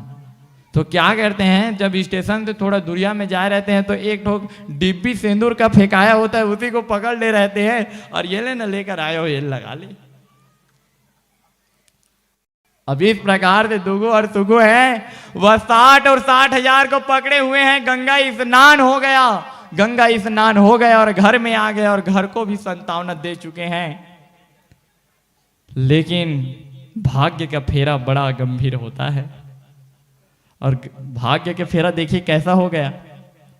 वह मात्र दुखू तुरंत जैसे ही शयन किया और सुबह फिर उसका परायण ही हो गया, सूर्य उदय नहीं हुआ उसका, और 60 के 60,000 उसके जेब में ही है। सोचिए तो कितनी बड़ी विडंबना है कि वह 60,000 रुपया अपने जेब में पकड़ा हुआ है, अपनी पत्नी को अभी सौंपा तक नहीं, और गंगा स्नान करके आ गया। तो वैसे मत बनिए, जो धन है उसको संचय ना कीजिए, आपका प्राण निकल जाएगा, और प्राण निकल के ना किसी को दान दिए। अगर आप प्रयागराज जा रहे हैं और किसी संत और सन्यासी को दान नहीं दिए, कुछ वस्तु वहां से प्रसाद निकलने ले आए, तो वह आपका भाग्य बड़ा अनोखा होगा। अर्थात मात्र उसको गंगा का ही फल मिला, लेकिन त्रिसंगम का त्रिवेणी का भाग्य उसको नहीं मिला। सोचिए तो मात्र उस पार जाना था और वह संगम को प्राप्त कर लेता और कुंभ को प्राप्त कर लेता, लेकिन बचाने के चक्कर में वह क्या किया, अपना प्राण गंवा लिया और उसको भाग्य का उदय फल प्राप्त न हुआ। इसीलिए आप भी चाहिए कि आप जो भी धन संचय कर रहे हैं उसका उपयोग सही करिए, भगवान में लगाइए, सत्कर्म कीजिए, अपने परिवारों के लिए भी थोड़ा बचाइए, क्योंकि यह जरूरी है कि परिवार के लिए ऐसे मेडिकल खर्चा आ जाता है, डॉक्टरी खर्चा आ जाता है जिसमें दूसरों से मांगना पड़ता है, उसके लिए भी आप संचय कीजिए। ऐसा नहीं कह रहे हैं कि सबको भगवान में ही लुटा दिए, लेकिन कहा गया है 100% में का कम से कम 40% भगवान और दुखियारियों के लिए और भूखे के लिए प्रयोग करना चाहिए, और भले से आप 60% से अपना भोग करें। तो इसीलिए आपको जरूरी है कि भगवान के भक्त बने और कंजूस दुखों और सुखों की तरह न बने। बोलिए श्रीमद् भागवत महापुराण की जय, बोलिए श्री कृष्णचंद्र महाराज की जय। अभी इस प्रकार से समुद्र मंथन चलता है तो सबसे पहले अब वह तो जो मंदराचल पर्वत है वह तो समुद्र के नीचे धंसने लगता है, वह तो धीरे धीरे गहराई में जाता है। भगवान से फिर देवता है वह गुहार करते हैं, सच्चिदानंद रूपाय विष्णुपत्यादि हेतवे तापत्राय विनाशाय श्री कृष्णाय वयं नमः। हे सत्यचित आनंद घन परमेश्वर, हे त्रितापों को नाश करने वाले, हे पार ब्रह्म परमेश्वर सच्चिदानंद सच्चिदानंद प्रभु, इस समस्या को भी उबारिए। तब फिर भगवान ने अपने वित्पत्त मनन से द्रिय में थोड़ा सा कण निकाला है, और वह कण भी तो कच्छप में परिवर्तित हो डाला है। अर्थात फिर तुरंत मस्त सुंदर उनके सुंदर मंदराचल पर्वत में जा करके एक कच्छप रूप के भगवान है वह कच्छप रूप में अवतरित होते हैं। बोलिए श्री कच्छप जी महाराज की जय, बोलिए श्री कच्छप नारायण भगवान की जय। अब कच्छप का रूप धारण कर लिए हैं। अब फिर समुद्र मंथन का कार्यक्रम वह चालू होता है। और देखिए मैं आपको बता रहा था ना कि असुर हैं वह पूंछ को पकड़ने वाले हैं, और जो देवता है वह मुख की तरफ जाने के लिए बोल रहे हैं, कंजूसाई। अब इस प्रकार से नारायण भगवान ऐसी युक्ति लड़ाते हैं कि वह देवता है वह पूंछ की ओर चले जाएं, और जो असुर है वह किसकी ओर चले जाएं, मुख की ओर चली जाएं। अरे सुनिए मैं आपको बता देता हूं, ठीक है भाई आप ही लोग पूंछ को पकड़ लीजिए, कहते हैं नारायण असुरों को कि आप ही लोग पकड़ लीजिए पूंछ को, हम देवताएं तो मुंह को पकड़ेंगे, जो भी निकलेगा इसी के मुंह के द्वारा निकलेगा। इस प्रकार देवता कहते हैं नहीं नहीं नहीं नहीं, हम लोग पूंछ नहीं पकड़ेंगे, इस बार अब सिर को पकड़ेंगे उसके। अब फिर सिर को पकड़ लेते हैं, और सिर को पकड़ने के बाद मथत मथत मथियाए भौरी बन बने जाए, मंदराचल पर्वत से प्रथम समुद्र मंथन से हलाहल प्रगटे जाए। बोलिए श्रीमन्नारायण भगवान की जय। सर्वप्रथम समुद्र से हलाहल निकलता है, उसे तो त्राही त्राही पूरा संसार है वह विस्मय होने लगता है, ब्रह्मांड है वह सभी कांपने लगता है, और हलाहल के विष द्वारा पशु पक्षी सभी मृतक होने लगते हैं, सबसे गुहार करते हैं, और श्रीमन नारायण और ब्रह्मा जी हैं वह उपाय बताते हैं। एक ही त्रिपुरारी जो जिसको ग्रहण नहीं उसे ग्रहण करते हैं, उसे चला दो चाहे धतूरा गांजा सबको ग्रहण वो करते हैं। एक जल लोटा में ही तो वो शिव जी भी प्रसन्न होते हैं, और एक लोटा जल से सब समस्याओं का हल भी वो करते हैं। बोलिए श्री तिरुपरार साम्य सदाशिव भगवान की जय। अब इस प्रकार से शंकर भगवान से गुहार करते हैं और कहते हैं, नमामि शमीशान निर्वाण रूपम विभुर्व्यापकं ब्रह्मवेद स्वरूपम निजं निर्गुणं निर्विकल्पं निरीहं चिदाकाशमाकाशवासं भजेऽहं निराकार ओंकार मूलं तुरोऽयं गिरा ज्ञान गोदीतमेतं गिरीशम्। बोलिए शंकर भगवान की जय। इस प्रकार से शंकर भगवान से स्तुति करने लगते हैं सभी। फिर भगवान शंकर जी हैं प्रकट होते हैं और उस हलाहल विष को अपने मुख अंदर भरने वाले होते हैं। और भरने के बाद जैसे ही मुख में राम, जब वो हलाहल को उठाते हैं तो क्या शब्द लेते हैं? राम राम। अर्थात रा कहोगे तो मुंह खुलता है और मां कहोगे तो बंद हो जाता है।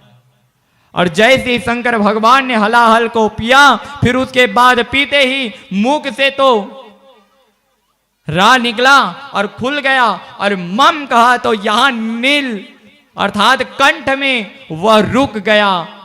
और तभी से भगवान को एक और नाम पड़ गया। बोलिए नीलकंठ भगवान की जय।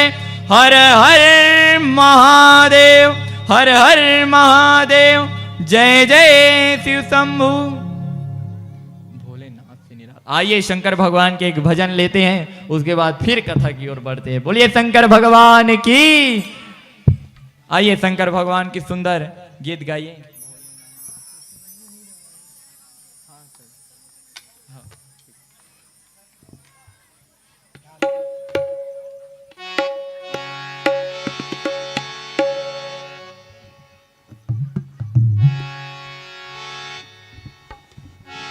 बोली शंकर भगवान की जय।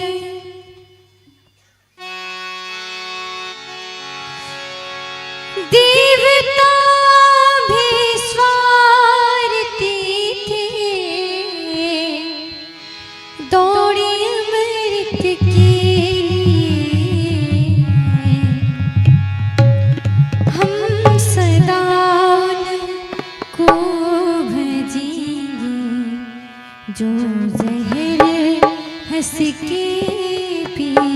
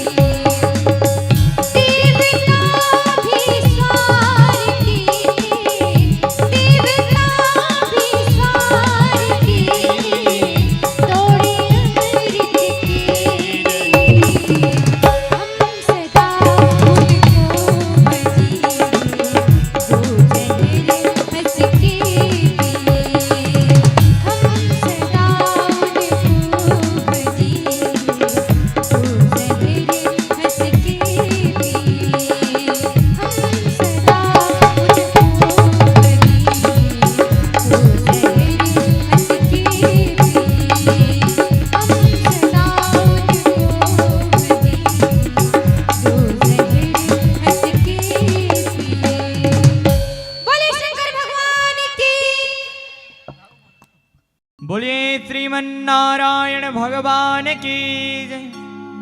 प्रेम से बोलिए, जोर से बोलिए, गाते हुए बोलिए, स्वर लगा करके बोलिए और हृदय से बोलिएगा और धीरे बोलिएगा। बोलिए श्री वृंदावन बिहारी लाल की जय। अब इस प्रकार से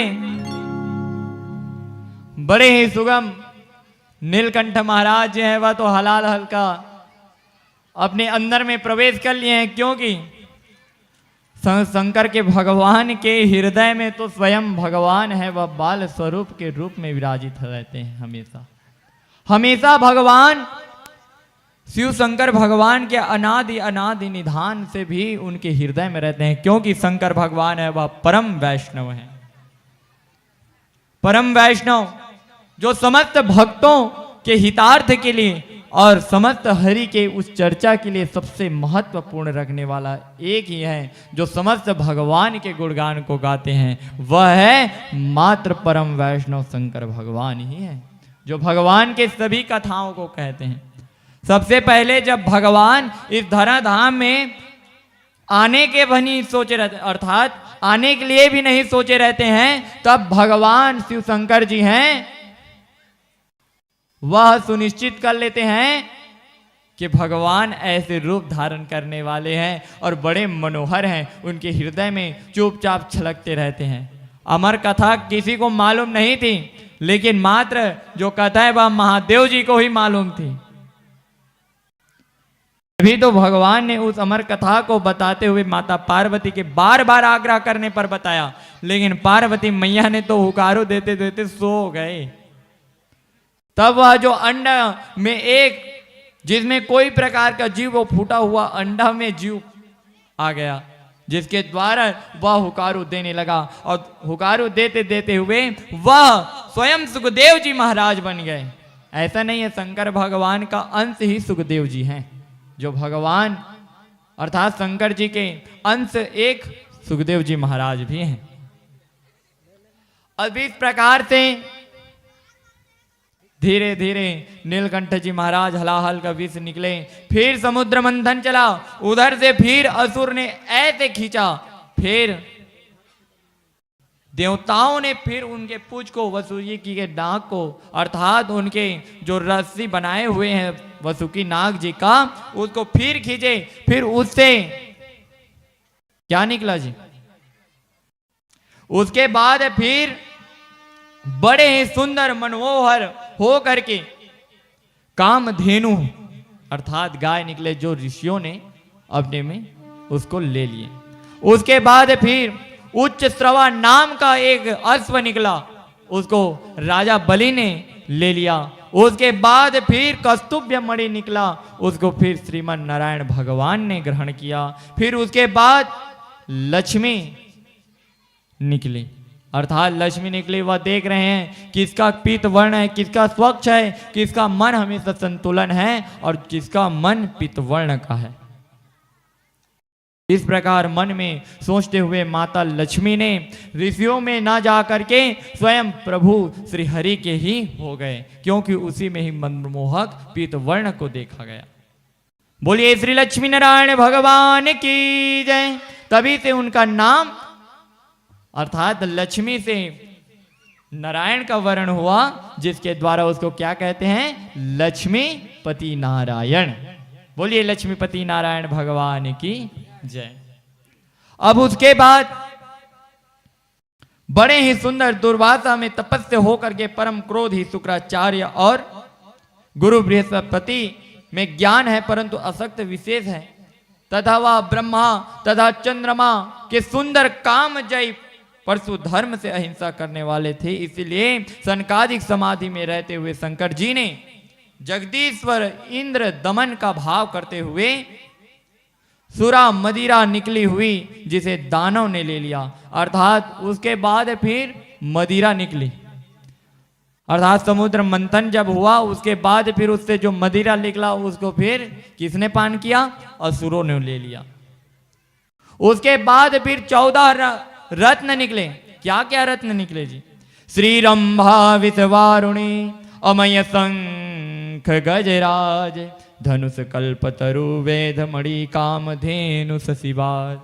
और धन्वंतरी के फिर रूप में भगवान स्वयं अमृत का कलश लेते हुए मंदराचल पर्वत से प्रकट होते हैं। बोलिए श्री धन्वंतरी जी महाराज की जय, बोलिए श्रीमन्नारायण भगवान की जय। अब इस प्रकार से तदंतर अब फिर घमासान युद्ध होने लगा। अब तो अमृत निकल चुका है, अब समुद्र मंथन के द्वारा सभी अपने अपने जो जो हिस्से में थे वह तो मिल गया, लेकिन अमृत तो एक है घड़ा। और अब देवता भी सोच रहे हैं कि अगर ये लोग पा गए अमृत को तो हमें तो कूट कूट कर मारेंगे। अर्थात कभी ये लोग तो अमृत पान कर लिए फिर तो हम लोग का विनाश हो जाएगा। अब दोनों में घमासान युद्ध होने लगा। देखिए दोनों में घमासान युद्ध होने लगा, लेकिन वही बताया था कि असुर लोग हैं वह लड़ने में बड़े चतुर हैं, और लड़ने में बड़े चतुर हैं। और फिर उसके बाद क्या करते हैं जी, फिर मारते हैं मुक्का एक इंद्र को, वह धड़ाम से जमीन पे गिर जाता है। वरुण भी चिल्लाता है रुको रुको अमृत के घड़ा लेकर कहां तू जाता है। हम भी निपटेंगे तुम भी निपटोगे, निपटाएंगे हम सबको, या असुर भी कहता है। देखेंगे किसमें कितना है ताकत, आज किसमें कितना है प्रबलता, आज हम इस घमासान युद्ध में देखेंगे। अमृत ना तेरा होगा वह तो बस मेरा है। असुर संप्रदाय अब विजय होगी, तू क्यों करता मेरा मेरा है। अरे देवताओं आज तो देख लेते हैं कि कितना तुम्हारे में पावर है, चलो तो आप लेकर बताओ। अभी तुमको ऐसे पटक पटक कर मारेंगे ना कि 32 को झरा देंगे तेरे। ऐसे देवों की वाणी अर्थात असुरों की वाणी सुन करके देवता है वह तो डर डर करके लड़ाई कर रहे हैं, क्योंकि देवता है वह नारायण के हमेशा पीछे जा करके नारायण को आगे करते हैं। अर्थात कभी भी वो लोग अपने समर्थ है अर्थात पूरा युद्ध को छोड़ करके ही भाग जाते हैं देवताएं। अर्थात देवता लोग कभी भी पूरा युद्ध को लड़ते नहीं, क्योंकि फिर मरा जाऊंगा कहकर फिर भाग जाते हैं। अभी इस प्रकार से डर के मारे वह जो धन्वंतरी के द्वारा जो अमृत का कलश निकला उसको देव लोग है वह सब मार झगड़ करके उटक पुटक करके अपने साम्राज्य के तरफ ले गए। अब ले जाने के बाद कथम कश्यपादाय विपूर्ण शिल्याय मयि संगता विश्वास्व पंडितो जातो कमीने सम्नायति। इस प्रकार से बलि महाराज से फिर अब अमृत लेने के लिए कौन जाते हैं, यह देखिए सब देवता फिर भागते भागते श्रीमन नारायण के पास जाते हैं। प्रभु हमारी रक्षा कीजिए, हमारी समस्त विपदा को मिटाइए प्रभु। वो असुर लोग हम सभी को मार करके पराजित करके कहां चले गए हैं, अपने साम्राज्य की ओर चले गए हैं, हर उसको अब पीने भी वाले हैं। प्रभु जाइए नहीं तो फिर अनर्थ हो जाएगा, फिर हम सब मर जाएंगे और आपका संकल्पित पुत्र न रहेगा। प्रभु जल्दी जाइए जल्दी जाइए। तब स्वयं भगवान ने अपने शक्ति और हृदय से उत्पन्न किया मोहन रूप आकार। ऐसे मनमोहक हृदय कोमल पे जाओए महादेव बलि बलिहार। बोलिए श्री मोहिनी भगवान की जय। अब भगवान है वह मोहिनी रूप धारण करते हैं। मोहिनी रूप देखिए भाई, मोहिनी के बारे में सुने हो, मोहिनी दे दे है कार्य सुने हैं ना। अर्थात कई लोग कहते हैं किसी के बस में चलते हैं, मोहिनी खिला दे का तोला, मोहिनी दे दे का उखरेज बस में चलता। अर्थात मात्र उसी के कहना मानना। जैसे मोहनी रूप धारण करके जैसे नारायण के हृदय से मोहनी निकलते हैं, वैसे ही महादेव के वीरय का कुछ क्षण अम्भोर प्रिय होते हैं। शंकर भगवान जैसे ही मोहनी रूप को देखते हैं, उनके उस मोहनी सौंदर्य को देख करके वीरय के द्वारा टपकते हुए वह वीरय जहां जहां पर गिरते हैं वहां सोना और चांदी और हीरे मोती के जवाहरात के खदान हो जाते हैं। अर्थात महादेव जी कहते हैं गर्ग संहिता में बताते हैं कि जब मोहनी रूप धारण किए, तब शंकर भगवान है वह माता सती को छोड़ने की बात करते हैं और मैं आपके साथ वर्ण करूंगा, ऐसा करके महादेव जी हैं वह मोहनी से कहते हैं। और जो ब्रह्मत्व पुराण में है, ब्रह्मा जी ने नारद जी को बताते हैं कि जब मोहनी का रूप धारण हुआ तो संसार के सभी लोग चकरचौंध होकर के मात्र एक रूप में एक समय जो स्थिर अवस्था में थे उसी अवस्था में वह एक टक हो गए। एक टक हो करके इस प्रकार से सम्मिलन हुआ। फिर मोहनी रूप से निरंतर महादेव को छुड़ाते हैं। उसके बाद फिर उस बाल मुकुंद के रूप में फिर महादेव जी आते हैं। उसके बाद फिर महादेव जी के रूप में फिर अर्थात उस बाल मुकुंद जी के रूप में महादेव जी फिर उस बाल मुकुंद जी का ध्यान करते हैं। अब मोहनी है वह असुरों के पास जा रही है अमृत का घड़ा लेने के लिए। अब अमृत का घड़ा लेने जाते हैं। अब जाते हैं, देखते हैं असुर, अरे असुर संप्रदायों, स्वराणान्तनीत्पानमोक्षानवेभ्यम् अमृतनं तं च मोहिनी स्वरूपम् अति प्रियशेषम् असुर अंधपातं महादेव रूपम प्रियम मोहनी रूपम। अर्थात ऐसे रूप को देख करके असुर है वह मोहित हो जाते हैं और चकाचौंध हो जाते हैं। अब अमृत का घड़ा कहां, वह तो देखिए भाई, यहीं पर आपको साबित होता है कि जब भगवान का भजन होता है तो वह एक अमृत के समान है। एक मान के लिए मान लीजिए अभी अमृत पीले में आप उसको भगवान को एक अमृत का रूप दे दीजिए और जितनी स्त्रियां बैठी हुए हैं वह सब मोहनी है। समझ गए? अर्थात भगवान की कथा में ना लग करके उस मोहनी की तरफ आकर्षण हो जाता है कई लोगों को, इधर उधर नजर।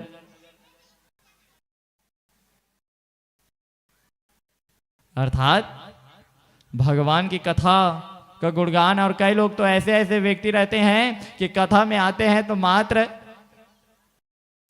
ऐसे समय उपस्थित होते हैं और ऐसे कभी के कथा में ऐसे डिस्टर्ब कर देते हैं कि समझो गए। इसी प्रकार जब मोहनी का रूप देखते हैं असुर लोग तो वह मोहित हो जाते हैं और कुंभ का जो घड़ा होता है उसको बड़े ही प्रेम से मोहनी माता अर्थात भगवान जी है वह देख कहते हैं, असुरों क्या इतना सुंदर अमृत का घड़ा और तुम लोग अपने हाथों से पियोगे? यह तो बड़े आश्चर्य की बात है। तुम इस प्रकार कर सकोगे, इतना सुधा और तुम इतने असुधा। अर्थात वो कहां सुधा है और तुम कहां अशुद्धा। अर्थात तुम अशुद्ध अवस्था वाले हो और वो कहां सुधा। तो सुधा को सुधा के हाथ से पियो ना जी। काहे के लिए आप इस प्रकार अपने अपने हाथों में पी रहे हैं? तभी इस प्रकार से देख करके हाँ हाँ हाँ हाँ असुर लोग तो सब लोग मोहित हो गए। हाँ आप बीच के हाथ पे पिएंगे।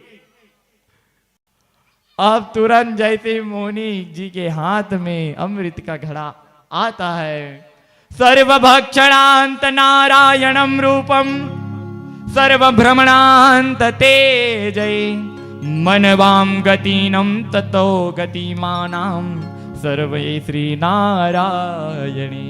नारायण भगवान जैसे अमृत के कलश को पाते हैं, तुरंत मन के गति से भी अति गति लेकर के स्वयं नारायण भगवान है वह देवताओं को वह अमृत का कलश स्वयं एक लाइन कतार से वह पिलाने लगते हैं। अब देखिए अमृत का कलश है वह तो बड़े सुंदर पिलाने लगते हैं। तज्जान बाल सविस्त्रम हस्यम स्त्री दृष्टिताम गर्भयधानां संकृतं वाष्णं षष्ठनो नरो गृहतो मुपायनम। अर्थात राहु यक्ष स्मृतयम केतु भुवम दीप्तम में लिखा। अर्थात जब उस कतार में देवताओं को अमृत पिलाया जाता है तो उसी कतार में एक असुर पर यानी कि एक असुर हैं वह वहीं पर जाकर के खड़े हो जाते हैं और फिर वह भी सुधा को चुपचाप पीने लगते हैं। तभी देखते हैं कि ये तो असुर है और कौन देखते हैं जी? सूर्य और चंद्रमा। अब जब सूर्य और चंद्रमा देखते हैं कि ये तो असुर हैं, ये कैसे पिएंगे? स्वयं नारायण भगवान वो तो पाप तो करते हैं, 2 बूंद को सीधा अंदर गटक लेते हैं। अब गटक लेते हैं तुरंत वह अमर हो जाते हैं।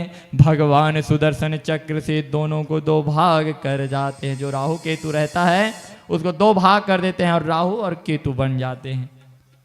अब उसी दिन से यह सूर्य ग्रहण और चंद्र ग्रहण घसने लगा क्योंकि वह वैरी भावी हो गया और सूर्य और चंद्र को ग्रसने लगा। अब राहु और है वह सूर्य ग्रहण करते हैं, केतु राहु है वह, अर्थात उसको ग्रहण करके लेकिन कुछ मुहूर्त तक ही रहते हैं क्योंकि भगवान के सुदर्शन को देख करके फिर भागते हैं और उसके द्वारा वह फिर उस सूर्य ग्रहण को छोड़ देते हैं और चंद्र ग्रहण को छोड़ देते हैं। इस प्रकार से अमृत को पिला करके देवताओं को हमेशा वह भगवान ने अपनाया है और असुरों को विध्वंस और अधर्मी के नाम से ठुकराया है। और इस प्रकार से प्रभु ने उस अधर्मियों जान करके असुरों को ठुकरा देते हैं और जो भगवान के निश्चय आश्रय और शरणागत होते हैं उसे प्रभु हैं वह अपना लेते हैं। ऐसी भगवान की पावन कथाएं हैं। और कहते हैं जो ज्ञानीन कर चीत अपहराई बरी आए मोह बस करे ही ना। अर्थात शरीर 3 प्रकार के होते हैं, आध्यात्मिक, यातना और भौतिक। अर्थात जीव को मरने के बाद मिलता है उसे यातना कहते हैं और जो केवल ईश्वर की धारणा से जो प्राप्त होता है उसे आध्यात्मिक कहते हैं और जो भौतिक है जो हम सब ये भी भोग करते हैं अर्थात जो नश्वर हो जाता है, जो टिकता नहीं, उसे भौतिक कहा जाता है। और हम सभी भौतिक जगत में हैं जो हमेशा नश्वर और नष्ट हो जाता है, लेकिन भगवान की ऐसी छवि है जो कभी नष्ट नहीं होने वाली है। आइए सुंदर करताल की ध्वनि लेते हुए आइए भजन का आनंद लेते हैं। ना जाने किस रूप में नारायण बन के आते हैं, ना जाने किस रूप में नारायण बन के आते हैं। कभी मोहनी कभी कच्छप धनवंतरी आते हैं, कभी कच्छप कभी मोहनी धनवंतर बन जाते हैं। ना जाने किस रूप में प्यारे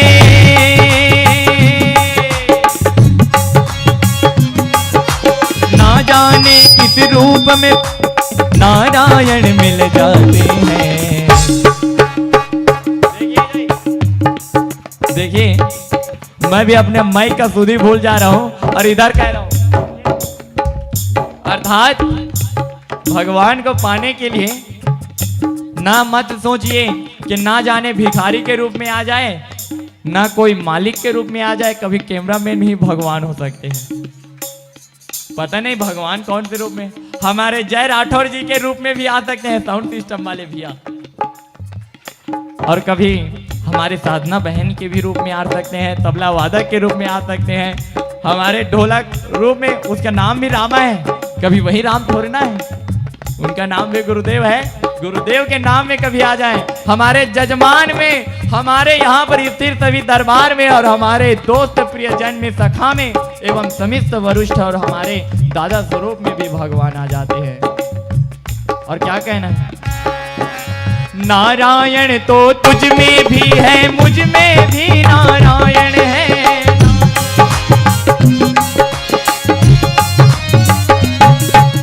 तुझ में भी नारायण, फिरते मेरे में नारायण है।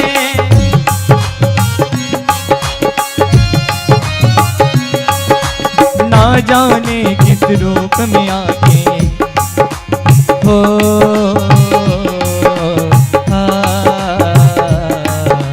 ना जाने किस रूप में आके नारायण मिल जाते हैं, नारायण मिल जाते हैं। ना जाने किस रूप में आकर नारायण मिल जाते हैं, ना जाने किस रूप में आकर नारायण मिल जाते हैं। अब देखें, यहीं पर बड़ा सुगम अनुपम और गीत होता है। यहाँ पर जितने भी समुद्र मंत्र में अर्थात दुर्वासा ऋषि के श्राप से जो इंद्र है वह श्रीहून हो रहते हैं, वह श्रीवान बन जाते हैं। और सभी देवता और देवताओं में और भी ज्यादा घमासान दुश्मनी बढ़ जाती है। और ऐसे प्रभु की सर्दी है, अब क्या कर सकते हैं। तो इस प्रकार से फिर क्या कहते हैं? अरे कभी जीव और कभी जंतु में हो,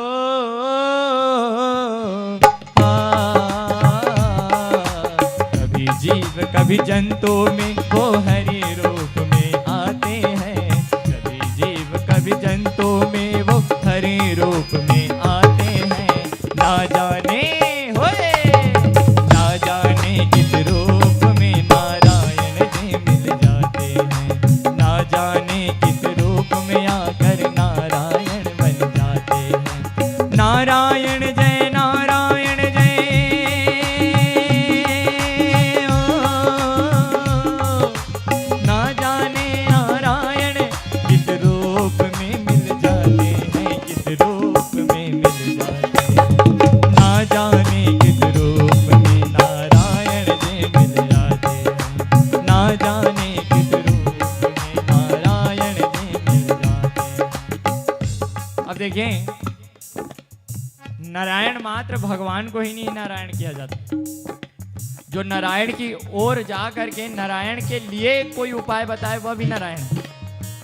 जो नारायण के लिए उपाय करें, कृत करे, उसके लिए हर्षोल्लास करे कि ये करो वो करो, वह भी नारायण है। नारायण का कोई रूप नहीं। और उसी में एक नारायण हमारे मित्र भी आए हुए हैं, श्रीमान तुमेश राठौर जी, और अपने सपाटी समेत हमारे लिए पुष्प माला लेकर आए हैं। तो मैं उनसे आग्रह करूंगा आकर के हमें पुष्प माला अर्पण करें और वेद व्यास जी महाराज से आशीर्वाद प्राप्त करें। ना जाने किस रूप में आकर नारायण मिल जाते हैं। ना जाने किस रूप में आकर नारायण मिल जाते हैं।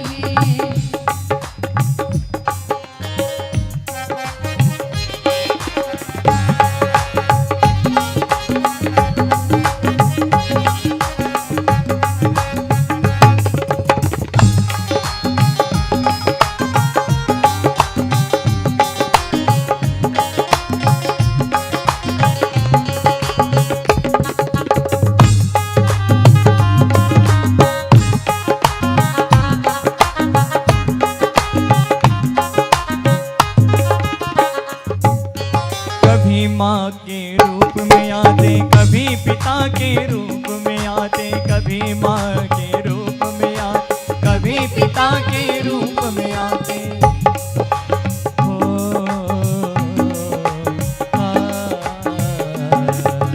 कभी माता के रूप में आते, कभी पिता के रूप में आते, कभी पिता के रूप में आते। अब ना जाने माता पिता के रूप में आ जाए, मेरे पिताजी भी स्वयं नारायण ही है जो मुझको यह उपाय बताए कि बेटा कि जा श्रीमद् भागवत कर और जो करना है तेरी इच्छा से कर, मैं तेरे लिए रोड़ी नहीं बनूंगा और तेरा जो इच्छा है वह कर। ना जाने किस रूप में आकर नारायण मिल जाते, ना जाने किस रूप में आकर नारायण मिल जाते हैं। ना जाने किस रूप में आकर नारायण मिल जाते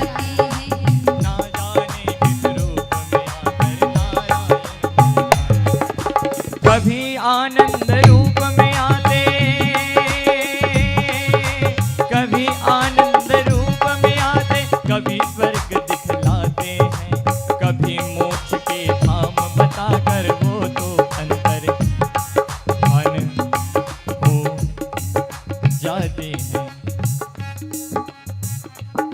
अपना समस्त अवतार बता करके कभी कभी नारायण भगवान तो अंतर ध्यान भी हो जाते। सत्य नारायण की आप कथा में सुने होंगे कि वह जो सतानंद निर्धन ब्राह्मण था, वृद्ध रूप ब्राह्मण रूप धारण करके वह उस वृद्ध निर्धन ब्राह्मण को दर्शन दिए और दर्शन दे करके वही अंतर ध्यान हो गए।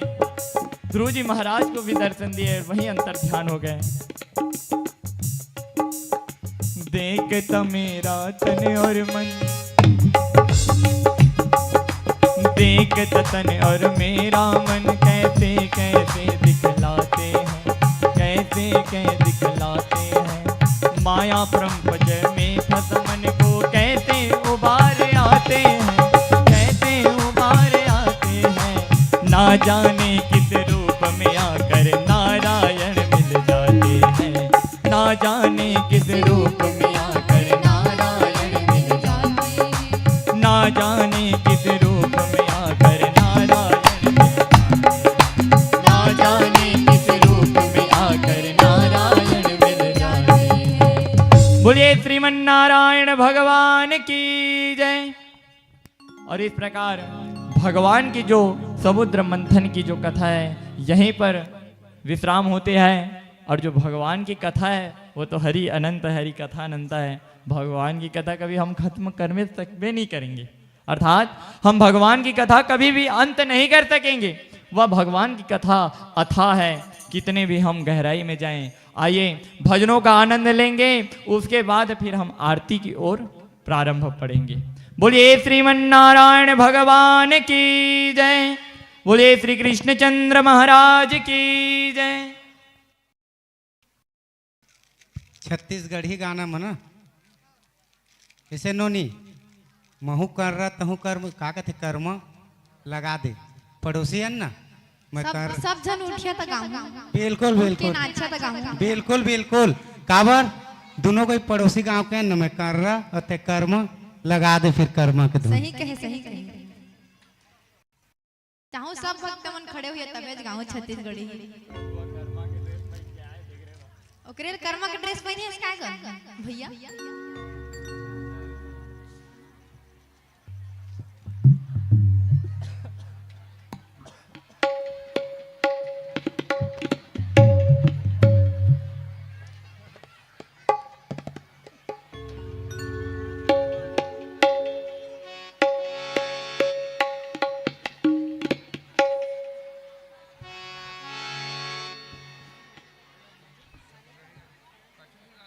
सभी माता और बहनों से निवेदन है कि सभी अपने अपने घर से सुंदर आरती की थाल सजा करके ले आएं।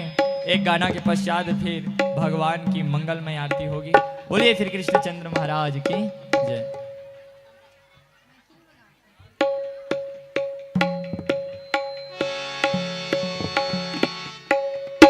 बोली बाकी बिहारी लाल की जय।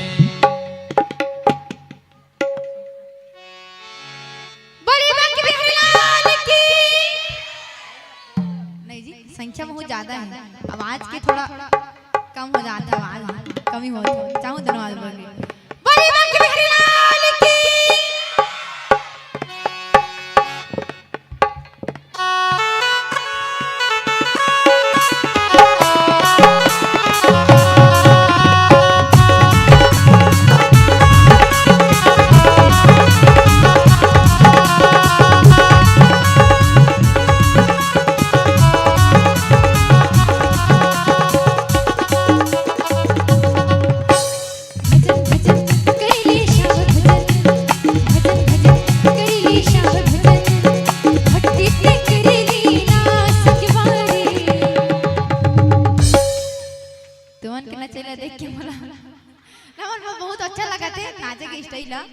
और चाहूँ पीछे के मन सब जन नाचा नाचिया था। कावा की चाचा खुद कहे कि ये जो कार्यक्रम है भागवत पुराने सब के लिए, तो बढ़िया दोनों हाथ बोले सब नाचा। बोले बाकी बिहारी लाल की। प्रभु राम नाम नाली लगा संगवारी भक्तला कमाली लगा श्री राम नाम नाली लगा संगवारी भक्तला कमाली लगा भजन भजन करिले राम भजन भजन भजन करिले श्याम भजन भक्ति पे करिले ना संगवारी श्री राम नाम नाली लगा संगवारी भक्तला कमाली लगा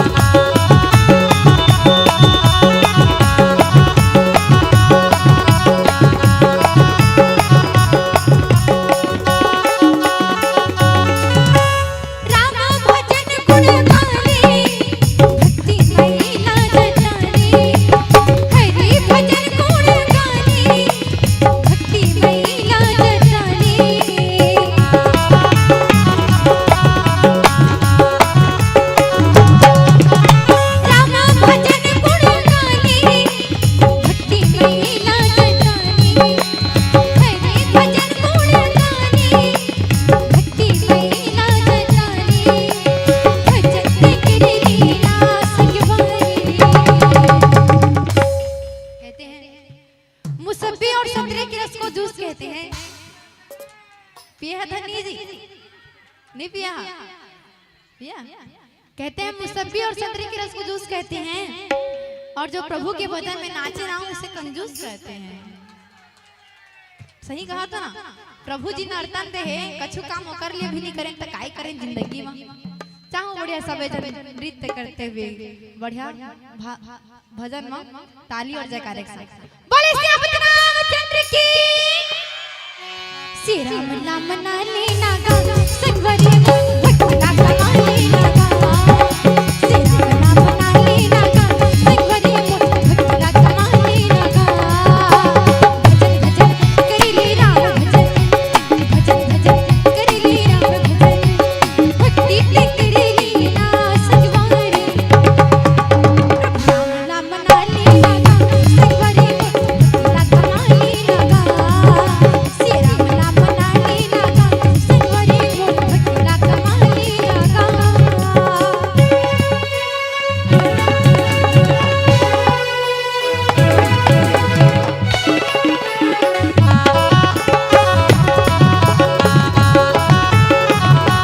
जय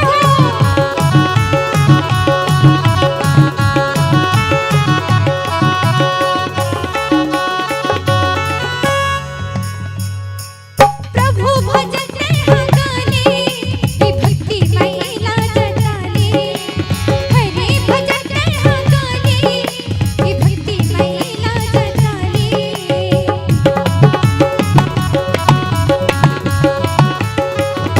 प्रभु भजन गाने की भक्ति महिला जताने हरि भजन गाने की भक्ति महिला जताने भजन करिले ना संगवारी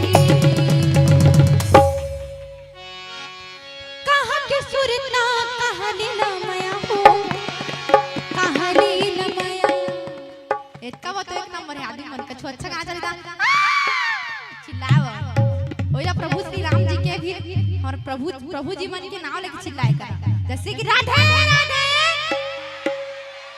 जोर से बोलो आगे वाले और पीछे वाले अब खुद के बोलो राधे राधे कहाँ की सुरता कहाँ लीलामया हो कहाँ लीलामया कहाँ की सुरता कहाँ लीलामया हो कहाँ लीलामया है मेरी गुयरी भजन सुनया तो लाभ मया लागे है मेरी गुयरी भजन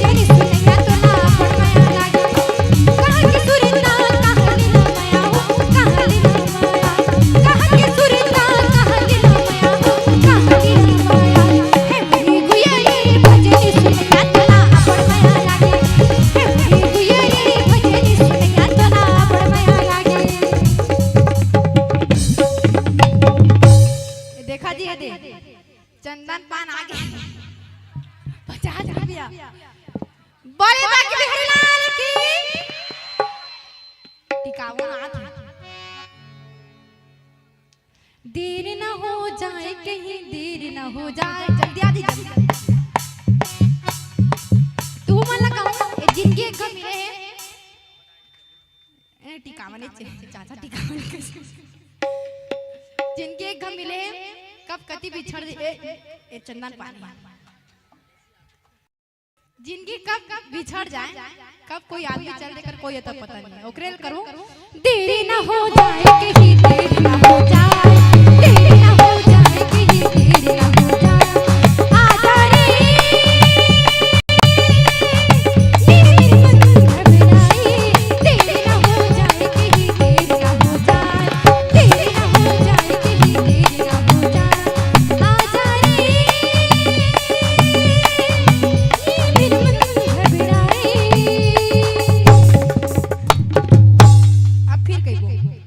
अब फिर दूसरा मामा मतलब पहला मामा कहाँ की सुरता कहाँ ले लाया हो कहाँ ले लाया कहाँ की सुरता कहाँ ले लाया हो कहाँ ले लाया है मेरी गुयरी भजनी सुनैया तोला अपन माया लागे है मेरी गुयरी भजनी सुनैया तोला मुख्य मुरली बजाए छोटे से श्याम के नैया मुख्य मुरली बजाए छोटे से श्याम के नैया छोटे से श्याम के नैया छोटे से श्याम के नैया छोटे से श्याम के नैया छोटे से श्याम के नैया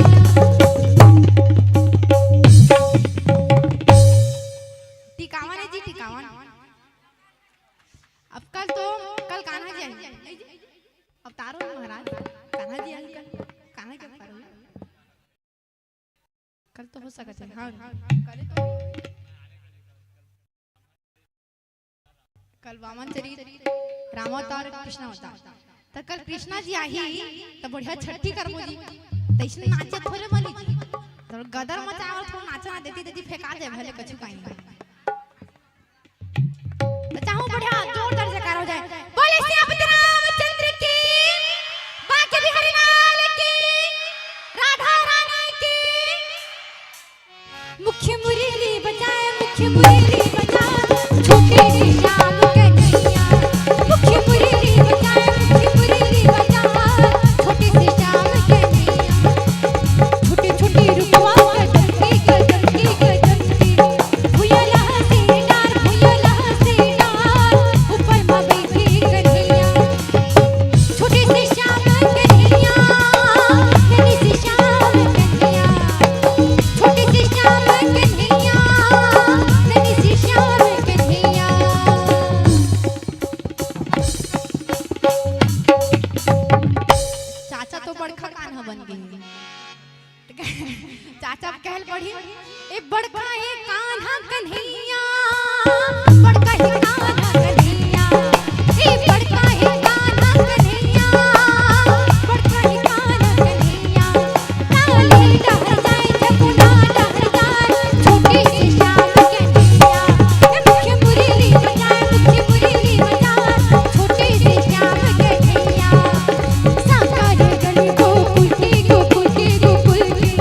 कोया पानी भर जाए पीछे मगर की कन्हैया छोटे से श्याम कन्हैया छोटे से श्याम कन्हैया छोटे से श्याम कन्हैया नैनी से श्याम कन्हैया ताली डहर जाए जमुना डहर जाए छोटे से श्याम कन्हैया मुख्य मुरली बजाए छोटे से श्याम कन्हैया मुख्य मुरली बजाए छोटे से श्याम कन्हैया मुख्य मुरली बजाए छोटे से श्याम कन्हैया बोले बांके बिहारी लाल की बोलिए श्रीमद् भागवत महापुराण की जय।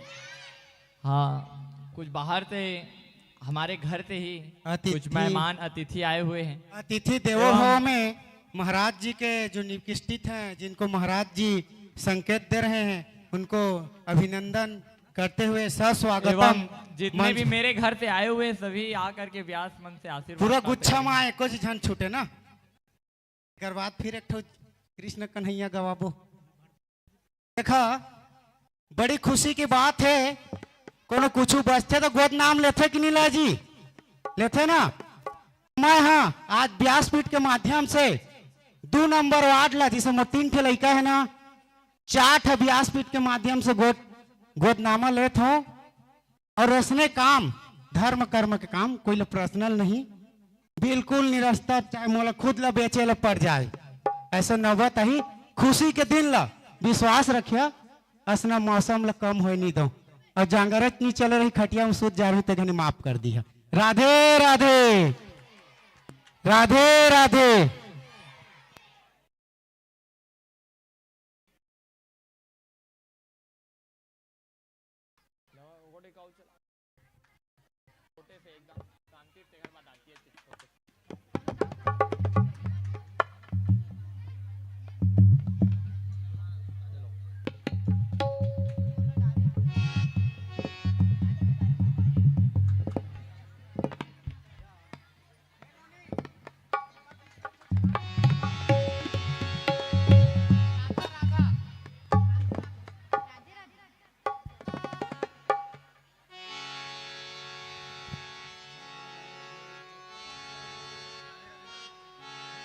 राधे राधे जब चले आएंगे बिहारी। दिशने बैठ रही तो कहाँ रे आई हमर कान्हा जी जगह नहीं रहता थे कौन तो। बड़ी मां की मेरे लाल की आरती बतो उठने छे तो चाहूं जितना भक्त जन है बढ़िया उठ के कम से कम भजन उठ जाओ सब जन। राधे राधे जब चले आएंगे बिहारी, राधे राधे जब चले आएंगे बिहारी, राधे राधे जब चले आएंगे बिहारी, राधे राधे जब चले आएंगे बिहारी, राधे राधे जब चले आएंगे बिहारी, राधे राधे जब चले आएंगे बिहारी, राधे राधे जब चले आएंगे बिहारी, राधे राधे जब चले आएंगे बिहारी, राधे राधे जब चले आएंगे बिहारी, राधे राधे जब चले आएंगे बिहारी, राधे राधे जब चले आएंगे बिहारी, राधे राधे जब चले आएंगे बिहारी। राधे राधे जपा करो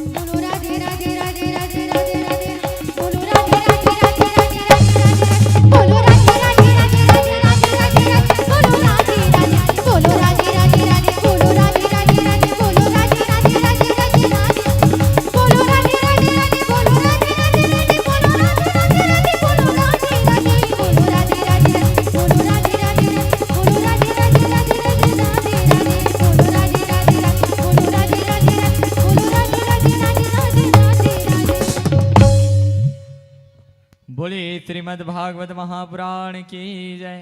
चलिए सभी अपने अपनी यथा स्थान पर आरती की थाल जलाते हुए खड़े हो जाइए और भगवान की सुंदर आरती की ओर बढ़ते हैं।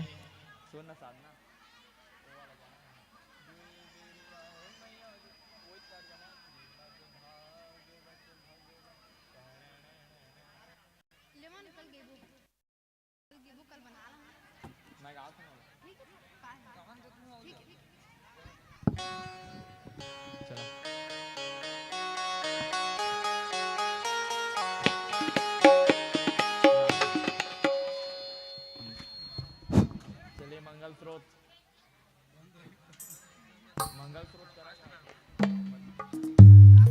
हरि ओम चंद्रमा मनसो जातो तक्षो सूर्यो यजायतः स्रोतायश्च प्राणस्य मुखाताग्निर्जायतः साज्यं च वर्तिशयुक्तं वहिनं योजितं मया दीपं गृहाण देवेशं त्रैलोक्यं तिमिरापहम्।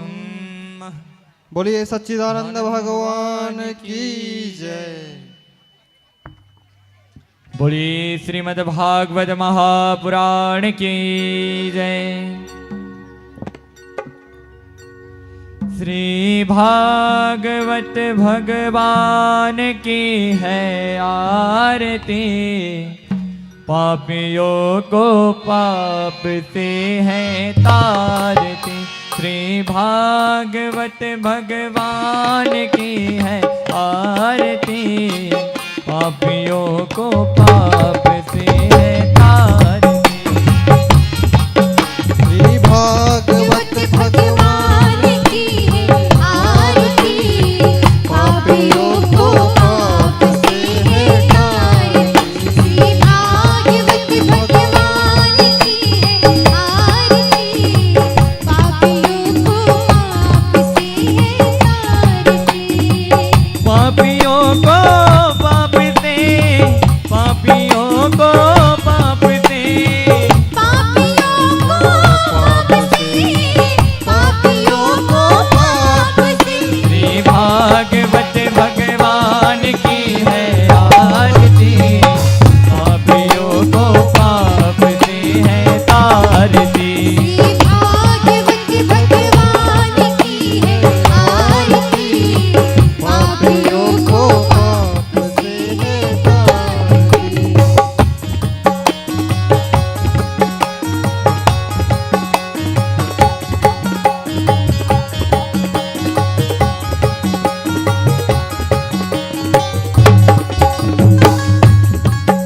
ये अमर ग्रंथ ये मुक्ति पंथ ये पंचम वेद निराला, नव ज्योति जलाने वाला। ये अमर ग्रंथ ये मुक्ति पंथ ये पंचम वेद निराला, नव ज्योति जगाने वाला। ये अमर ग्रंथ ये मुक्ति पंथ ये पंचम वेद निराला, नव ज्योति जलाने वाला। ये अमर ग्रंथ ये मुक्ति पंथ ये पंचम वेद निराला, नव ज्योति जगाने वाला।